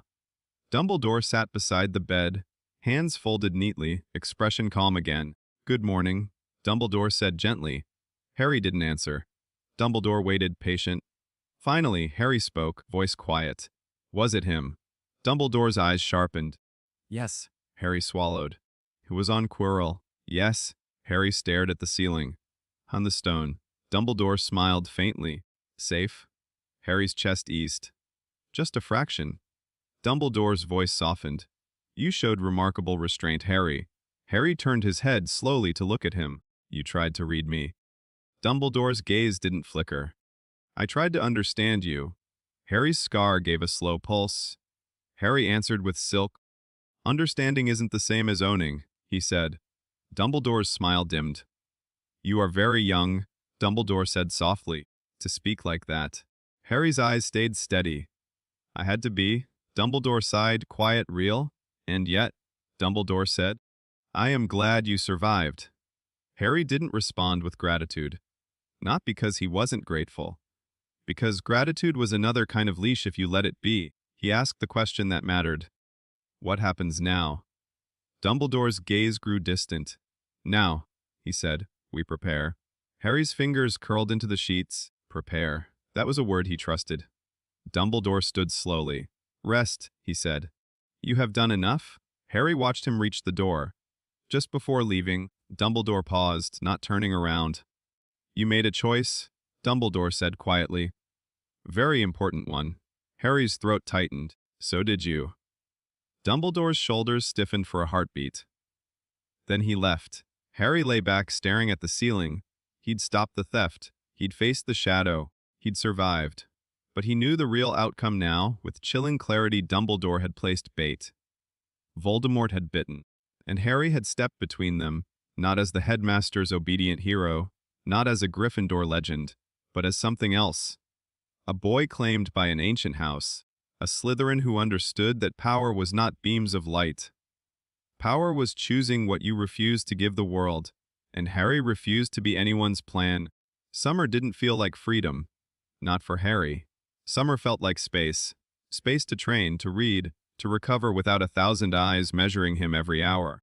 Grimmauld Place swallowed him again the moment the Hogwarts Express spat him back into London. The house smelled of dust and old pride, and the wards wrapped around his skin like a familiar weight. Walburga didn't ask how he'd done at school. She asked what he'd learned. Regulus wanted details: who watched him, who reached for his mind, what the headmaster said when he thought he was being gentle. Sirius wanted the truth in the simplest form. Did you win? Harry had answered with silk. I didn't lose. That earned him Sirius's crooked smile and Regulus's quiet approval. And then the scar happened, not a flare, not a burn, a pull. Some nights, Harry woke up with the strange feeling that the castle was still breathing against the back of his skull, like Hogwarts had left a hook in him when he'd stepped into that mirror's warm trap. Regulus noticed the subtlety immediately. Stillness, he told Harry, voice calm as a blade's edge. When it tugs, you don't tug back. Harry had learned the rule by now. Power always had a cost. So when the scar tugged, he breathed and held the wall in his head until it stopped. Most nights it stopped, but something in him was waking, something that liked old places. On his 12th birthday, the Hogwarts letter arrived exactly the way Walburga expected it to: polite, correct, careful about the address. Harry read it with steady hands and didn't let himself feel too much. He'd learned what longing could do to a person. It made you easy to steer. They went to Diagon Alley again, faster this time, sharper, with less theater. Walburga moved like a queen. Regulus moved like a knife hidden in velvet. Sirius moved like a storm forced into a suit. And Harry moved like someone who belonged. At Flourish and Blots, the crowd was worse than last year. A new professor, bright smile, 2 white teeth, shiny robes, was signing books like he was signing people into admiration. Sirius muttered, if arrogance were a spell, he'd be unstoppable. Regulus's gaze scanned the room anyway, because charisma was just another disguise. Harry drifted behind a shelf and watched. That's when he saw Lucius Malfoy. Not just present, not just shopping, working. He spoke in low tones to a few pure-blood parents, his cane tapping lightly, his posture relaxed like nothing in the world could surprise him. Harry's scar warmed faintly. Then Harry saw it. Lucius's hand moved, smooth, casual, toward a small girl's cauldron. A red-haired girl, younger, clinging to her mother's side, cheeks flushed with the kind of excitement that made you careless. Lucius slipped something into the cauldron like a magician palming a coin. A diary. Plain enough to look harmless, old enough to feel wrong. Harry's spine went cold. He didn't shout. He didn't lunge. He didn't expose himself. Silk. He watched Lucius's face as he did it, not guilt. Not fear, satisfaction. Then Lucius's eyes flicked, just once, toward Harry's shelf. Not directly, not obvious, but close enough to tell Harry one thing. Lucius knew Harry was there. Harry held still, expression blank, and let Lucius decide whether he'd seen anything. Lucius didn't react. He simply turned away, smile smooth, and continued speaking as if nothing had happened, which meant it mattered. And if it mattered, it was dangerous. Regulus noticed Harry's stillness when they regrouped outside. You saw something? He said quietly. Harry didn't answer until they were far enough away that even walls couldn't listen. Then he said, Malfoy put something in a Weasley girl's cauldron. Sirius's face went hard instantly. What kind of something? A diary, Harry replied. Old. Regulus's eyes narrowed. Old magic likes anchors. Walburga's voice was cold. We do not interfere in Malfoy theatrics without certainty. Harry's jaw tightened. It wasn't theater. Walburga's eyes flicked to him. Then prove it. That was Walburga's version of kindness. If you wanted protection, you brought evidence. Regulus rested a hand briefly on Harry's shoulder, light pressure. "Don't chase this alone," he said. Harry looked up. "Won't." Sirius barked a humorless laugh. "Good, because if Lucius is playing games with children, I'll." Walburga's gaze cut like a whip. "You will do nothing in public." Sirius's teeth flashed. "Honday, mother. Your obsession with appearances is going to get someone killed." Walburga's smile was thin. "And your obsession with rage is going to get you killed first?" Harry didn't speak. He simply remembered the diary, and the way the scar warmed like it recognized intent. Hogwarts began again, with the same ceiling of stars, and the same candles floating like soft threats. But the castle's mood had changed. Harry could feel it in the stone, a tension behind the walls, as if something underneath was shifting in its sleep. He returned to Slytherin with Draco at his shoulder, and a dozen quiet eyes measuring him, deciding whether he was danger or advantage. Harry gave them nothing. Then the first message appeared. Blood, red letters smeared across a corridor wall like a wound. "The Chamber of Secrets has been opened. Enemies of the Hair beware." The castle went silent around it, as if even the torches were listening. Students crowded, whispering, staring. Teachers arrived, faces hard, wands ready. Harry stared at the message without moving. His scar didn't burn. It thrummed, like something underneath the castle had lifted its head. Draco leaned in, voice low. "They're gonna look at you." Harry didn't turn. "Let them. They'll call you the Hare," Draco said, quieter now. Harry's mouth tightened. "I didn't write it." "That won't matter," Draco replied, and there was a flicker of fear behind his composure. "Stories don't care about facts. They care about shapes that fit." Harry finally turned his head slightly, eyes cold. "Then I'll break the story." Draco swallowed. "How?" Harry's answer was simple. "By finding the truth first." The attack started within weeks. Not obvious at first. Whispers about a cat found stiff and glassy-eyed, then a student who never came down to breakfast, then another, petrified, frozen, alive but trapped. The castle's mood darkened with each incident. And so did Slytherin.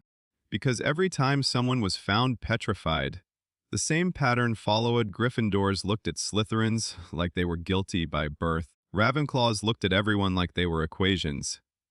Hufflepuffs looked afraid, and Slytherins looked at Harry, not with warmth, with calculation. Some of them wanted him to be the heir, because it meant power for their house.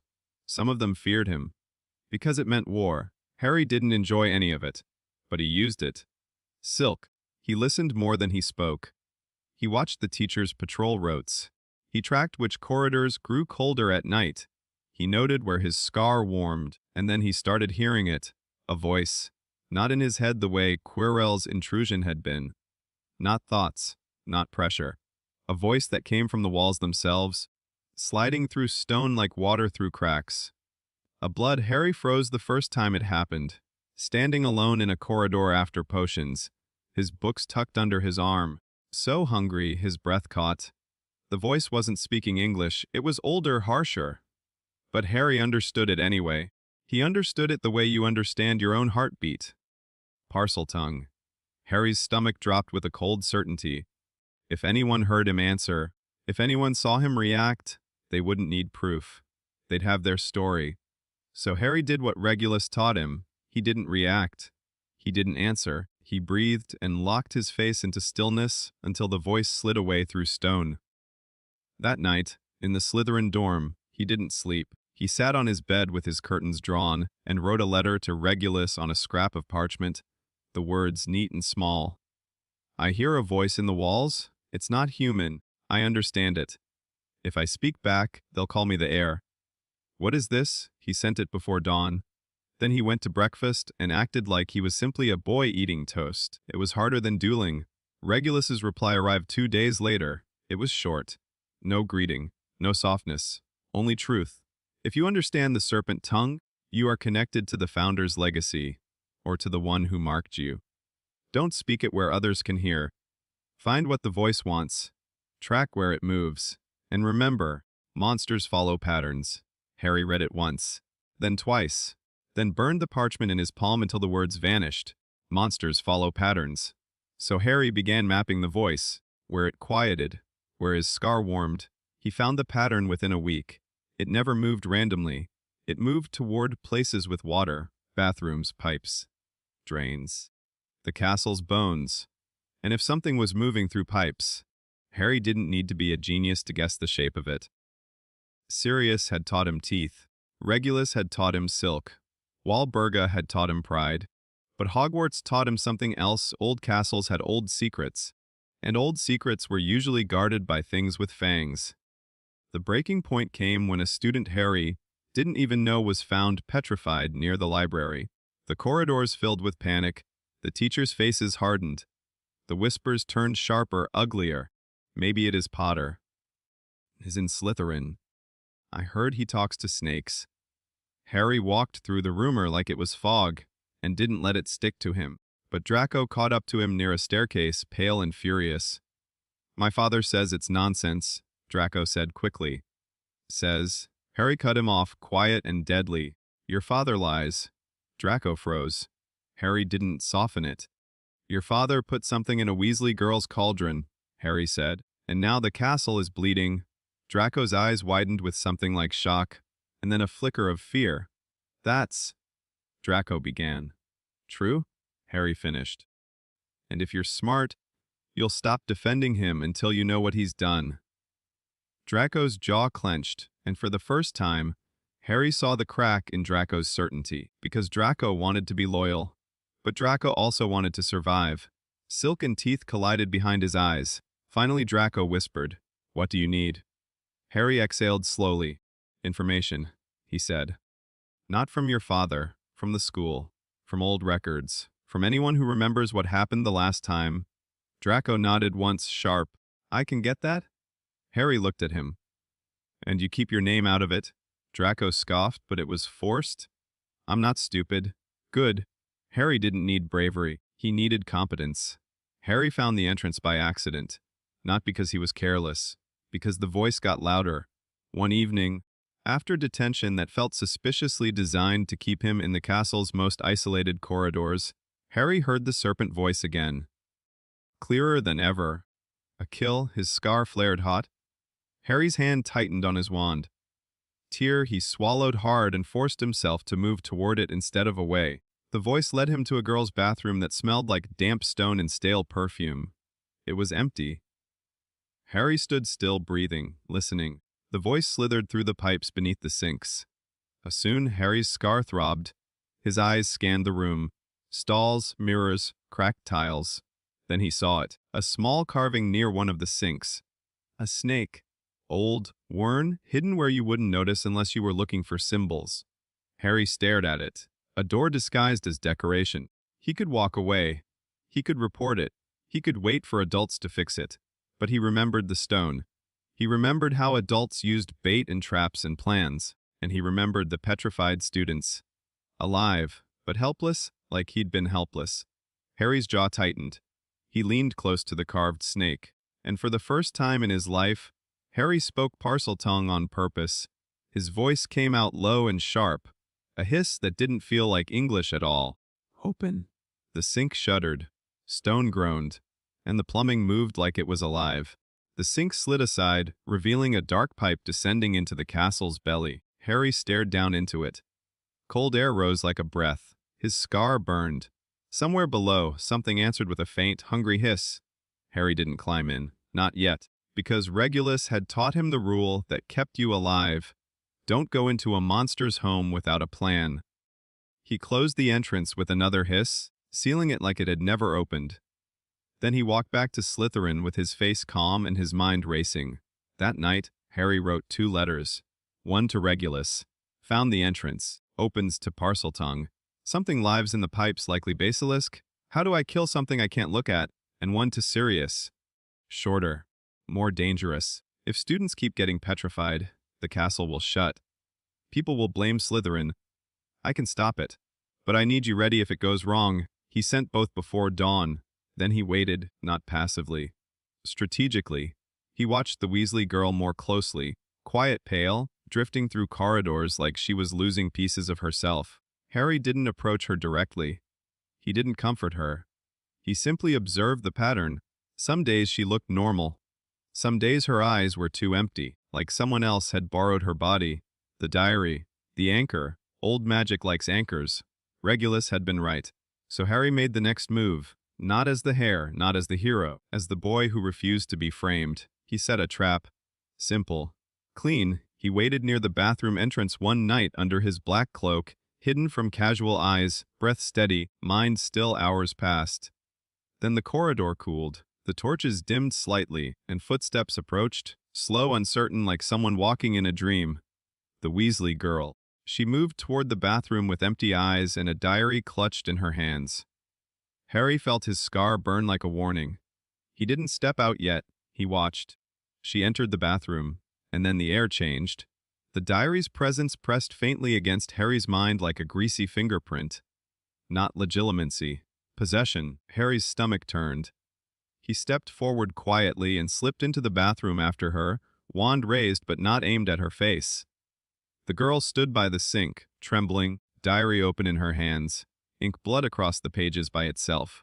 Harry's voice was controlled. Ginny. She flinched as if the name hurt. Her head turned slowly toward him. Her eyes weren't truly hers. A voice spoke through her mouth, soft, amused, cruel with old confidence. "You're early," it said. Harry's blood went cold. He didn't shout. He didn't rage. Silk. He held the wall in his mind and kept his wand steady. "Who are you?" Harry asked. The girl smiled, wrong on her face like a mask forced onto a child. "You know." The voice purred. "You feel it. The castle recognizes you. The language recognizes you. The blood." Harry's scar burned. The voice stepped closer, still wearing Ginny's body like a borrowed robe. "You could be the heir."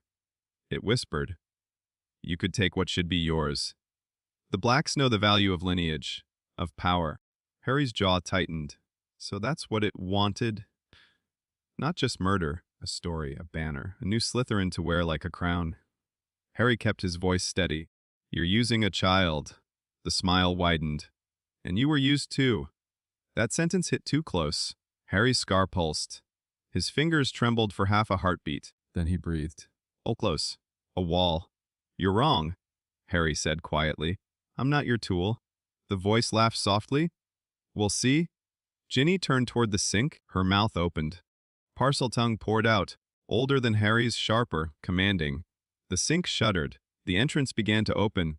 Harry's scar screamed heat. He moved, not to attack Ginny. To stop the opening, he hissed in Parseltongue, low and precise, close. The stone groaned. The opening halted, caught between commands like a door torn between masters. Ginny's body shook. The voice inside her snarled, suddenly furious. "You don't understand what you're blocking." Harry's eyes narrowed. "I understand enough." Ginny's hand lifted. Wandless, too strong for a child, and a shove of magic slammed into Harry like a fist. He hit the wall, breath knocked out of him. Pain flashed behind his eyes. His core screamed in protest. Cost? Harry forced himself upright, panting, wand raised again. Ginny's eyes were glassy, tears slipping down her cheeks even as the voice inside her smiled. "You're clever," it whispered. "So let's play fairly." The diary dropped from her hands onto the floor. The voice spoke through her mouth like it was tasting the moment. "Go down," it said, soft as poison. "And watch what happens to the ones you pretend you don't care about." Then Ginny's body collapsed. Her eyes rolled back. She fell like a puppet with cut strings. Harry's heart punched against his ribs. He rushed forward, catching her before her head hit the tiles. She was cold, too cold, alive but fading. Harry's scar burned with a truth he didn't want. If he didn't go down, she would die. And if she died, the castle would tear itself apart with blame. Harry looked at her pale face and felt something hard settle in his chest. Not pity, not heroism, a choice. He laid Ginny carefully on the floor, pulled his cloak tighter, and rose. He took the diary. Even holding it felt wrong, like holding a wet, hungry thing. The pages were blank now, silent. Waiting, Harry stared at it. Then he whispered, more to himself than anyone, "I'm going to end you." And he walked to the sink. He hissed the command. The entrance opened fully. Cold air rushed up like the breath of something that had been sleeping too long. Harry didn't hesitate. He slid into the pipe and let the castle swallow him. The pipe was colder than it should have been. Not just damp stone.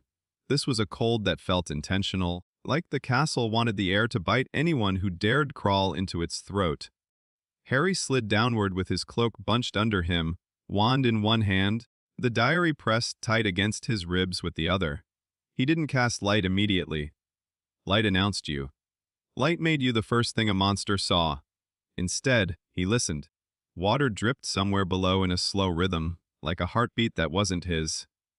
The walls were slick, and every scrape of cloth against stone echoed too loudly in his skull. His scar throbbed, steady and mean.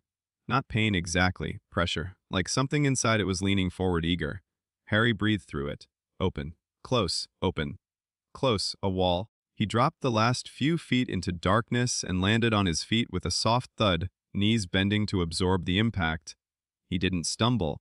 Sirius had made sure of that. Harry stood still for 5 full breaths. Nothing moved. No hiss, no scrape, only the damp, ancient silence of a place that hadn't heard a human heartbeat in a very long time. He flicked his wand once, barely above a whisper. Lumos. A pale, tight light bloomed at the wand tip. The tunnel in front of him was carved stone. Too clean to be natural, too deliberate to be accidental. A snake motif ran along the floor like a spine. Harry swallowed and walked. The chamber didn't open like a room. It opened like a statement. One step and the tunnel widened, stone arching overhead.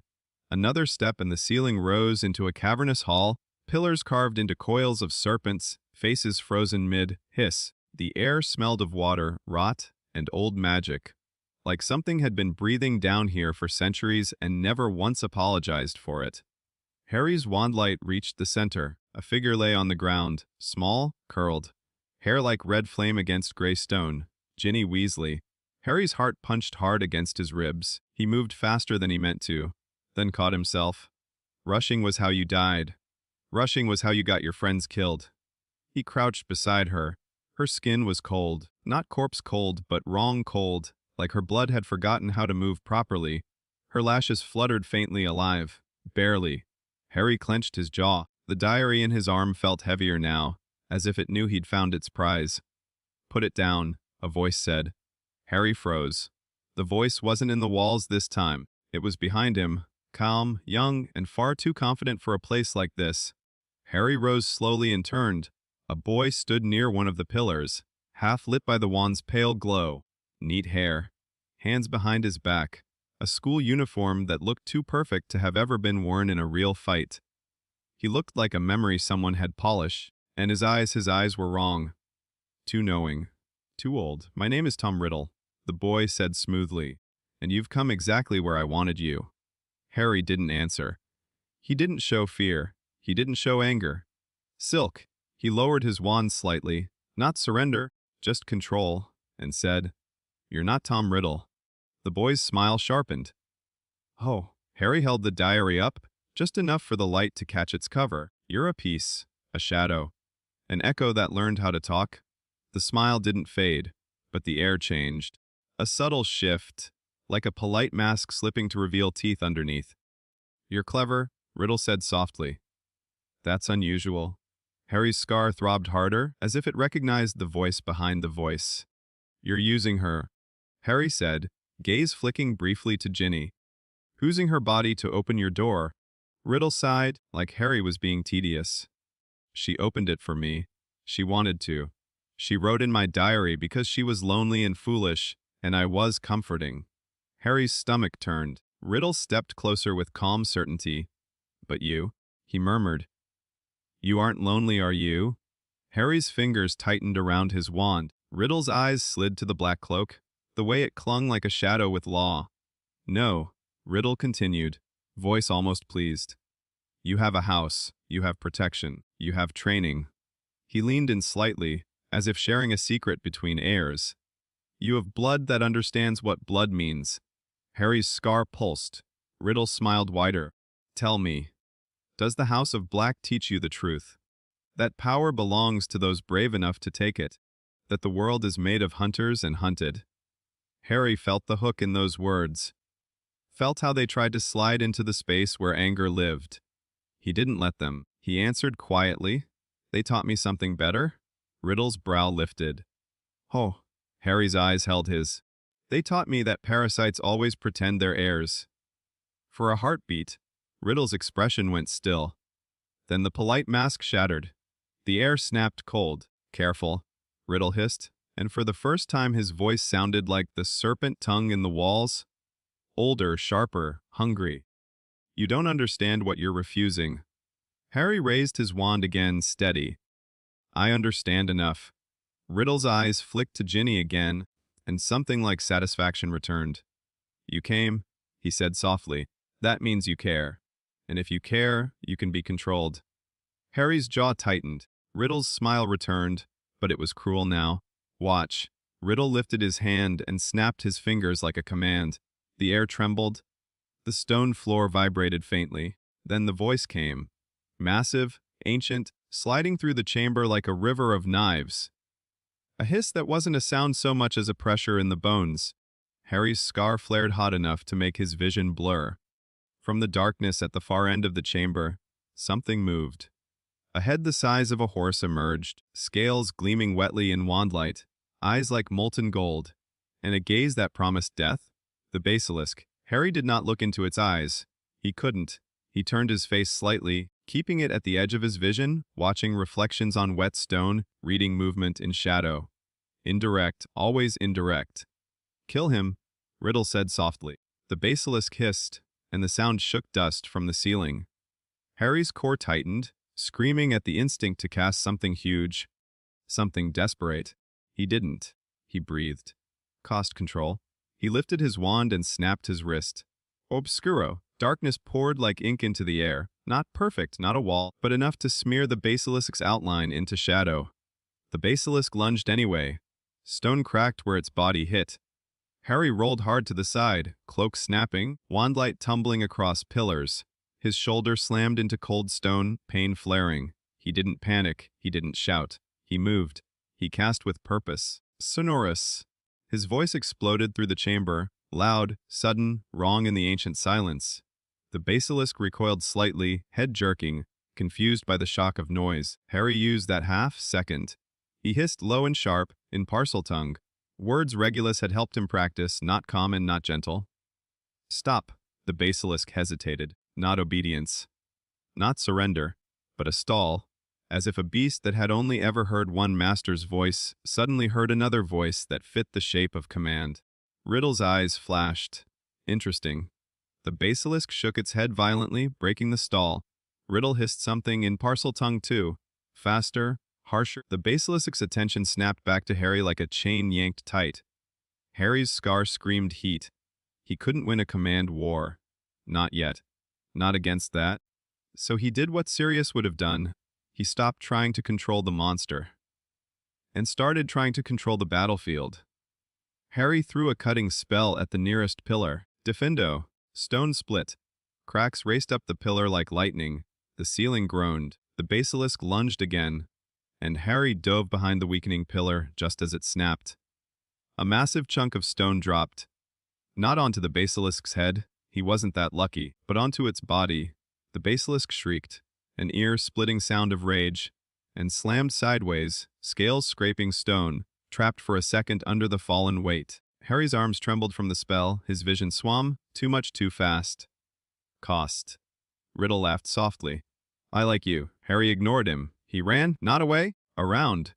Circling toward Ginny, keeping pillars between himself and the basilisk's gaze. He reached her and knelt. Her breathing was faint. He needed time. He needed an edge. He needed. A thought struck him like a door slamming open. He whispered, not to Riddle, not to the basilisk, but to the air. Creature. There was no pop, no immediate answer. For a heartbeat, dread rose. Then a familiar sound snapped into existence behind him. Crack. Creature appeared trembling, eyes wide, clutching his hands like he'd been dragged through fire. Master called. Creature rasped, voice thick with reverence and fear. Master is in bad place. Harry didn't waste time. Creature, Harry said, voice low and hard, I need the serpent dagger.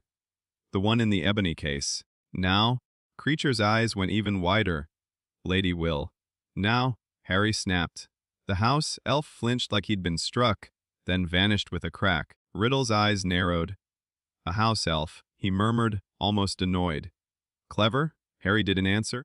He kept his wand up and his face turned away from the basilisk's line of sight.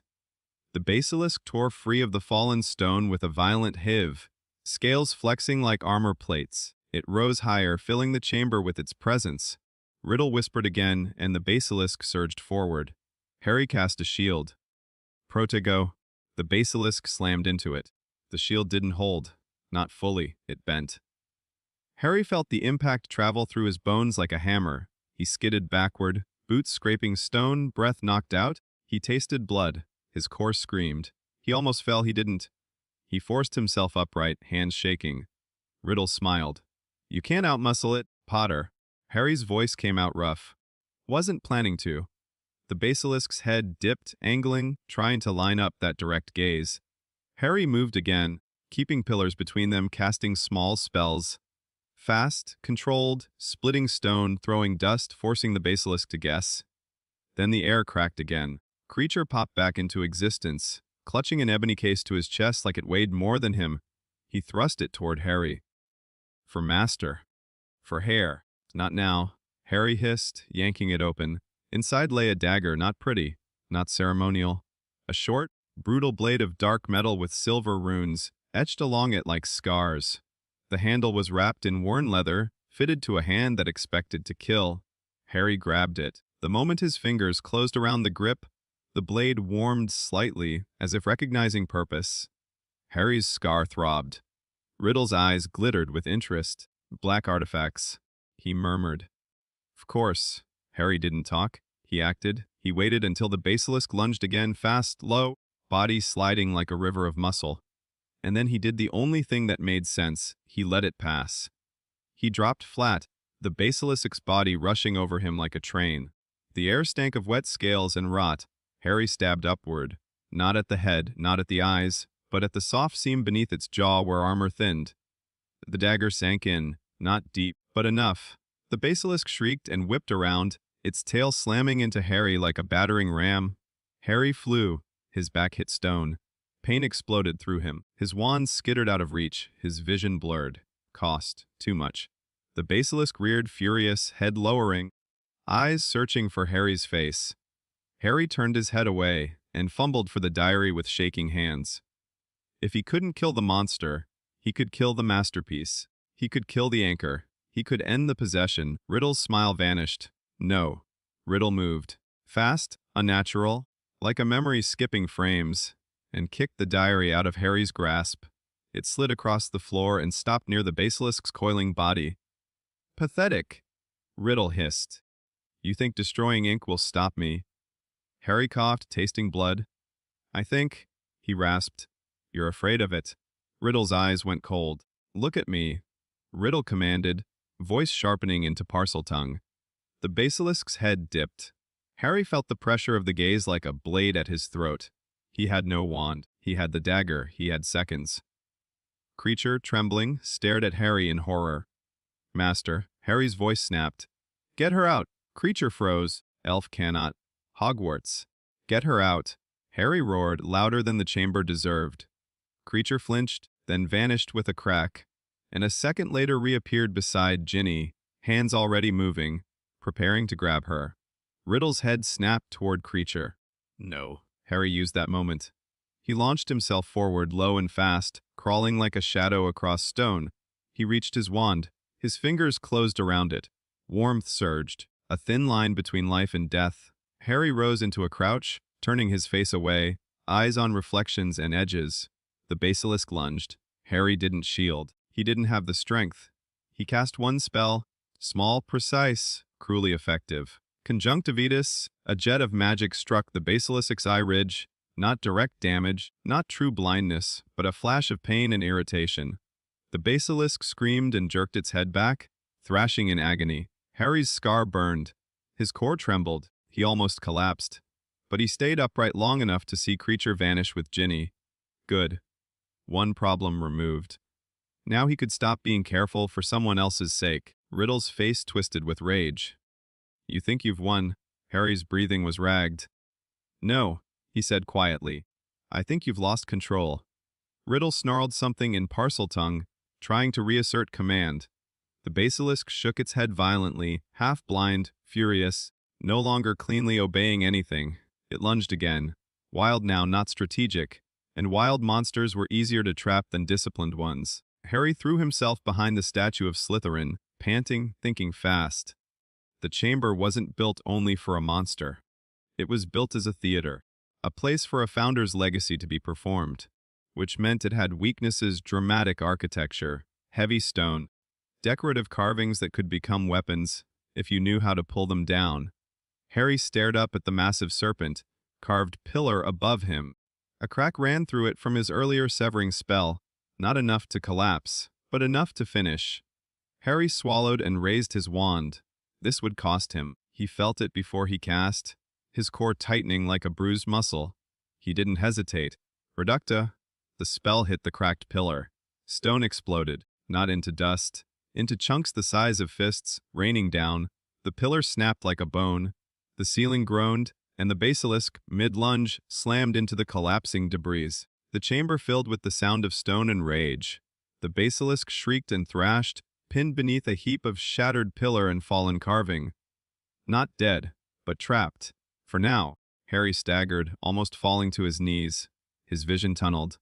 His scar burned like a brand. He forced himself forward anyway, toward the diary still lying near the basilisk's coils. Riddle saw his intent and moved to intercept. But the falling debris had shaken the chamber, and Riddle's form flickered at the edges, unstable. A memory couldn't hold shape under too much chaos. Harry grabbed the diary. Its cover felt cold and slick, like skin that didn't belong to a living thing. He needed venom. Basilisk venom was the only sure way. He glanced at the pinned basilisk. Its head was partially exposed, mouth open in a furious hiss. Fangs. Harry swallowed. Then he did something that was not bravery. It was refusal. He shoved the diary toward the basilisk's mouth. The basilisk, half-blind, half-mad, snapped reflexively. Its fang pierced the diary. A thick black liquid burst out, not ink. Something darker. Something that screamed without sound. Riddle's face contorted. No. The chamber shook with the force of his rage. Harry held the diary in place, ignoring the venom splashing onto his hands, ignoring the sting, ignoring the pain. He needed it to go deep. He needed the anchor to be destroyed completely. The diary convulsed. Then it began to dissolve from the inside out, as if the venom was eating not paper but soul. Riddle screamed. Not Quirrell's scream, not human. A sound like 1,000 whispered lies being ripped apart at once. His body jerked, flickering, cracking like glass. You could have been... Riddle hissed, voice breaking apart. You could have been ours. Harry's eyes were cold. I'm not anyone's. Riddle's form collapsed into smoke, and the smoke was sucked into the diary as it disintegrated, burning away into nothing but wet, ruined pulp and venom. The scar on Harry's forehead flared one last time, then cooled, not healed, not silent forever, but quiet like a door that had slammed shut. Harry exhaled shakily. He'd done it. He'd ended the possession. He'd broken the anchor. Then pain exploded in his arm. Harry looked down. Venom, not much a splash, but enough. His skin was already discoloring, dark lines creeping outward. Harry's stomach dropped. So that was the cost? He'd won the chess move and lost the body. His legs buckled. He fell to one knee. His breathing became shallow. The chamber swam. Riddle was gone. The basilisk was pinned. But Harry could still die here. Alone. In the dark. And then, a sound like wings. A warm rush of air. A soft, familiar presence that didn't belong in a place this old and hateful. A phoenix landed on the broken stone beside him. Not a hallucination. Not a memory. Real. Bright eyes. Gold feathers catching the wan light like sunrise. Harry stared, dazed. The phoenix tilted its head, looking at him like it already knew the shape of his stubbornness. Then it leaned forward and cried. One clear, ringing sound that cut through the chamber's rot like a bell. Hot tears dripped onto Harry's venom-streaked arm. The pain eased instantly, lines retreating, skin knitting back toward life. Harry's breath shuddered. He didn't thank it. He couldn't. His throat was too tight, and gratitude was a thing he didn't know how to hold without turning it into debt. The phoenix simply watched him for a moment, as if measuring the cost he'd paid, then flared its wings. The air rippled, and the world snapped. Harry woke on cold stone with voices above him. Wands raised, torchlight, teachers.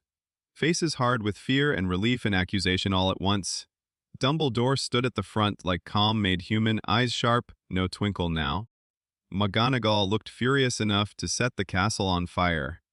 Snape looked like he'd swallowed something poisonous and couldn't spit it out, and at the edge of the group, a man Harry didn't recognize at first.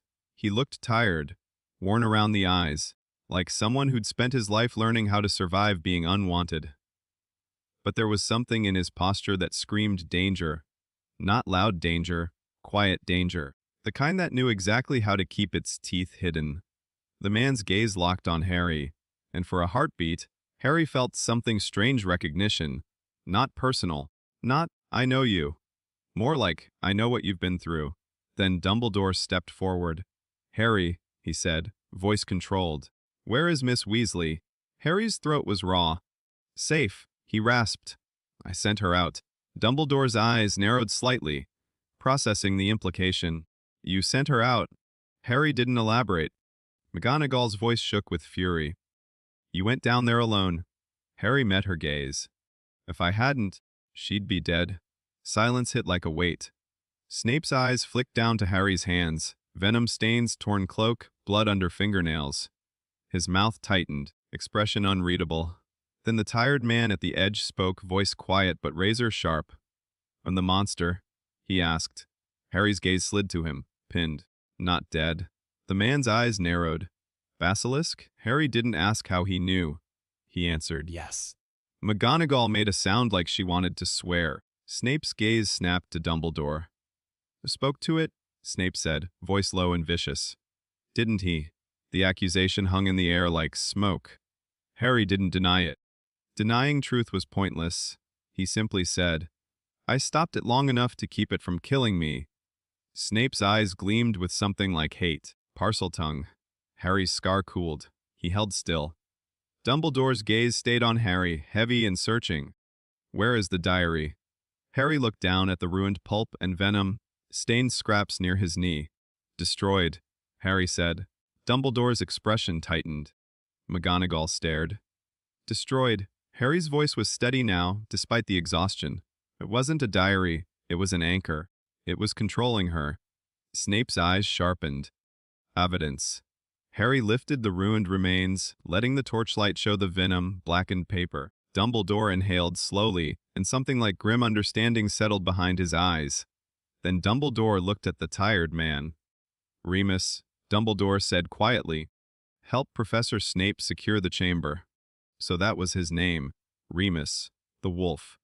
Harry's chest tightened with sudden meaning he didn't fully understand yet. Snape stiffened like he'd been slapped. Remus's eyes flickered to Snape, old pain flashing for a fraction of a second. Then he nodded once, calm. Of course.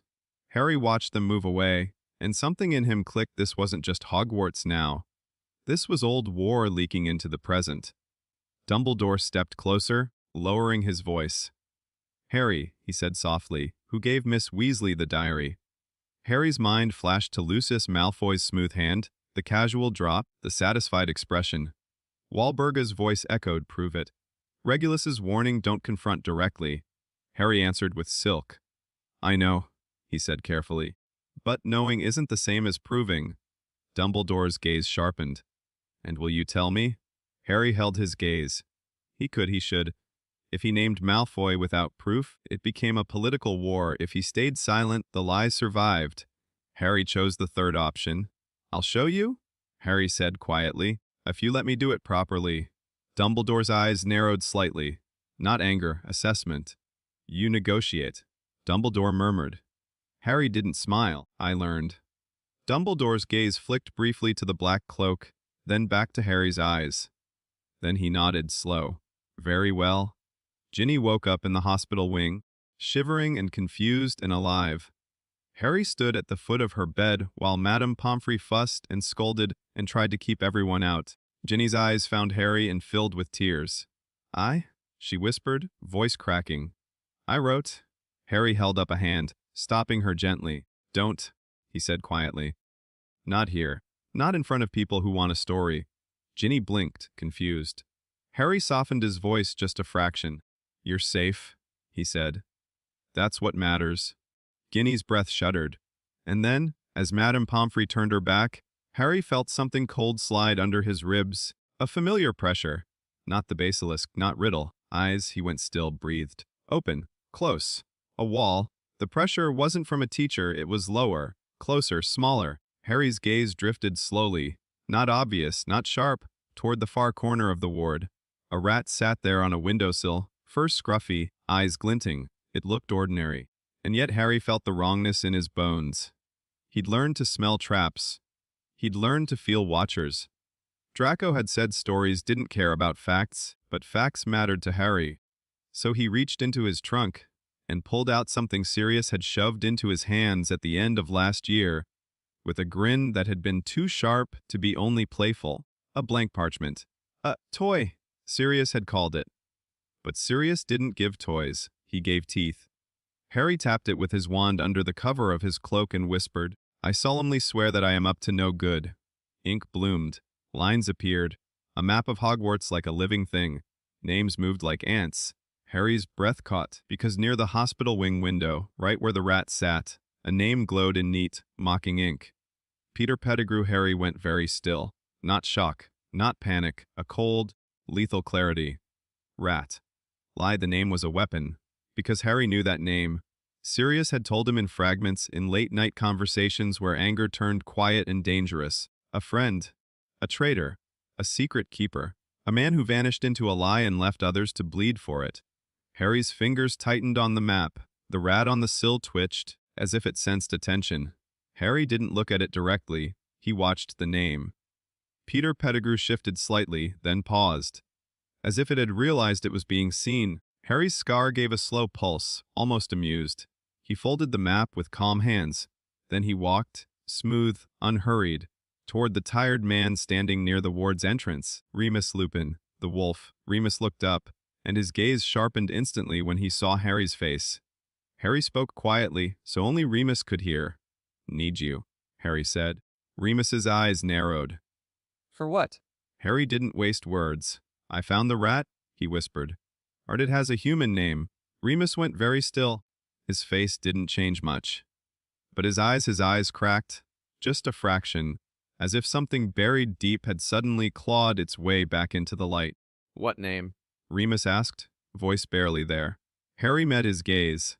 Peter Pettigrew. For a moment, Remus looked like he'd been punched. Then the wolf returned behind his eyes. Controlled, dangerous, awake. He didn't ask how. He didn't doubt. He simply said very quietly, "Show me." Harry led him toward the far window. The rat was still there. Watching.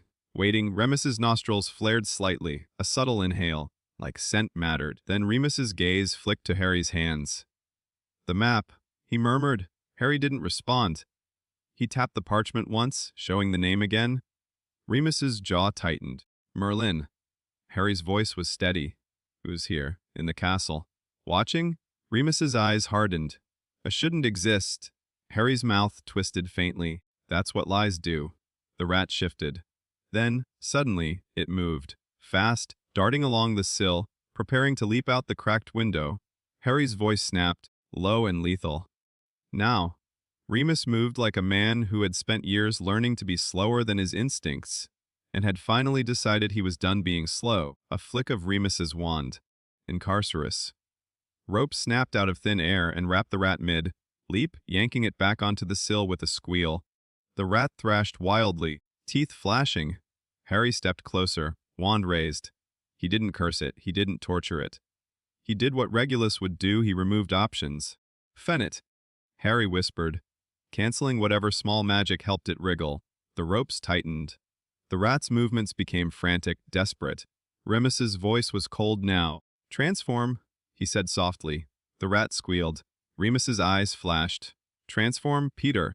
The rat froze, and Harry felt it, felt the mind behind the animal eyes, calculating, choosing, searching for a crack. The lie had survived this long because Peter Pettigrew was good at one thing, escaping consequences.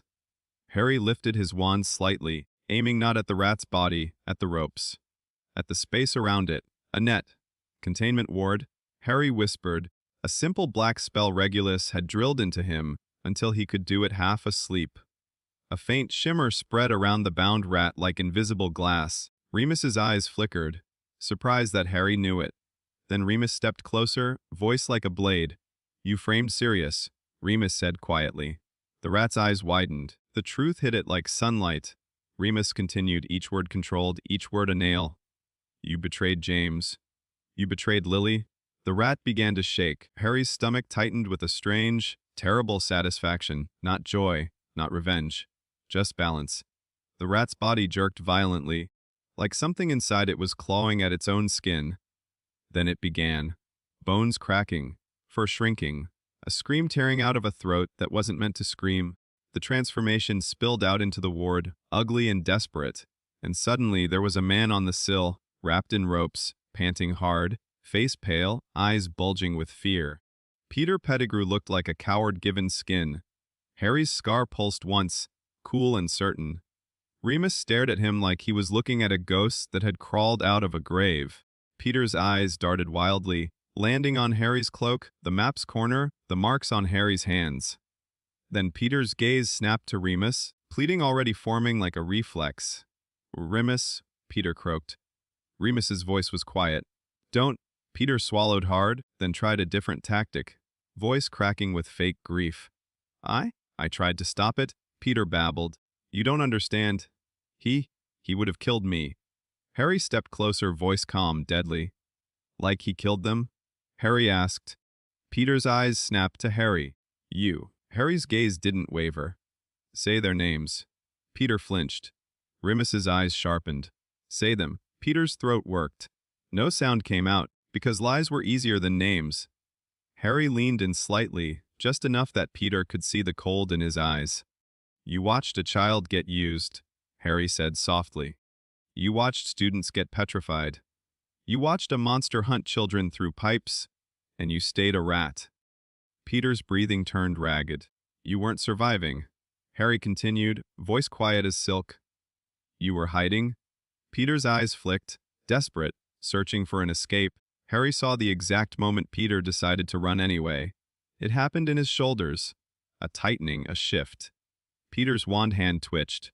Because of course he had one hidden. Of course he did. Remus moved first. Stupefy. Red light slammed into Peter's chest. Peter went limp in the ropes, head lolling.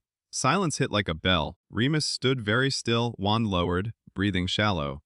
Harry watched him. This was the wolf part. When the rage finally found its target.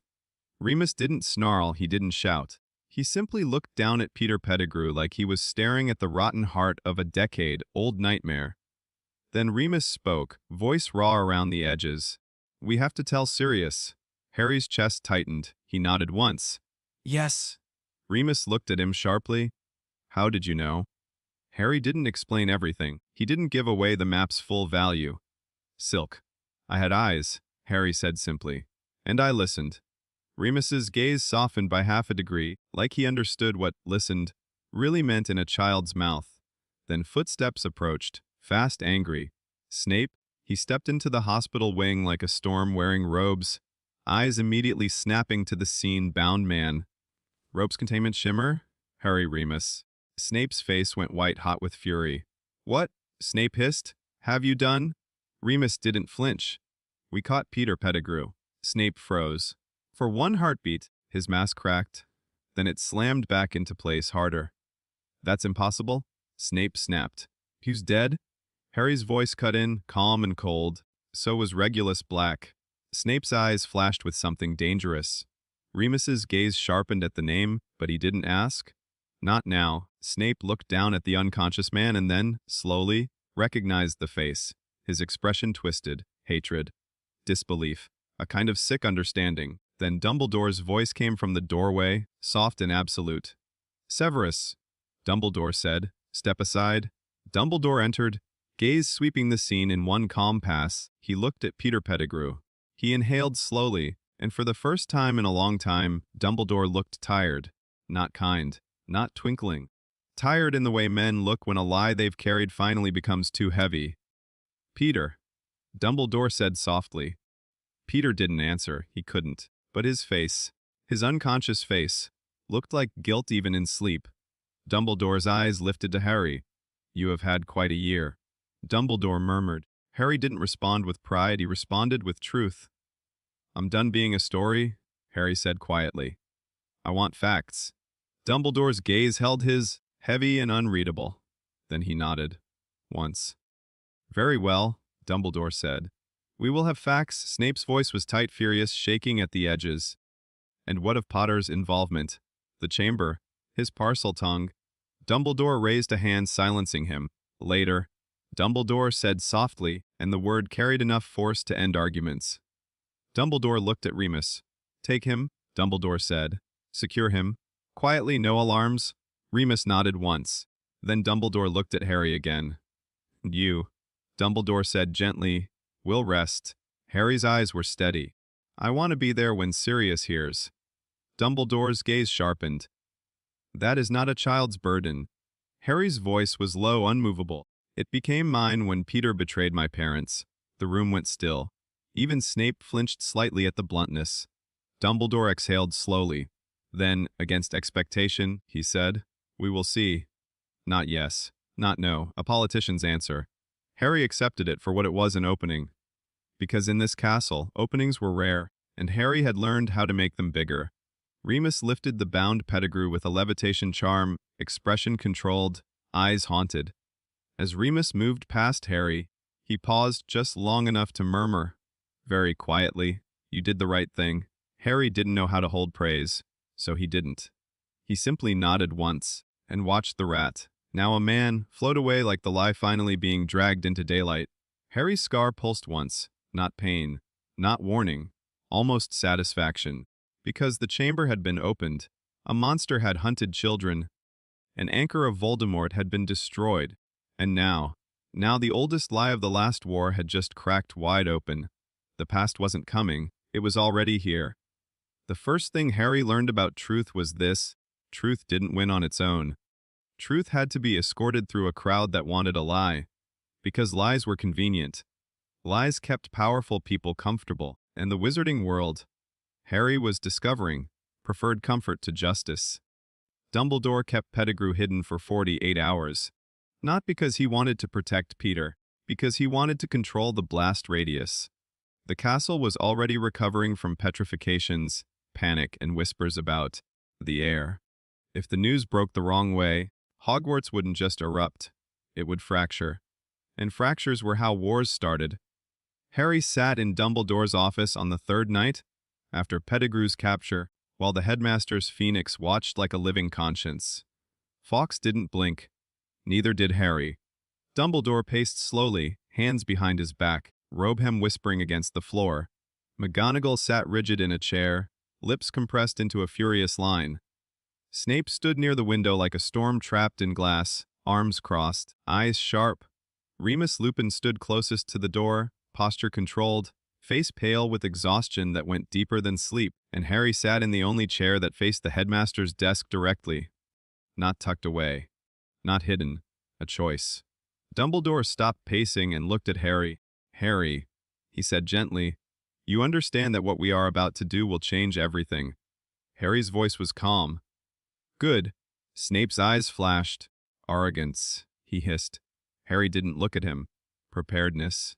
Remus's mouth twitched faintly, almost a smile, but his eyes stayed haunted. Dumbledore's gaze returned to Remus. "Is he awake?" Remus nodded once, terrified. McGonagall's voice was tight. "Should be." Dumbledore exhaled slowly. "Then we proceed." Snape snapped. "The Ministry will not accept it." Dumbledore's eyes turned cold in a way Harry hadn't seen before. "Then we will make it impossible for them to refuse." Harry's scar warmed faintly. Recognition of that tone. That was teeth. They met Sirius Black in a room beneath the castle. Not a dungeon. A warded chamber lined with ancient stones and silent spells. It smelled like damp history. The door opened, and a man stepped inside who looked like he'd been carved out of grief and rage, and refused to stay dead anyway. Sirius Black? His hair was longer than Harry remembered. Wilder, his face sharper, his eyes still bright, still dangerous. The moment Sirius saw Harry, something in his expression cracked. Not weakness, recognition, a kind of fierce relief that didn't have language. Then Sirius's gaze slid to Remus, and for a heartbeat, Sirius looked like a man seeing a ghost.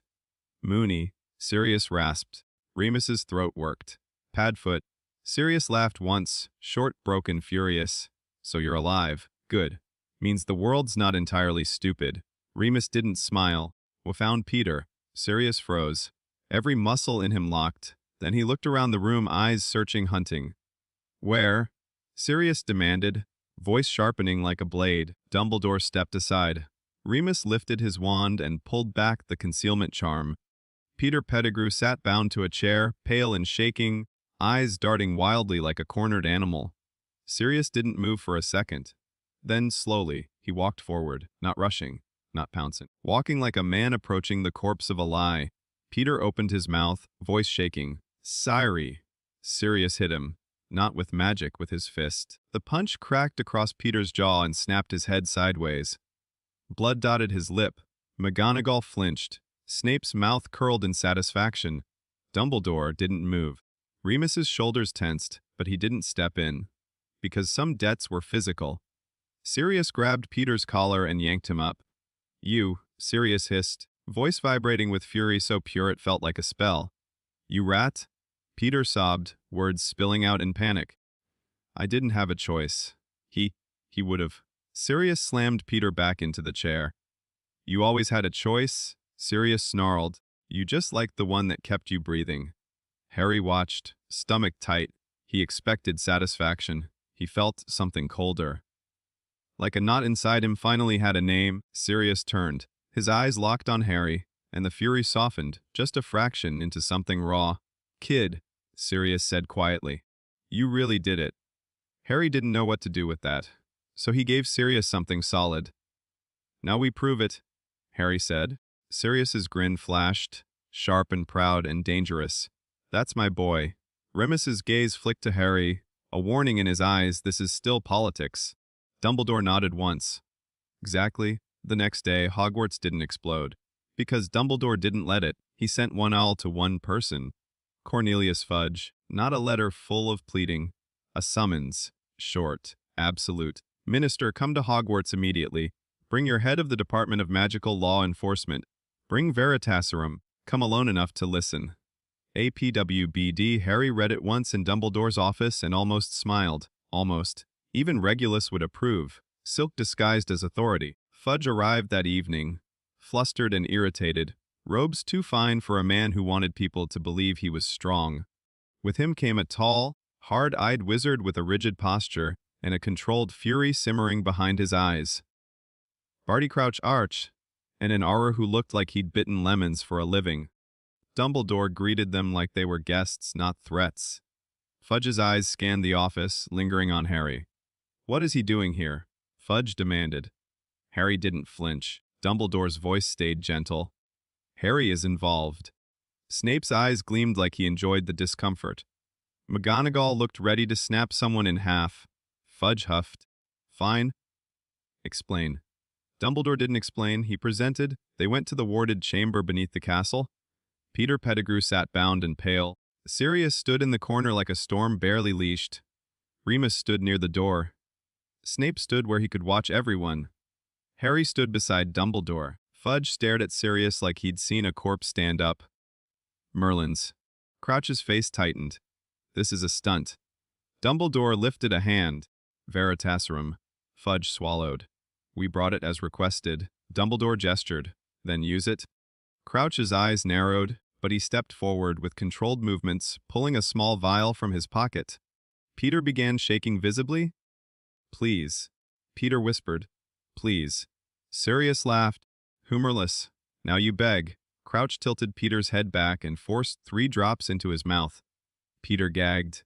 Then his eyes went glassy. Silence fell like a blade. Crouch's voice was cold. Name? Peter Pettigrew? Peter said instantly. Crouch's jaw clenched. Did you betray James and Lily Potter to Voldemort? Yes, Peter said. The room went still. Fudge's face drained of color. Crouch's hand tightened on his wand. Sirius's breathing turned sharp. Harry felt his scar pulse once, cool and satisfied. Crouch's voice stayed rigid. Did you frame Sirius Black for the murders in Godric's Hollow? Yes. Peter said. McGonagall exhaled sharply, as if she'd been holding her breath for 12 years. Fudge whispered, "No, no, that can't." Crouch's voice snapped. Silence. Then Crouch asked the question that mattered most to Law. "Are you an animagus?" "Yes." "What form?" "Rat?" Sirius's laugh broke into a sound that wasn't humor at all. Fudge looked physically ill. Crouch's eyes hardened. "When did you become an animagus?" Peter answered without pause. "Hogwarts. With James, Sirius, and Remus." Remus flinched slightly. Snape's eyes narrowed like he'd just found a new angle to hate.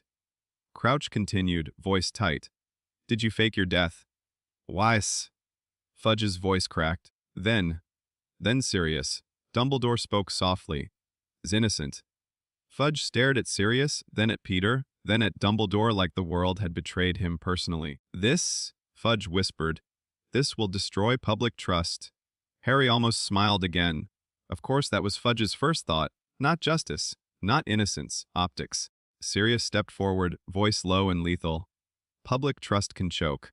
I want my name back." Crouch's gaze flicked to Sirius. "This is unprecedented." Remus's voice was quiet. "It's overdue." The Ministry didn't move quickly, because truth may be undeniable, but bureaucracy can still drag its feet if the wrong people benefit from delay. They escorted Peter to the Ministry under heavy wards and silent spells. Sirius was not immediately freed.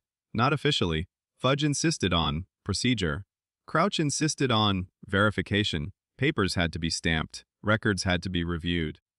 Harry heard the real reason in their voices. They were terrified. Because if Sirius Black was innocent, it meant the Ministry had been wrong. And if the Ministry had been wrong, the public would start asking what else it had gotten wrong.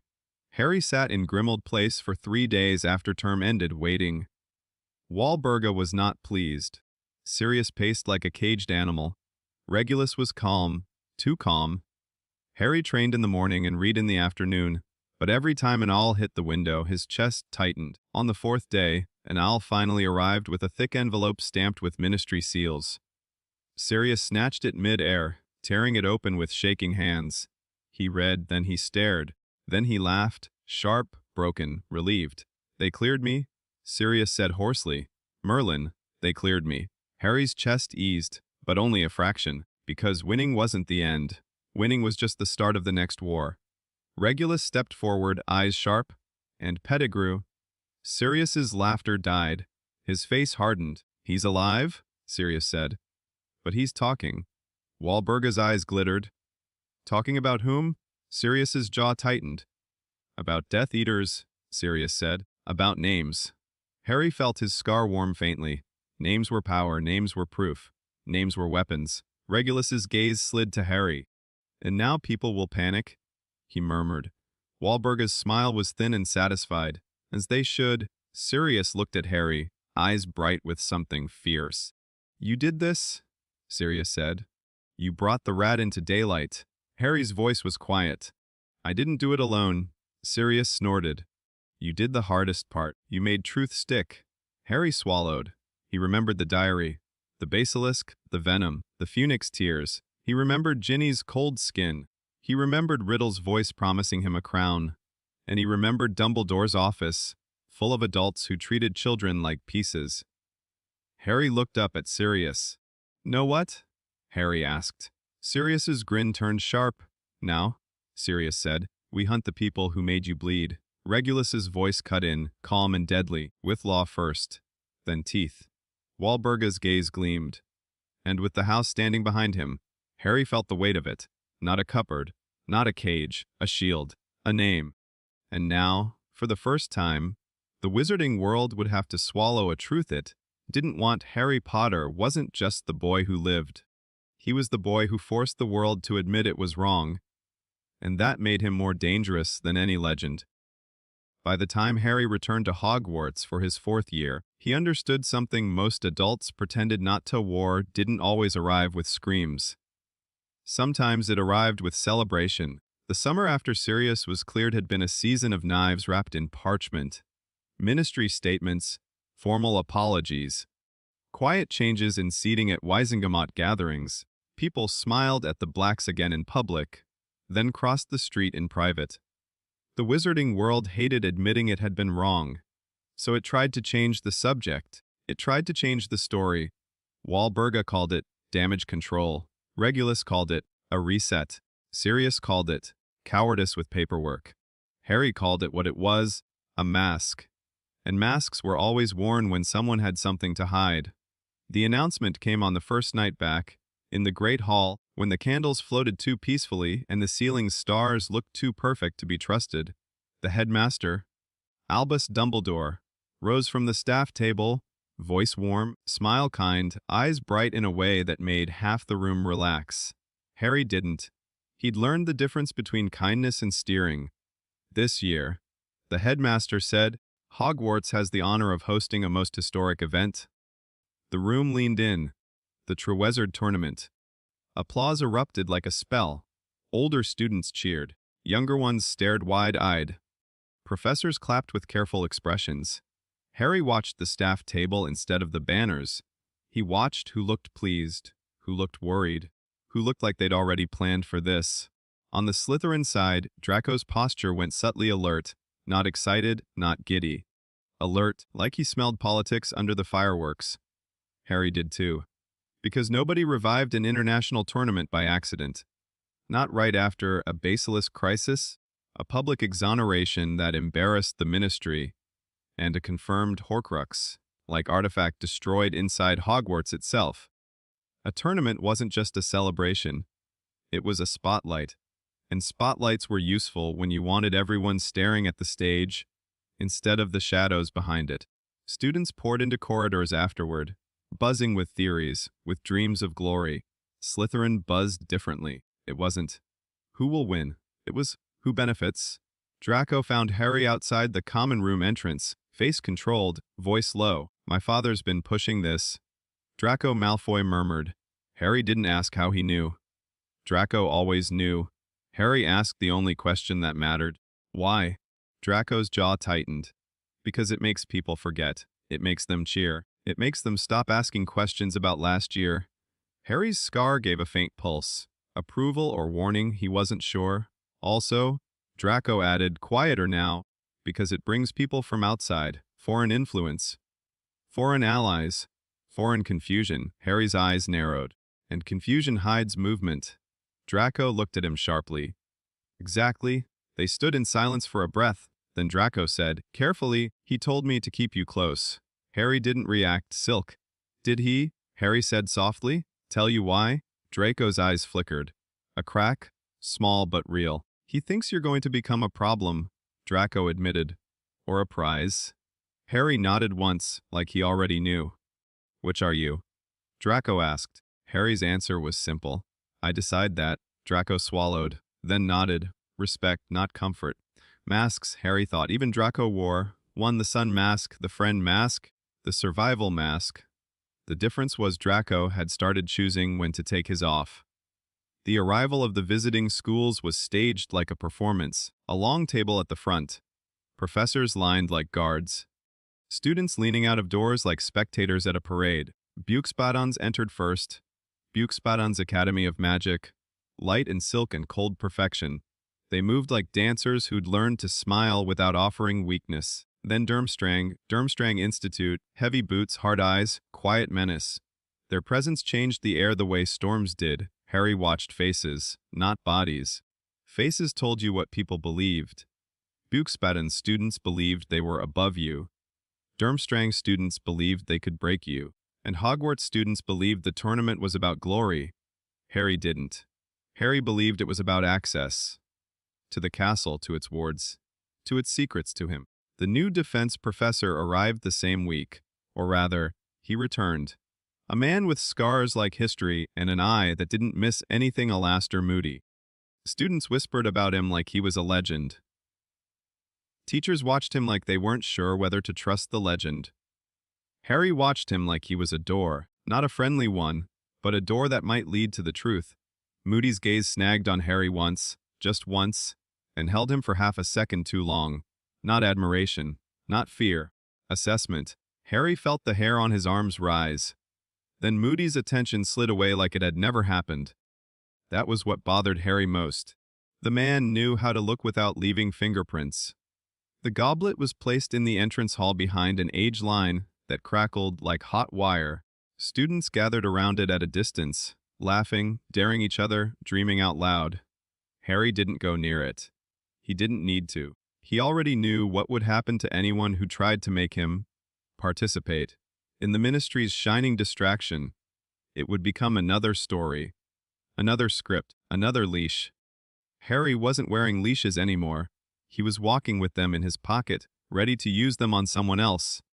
That night, a small package arrived in the owl post with no sender listed. No note, no greeting, just a ring box. Harry didn't open it in public. He took it back to the dormitory, drew his curtains, checked the corners, then opened it with his wand, not his fingers. Inside lay a single ring, black metal, old runes, the kind of thing Walburga would call proper. And on the inside band protect the air. Harry's scar warmed, slow, thoughtful. Not pain, recognition. He didn't put it on. He didn't throw it away. He wrapped it back up, placed it in his trunk, and locked it behind 2 wards and a lie. Then he sat on his bed and stared into darkness until his breathing steadied. Because somebody had just announced they knew exactly what buttons to press, and they had pressed the oldest one here. 2 days later, the first attempt came. Not a duel, not a curse. A social knife. A Buxbaden student approached him after dinner, smiling with polite interest. "Harry Potter," she said softly, as if tasting the name. "They say you are very talented." Harry didn't smile back. "They say a lot of things." Her eyes gleamed. "Will you compete?" "No." Her smile didn't falter. "Such a shame. It would be splendid. The audience would adore you." Audience, Harry thought. There it was, not the judges, not the honor. The audience. Splendid for who? Harry asked. She blinked, then laughed lightly. For the tournament. Harry held her gaze. For the people running it, Harry corrected quietly. Her smile thinned. Then she said, still sweet, "If you do not compete, you will still be watched." "You know that, yes." Harry's voice stayed calm. "I know." Does that frighten you?" Harry's scar pulsed once. "No," he said softly. "It informs me." The student's smile faltered for the first time. Then she turned and walked away. Harry didn't watch her go. He watched who watched him. And in the crowd, he saw a Durmstrang boy glance toward the goblet, then toward Harry, then away too quickly, like someone checking whether the trap was working. Harry memorized the face. That night, the second attempt came. This one had teeth. Harry woke to the sensation of eyes on his mind. Cold pressure searching for cracks. He didn't move. He didn't panic. He breathed. Open. Close. A wall. The pressure scraped, probed, retreated, returned. Whoever it was, they were good. Not gentle good. Predator good. Harry kept his barrier steady until the pressure slid away like a hand withdrawing. Then Harry sat up slowly, reached into his trunk, and activated the smallest black ward Regulus had taught him, a thin shimmer across his dorm's threshold. A tripwire. Not to stop anyone. Just to tell him if anyone entered. 10 minutes later, the shimmer flickered. Someone stepped into the dormitory corridor outside. Harry didn't move. He waited. Footsteps passed. Paused, then moved on. Harry exhaled slowly, so they weren't bold enough to enter. Not yet. They were testing. Testing meant they were preparing. Harry didn't sleep again. He sat with his wand in one hand and the ring box in the other, staring at the rune carving until the idea behind it formed a clean shape. They don't just want him to compete. They want him claimed. Claimed by the tournament. Claimed by spectacle. Claimed by the story that made him useful. The House of Black had taught him how to refuse ownership. But refusing wasn't enough anymore. If you wanted to stop a trap, you had to make the trap spring early. On your terms. The choosing night arrived. The great hall was packed. Guests on one side, Hogwarts on the other, staff watching like they already knew something the students didn't. The goblet burned blue, white, crackling softly, as if enjoying being the center of attention. Harry stood with Slytherin, face neutral, pulse steady. Draco leaned close, voice barely audible. "My father's here?" Harry didn't look. "I know." "You didn't even turn?" "I don't need to," Harry murmured. "He wants my attention." Draco swallowed, then whispered, "I don't like this." Harry's gaze stayed on the goblet. Neither do I. The headmaster stepped forward, explaining rules, explaining honor, explaining binding magical contract. Harry heard none of it. He watched hands, he watched eyes, he watched who smiled too easily. Then the goblet flared. The first name shot out, Buxbaum's champion, applause. The second, Durmstrang champion, more applause. Then Hogwarts, a hush, thick and hungry. The goblet's flame shifted, spitting sparks like irritation. And then it spat out a fourth strip of parchment. Not expected, not planned, not allowed. Harry's scar burned hot. The headmaster caught the paper mid-air. His face didn't change much, but his eyes sharpened, harder than Harry had seen them in a long time. He read the name aloud, Harry Potter. The hall exploded. Shouts, gasps, laughter, outrage. Slytherin erupted into a mix of triumph and horror. Gryffindor looked furious. Buxbatons looked amused. Durmstrang looked hungry. Draco's hand caught Harry's sleeve like a reflex. You didn't. Harry's voice was ice. No. The headmaster's gaze locked on Harry across the hall. For one heartbeat, that gaze wasn't kind. It was warning. Then the headmaster raised his voice, cutting through the chaos. Harry, he said, calm but absolute. Come forward. Harry moved. Not because he was obedient, because he wanted to see the board up close. He stepped to the front, the entire hall staring like he'd just become entertainment. Harry stopped before the staff table and looked up. The headmaster's eyes searched his face, looking for panic, for guilt, for confusion. Harry gave him none silk. Then Harry spoke quietly, so only the front row and the staff could hear. This is a trap, Harry said. The headmaster's mouth tightened slightly, and behind the staff table, Moody's magical I-word, fast, then paused on Harry with unsettling interest. Harry's scar burned hotter. A mask inside a mask inside a mask. Harry felt it in his bones. Someone had just forced him into the spotlight on purpose. And now the real game began. Harry learned very quickly that the Trewizard tournament wasn't 3 tasks. It was one long corridor, designed to funnel a champion toward a single moment. Everything before that moment was noise, applause, pressure, distraction, and the worst part, the castle wanted the noise. It fed on it, on the attention, the drama, the way students stopped whispering about petrifications and started arguing about dragons instead. Hogwarts didn't feel safer. It felt busier. And busy places were perfect places to hide knives. So Harry stopped thinking like a competitor and started thinking like a target. The rule of power, Regulus wrote it to him in a single line, neat and merciless. If they force you into a contract, read the loopholes in blood. Harry kept that line folded in his pocket until the paper went soft at the creases. Because the binding magical contract wasn't metaphor, it was a spell with teeth, and teeth meant clauses. Task 1, the dragon. Harry didn't beat the dragon with bravery, he beat it with range. He walked into the arena with his heartbeat steady and his wand already warm in his palm. People roared his name like he was entertainment. Teachers watched like they were waiting for him to become a headline. Harry didn't give them a headline. He gave them a plan. He didn't summon his broom like a desperate hero. He summoned space, a sharp shield charm first, tight-angled, not a wall, but a wedge that redirected heat and debris, then smoke. Not to blind the dragon, completely dragons didn't care, but to blur its timing, to make its lunge half a beat late.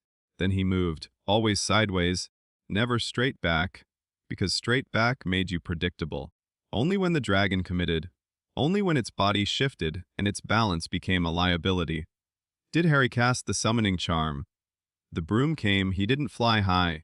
He flew low and fast, skimming the ground where the dragon's breath couldn't fully track him without frying its own nest. He snatched the golden egg in one clean pass and left before the crowd could decide whether to cheer or gasp. That was the point. No spectacle.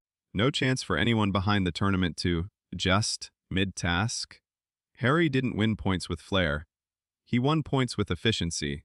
And when he walked off the field, he caught one thing that mattered. Moody's eye didn't blink. It tracked. Like it was checking a box. The first mask cracks, Dumbledore tried to speak to him the next evening. Soft voice. Gentle concern. That careful warmth that made most people step closer without realizing they were being guided by the elbow.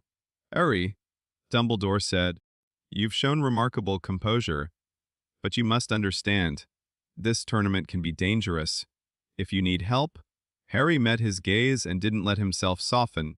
"I don't need help," Harry said quietly. "I need clarity."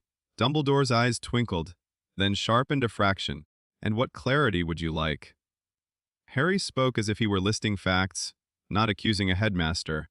"Someone put my name in the goblet. Someone wants me moved from point A to point B. And someone is testing how I react to pressure." Dumbledore's smile dimmed. Harry continued, voice calm, unmovable. "I want access to the information you're not sharing. I want to know which adults are allowed too close to the cup, and I want you to stop pretending this is about school." Silence, thick as stone. Then Dumbledore said softly, "You are very young to speak like this." Harry didn't flinch. "I grew up fast," he replied. "And someone is trying to use that." For a long moment, Dumbledore only looked at him. Then he said something that wasn't a promise, but wasn't denial either. "I will consider what you've asked." Harry nodded once. A door left slightly open was still a door. Task 2: the lake. If the first task tested nerve, the second tested obedience. Something you'll sorely miss. Everyone thought it meant love. Harry thought it meant leverage. So he didn't choose a person who would shatter him if taken. He chose a person whose absence would turn him dangerous. Draco. It wasn't a romantic choice. It wasn't even a friendly one. It was an honest one. Draco was the one boy in Harry's year who understood the rules of knives and masks, who had survived his own house without pretending it was warm. Harry would miss him because Draco was an ally in a castle built on politics. That was leverage. And if the tournament wanted leverage, Harry would control what kind. He went into the lake with preparations that looked ordinary. No dramatic potion, no loud miracle. Just controlled magic, a bubble, head charm done perfectly, a set of small rune-marked stones in his pocket. Black work, subtle and nasty, meant to hold direction underwater so currents couldn't push him off course. And the most important part, Harry did not race. He moved like a predator in slow water, steady, conserving strength, watching the surface above for shadows. When he found Draco bound beneath the water, Draco's eyes were open, wide, furious, aware. Good. The tournament hadn't fully stolen him. Harry cut the bindings with one clean charm, then did something that confused the spectators above. He waited. Long enough to free the other hostages too. Because leaving someone behind was how enemies were made. Long enough to show the judges one truth. Harry Potter didn't panic. He calculated. He surfaced with Draco and 2 others in tow, and the crowd roared like it had witnessed mercy. Harry knew better. It wasn't mercy. It was denial. He refused to let the tournament shape him into a story that only worked if others died around him. Draco coughed water on the shore, then leaned close enough to whisper without being seen. "This is all staged," Draco rasped. "My father, he's nervous. He keeps asking if you've been guided properly." Harry's scar gave a slow, hot pulse. Guided, like a dog on a leash? Harry's voice stayed low. "Then we stopped being guided." The clue Harry wasn't supposed to notice after the second task. Harry started tracking the maze preparations. Not the hedges, not the obstacles, the cup. Because the cup was the only object that mattered to someone building a corridor. He didn't touch it. He didn't go near it in public. He watched who did. He watched the groundskeepers, the professors, the guards, and he watched Moody, always Moody, too attentive, too interested in outcomes, too comfortable with Harry being in danger. Then Harry noticed the smallest thing, the kind of thing only someone raised on paranoia would care about. Whenever Moody stood near the cup, his hip flask stayed in his hand, always, like it wasn't a habit, like it was maintenance. Harry didn't accuse. Accusations made you loud. Loud got you killed. Instead, Harry did what Regulus taught him. He set a silent trap, a tiny black ward, nearly invisible, placed near the cup's base during a moment when everyone was watching the hedges being grown taller. Not a ward to stop tampering, a ward to mark it, to tell Harry when the cup's magic changed. And 3 nights before the third task, the ward twitched. Just once, like something had been added, like a destination had been written underneath the glittering surface. Harry sat on his bed that night, staring at the ceiling of the Slytherin dorm while everyone else slept. Then he wrote 3 letters. One to Sirius. The cup is altered. I can't stop the contract. I can redirect it. Be ready. One to Regulus. Need the blood loophole. If I touch the cup, where does it take me? And how do I bring a shadow with me? And one to Creature. Not an apology. Not a request. A command disguised as a promise. If I vanish, you follow. Not to rescue me. To make sure the people who did it don't vanish too. Harry sent them before dawn. Because if someone wanted the corridor to end at a graveyard, Harry would bring witnesses. Task 3, the maze the night of the 3rd task.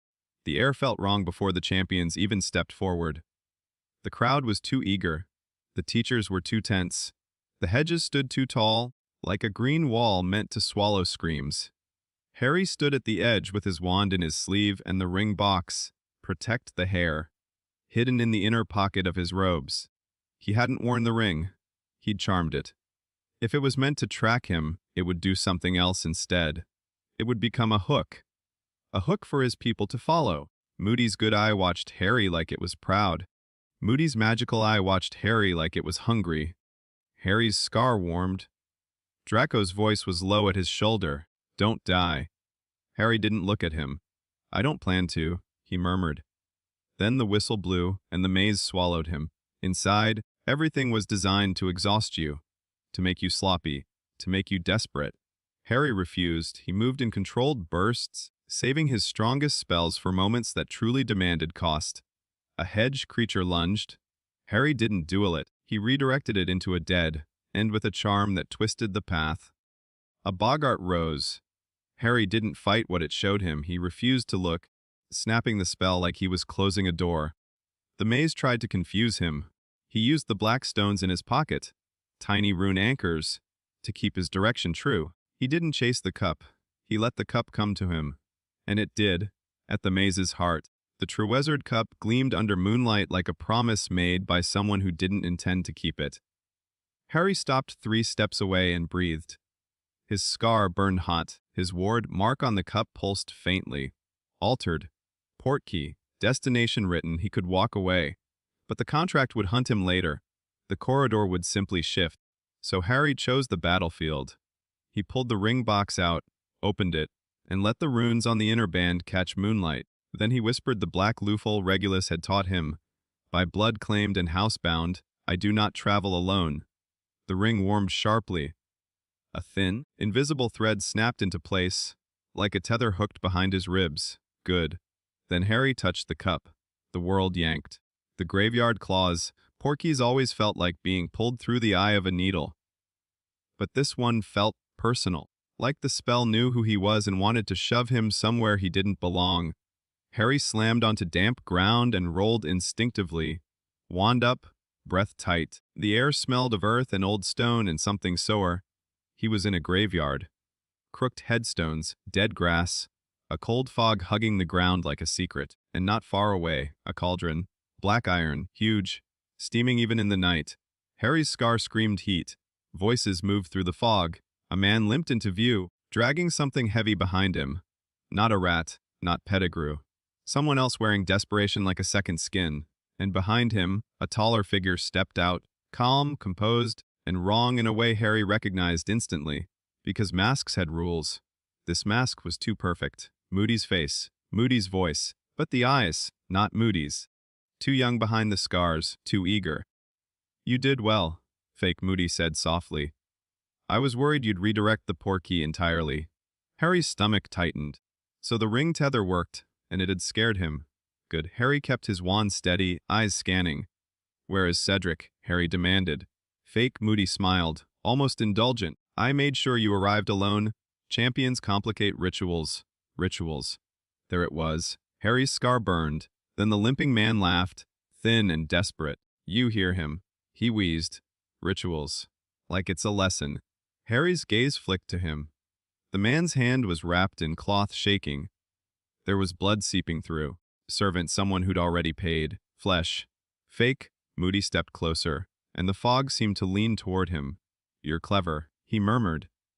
Too clever. Raised wrong. But contracts are beautiful things, aren't they? Harry's voice was cold. Who are you? Fake Moody's smile widened. I am the man who had to do this properly, he said. Because your little rat ruined the easy version. Harry's chest went tight. So it was true. Pettigrew being exposed had changed the plan, but not ended it. Nothing ended a plan that had been rehearsed for years. Fake Moody gestured toward a nearby grave, its stone taller than the others, its name carved with brutal simplicity. Tom Riddle. Harry's scar burned like fire. The limping man moved, shoveling dirt away from the grave's base with frantic urgency. Fake Moody's voice became almost reverent. Bone of the father, he whispered.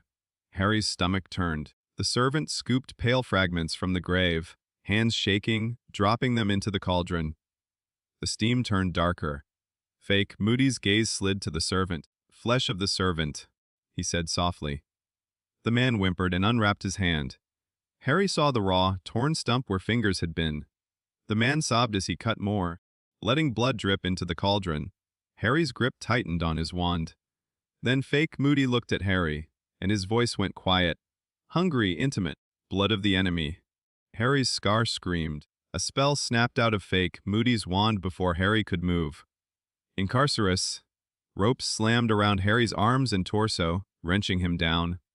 Harry hit the ground hard, breath knocked out. He didn't panic, he breathed. Open. Close. A wall he flexed against the ropes, testing, measuring. Too strong to brute force. So he did what Sirius taught him. When you can't break the chain, you break the hand holding it.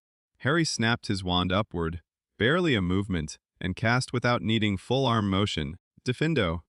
The cutting charm sliced the ropes at his wrist just enough for his wand hand to slip free. Fake Moody's eyes sharpened.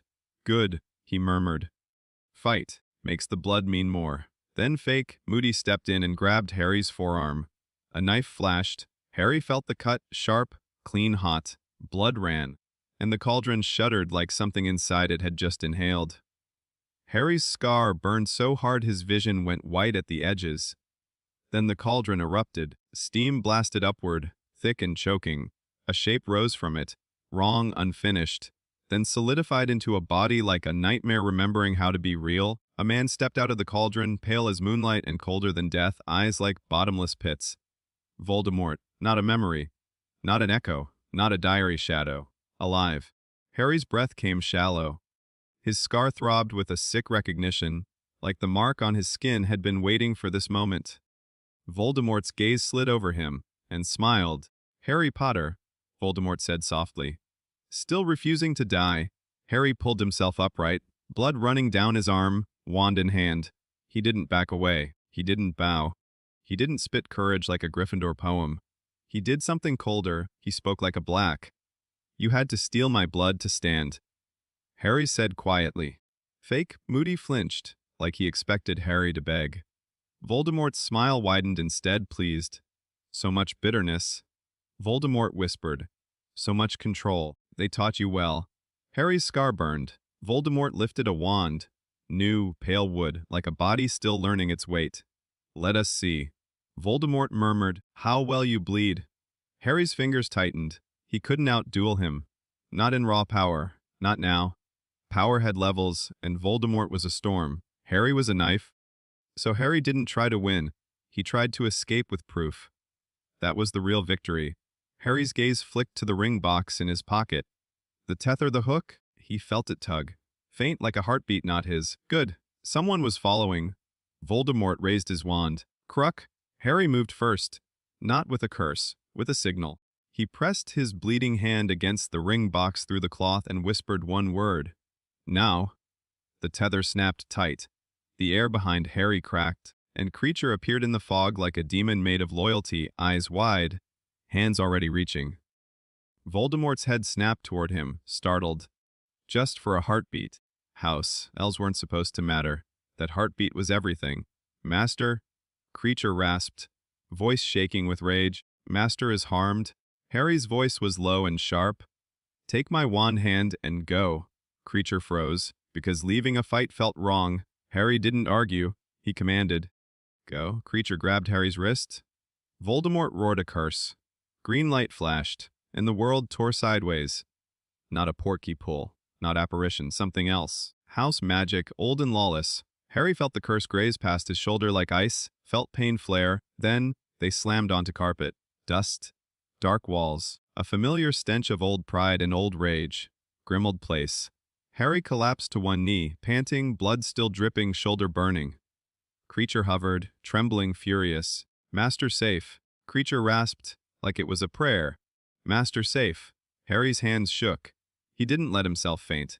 Not yet. Because escape without proof was just another story people could bury. He reached into his pocket and pulled out the ring box. The runes on it were still warm, and on the inside band a new mark had appeared, thin as a hairline crack, a location signature. Graveyard magic, stamped by blood. Harry swallowed hard and looked up. Regulus stood in the doorway, pale and still, eyes like ice.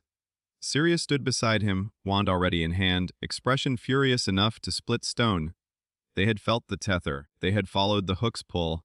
Harry's voice came out rough but steady. "Who's back?" Harry said. Sirius went deadly still.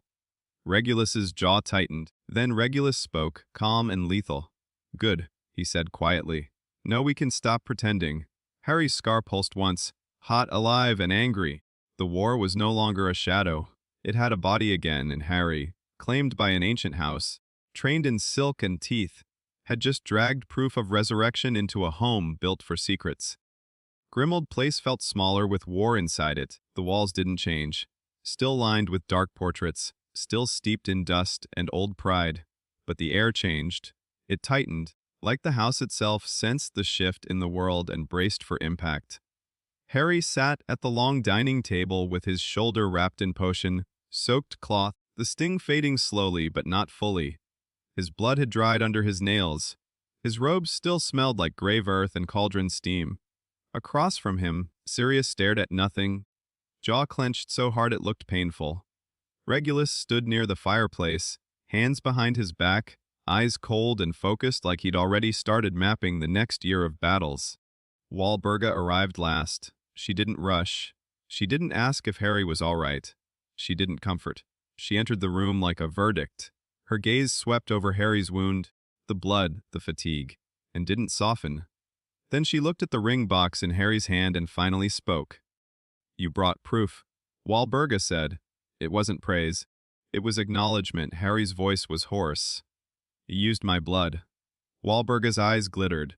"So the Dark Lord returns by theft." Sirius's head snapped up. "Don't say it like it's some polite rumor, Mother. He's back. He's real." And he tried to take the kid like he was property. Walburga's smile was thin as glass. In this world, he believes everything is property. Regulus's voice cut in, calm and lethal. "Then we teach him otherwise?" Silence fell, not peaceful silence, the kind that forms right before a door gets kicked in. Harry stared at the ring box. He could still feel the tether's phantom tug in his ribs, like a line that had connected him to the graveyard and snapped, leaving a bruise in reality. "Dumbledore needs to know," Harry said quietly. Sirius barked a harsh laugh. Dumbledore knew something was coming. He just thought he could choreograph it. Regulus turned slightly, eyes sharp. "And the Ministry." Harry's scar pulsed. Hot, almost mocking. "They won't believe it," Harry said. "Not without witnesses, not without fear." Walburga's gaze narrowed, "Then give them both." A black declaration. Regulus moved first, not with spells, with parchment. He wrote one letter to Dumbledore, one to the Ministry, and one to a list of names older than Hogwarts itself, pure blood families who pretended neutrality but always leaned toward power. Harry watched Regulus write like watching a knife being sharpened. The letter to Dumbledore was short. "Come to Grimmauld Place. Alone. Bring truth, not theater." House Black. The letter to the Ministry was not an explanation. It was a legal strike. The House of Black submits formal notice. "We possess evidence of an illegal resurrection ritual and an attempted kidnapping of a minor under Ministry protection. We demand an emergency session of the Wizengamot within 48 hours. Refusal will be treated as obstruction." Walburga Black, Matriarch, and the letters to the old families, those were the real war. Because Regulus didn't ask for support. He asked a question that forced them to declare themselves. "Do you stand with law or with the returning Dark Lord?" Choose carefully, we will remember. Walburga sealed each envelope with wax so dark it looked like dried blood. Then she turned to Creature. Creature, she said, voice like iron, send. Creature vanished with a crack, and the House of Black, silent for years, spoke loudly enough to shake the world. Dumbledore comes without Twinkle. Dumbledore arrived before dawn. No cheerful greeting, no warm smile. Just a man in robes standing in Grimmauld Place's doorway like he'd stepped into an old enemy's territory willingly. His eyes scanned the room. Walburga, Sirius, Regulus, then landed on Harry's bandaged shoulder. For a heartbeat, something like guilt flickered behind the calm. Then it was gone. Hoary, Dumbledore said softly. I am sorry. Harry didn't respond to the apology. He slid the ring box across the table. Dumbledore opened it.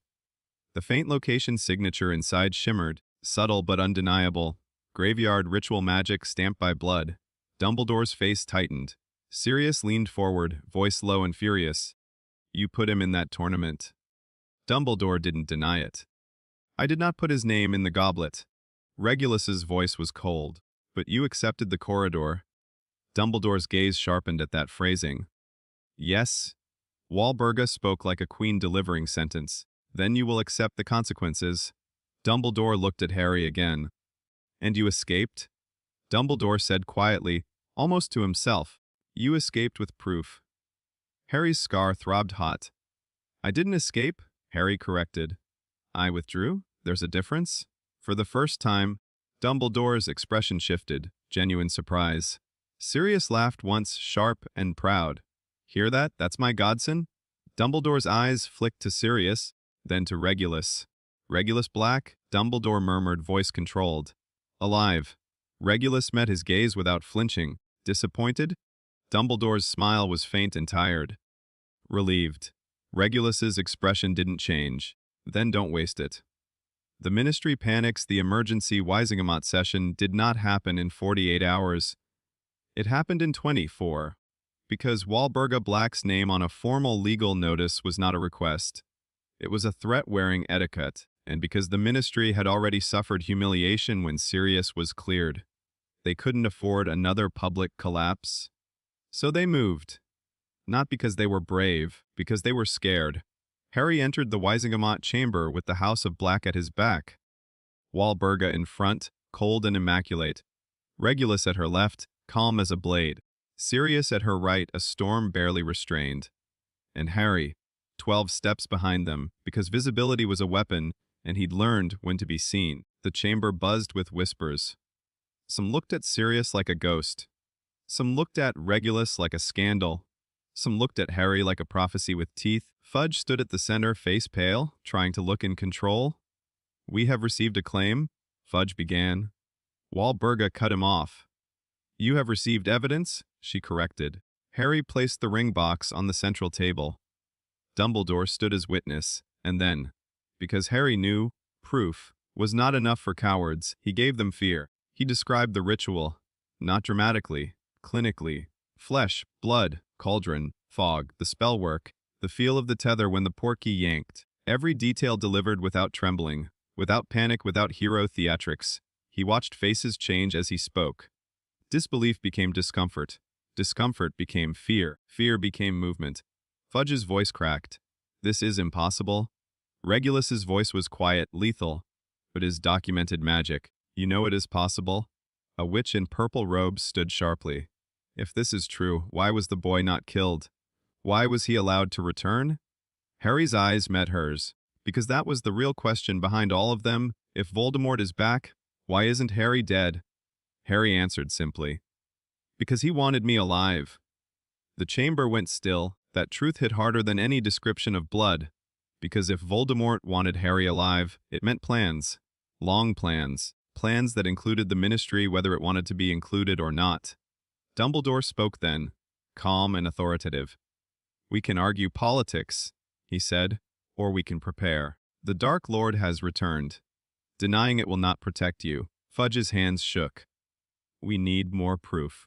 Walburga smiled, and the smile was cold enough to freeze breath. You will have more, she said. Because he will strike again. Voldemort's first strike he did. Not at the Ministry, not at Hogwarts. at the symbol of defiance. Grimmauld Place's wards screamed that night. Harry woke instantly. Scar burning, heart steady, mind snapping into focus like a blade pulled from sheath. The house shook, portraits shrieked. The air became heavy as if the street outside had filled with dark magic like fog. Sirius was already in the hallway, wand up. Regulus appeared behind him, face calm, eyes lethal. Walburga stood at the staircase like a statue of wrath. "They're testing our wards," Regulus said quietly. Harry's voice was cold, not testing. Sirius snarled. "Then what?" Harry listened, not with ears. With the training Regulus had drilled into him, feel the ward pressure, the direction of impact, the pattern. "They're trying to force an entrance," Harry said. "But they don't want to enter." Regulus's eyes narrowed. "They want to mark us."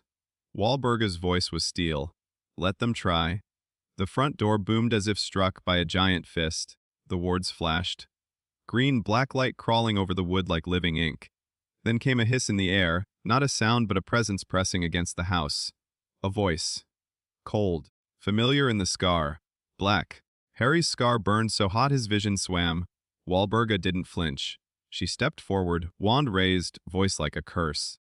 "You have no claim here." The air laughed. "You have a boy," Voldemort's voice whispered, sliding through stone. "A boy who carries my blood now." Harry's stomach twisted. Sirius's wand hand trembled with fury.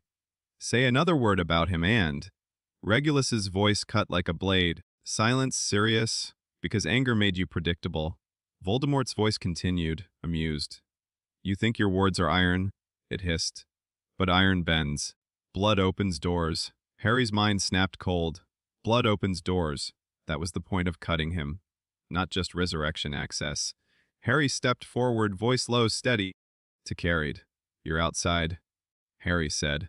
"That means you can't get in." A pause. Then Voldemort's laughter, soft, delighted. "Clever," Voldemort murmured. "And black trained, I expected less?" Walburga's eyes glittered. "Begone." The air pressure shifted. Harder now, like a hand pushing, searching for weaknesses. The wards groaned. Harry felt the strain through his bones, like the house was sharing pain with its heirs. He understood then what Voldemort really wanted, not to break in, to force them to reveal, to show the Ministry and the old families that the Blacks were a battleground again. Dangerous to align with, dangerous to shelter. Voldemort wanted to isolate them, make allies hesitate, make support expensive. So Harry did the only thing that countered isolation. He made a different kind of noise, not fear noise, a signal. Harry raised his wand and triggered the black emergency flare.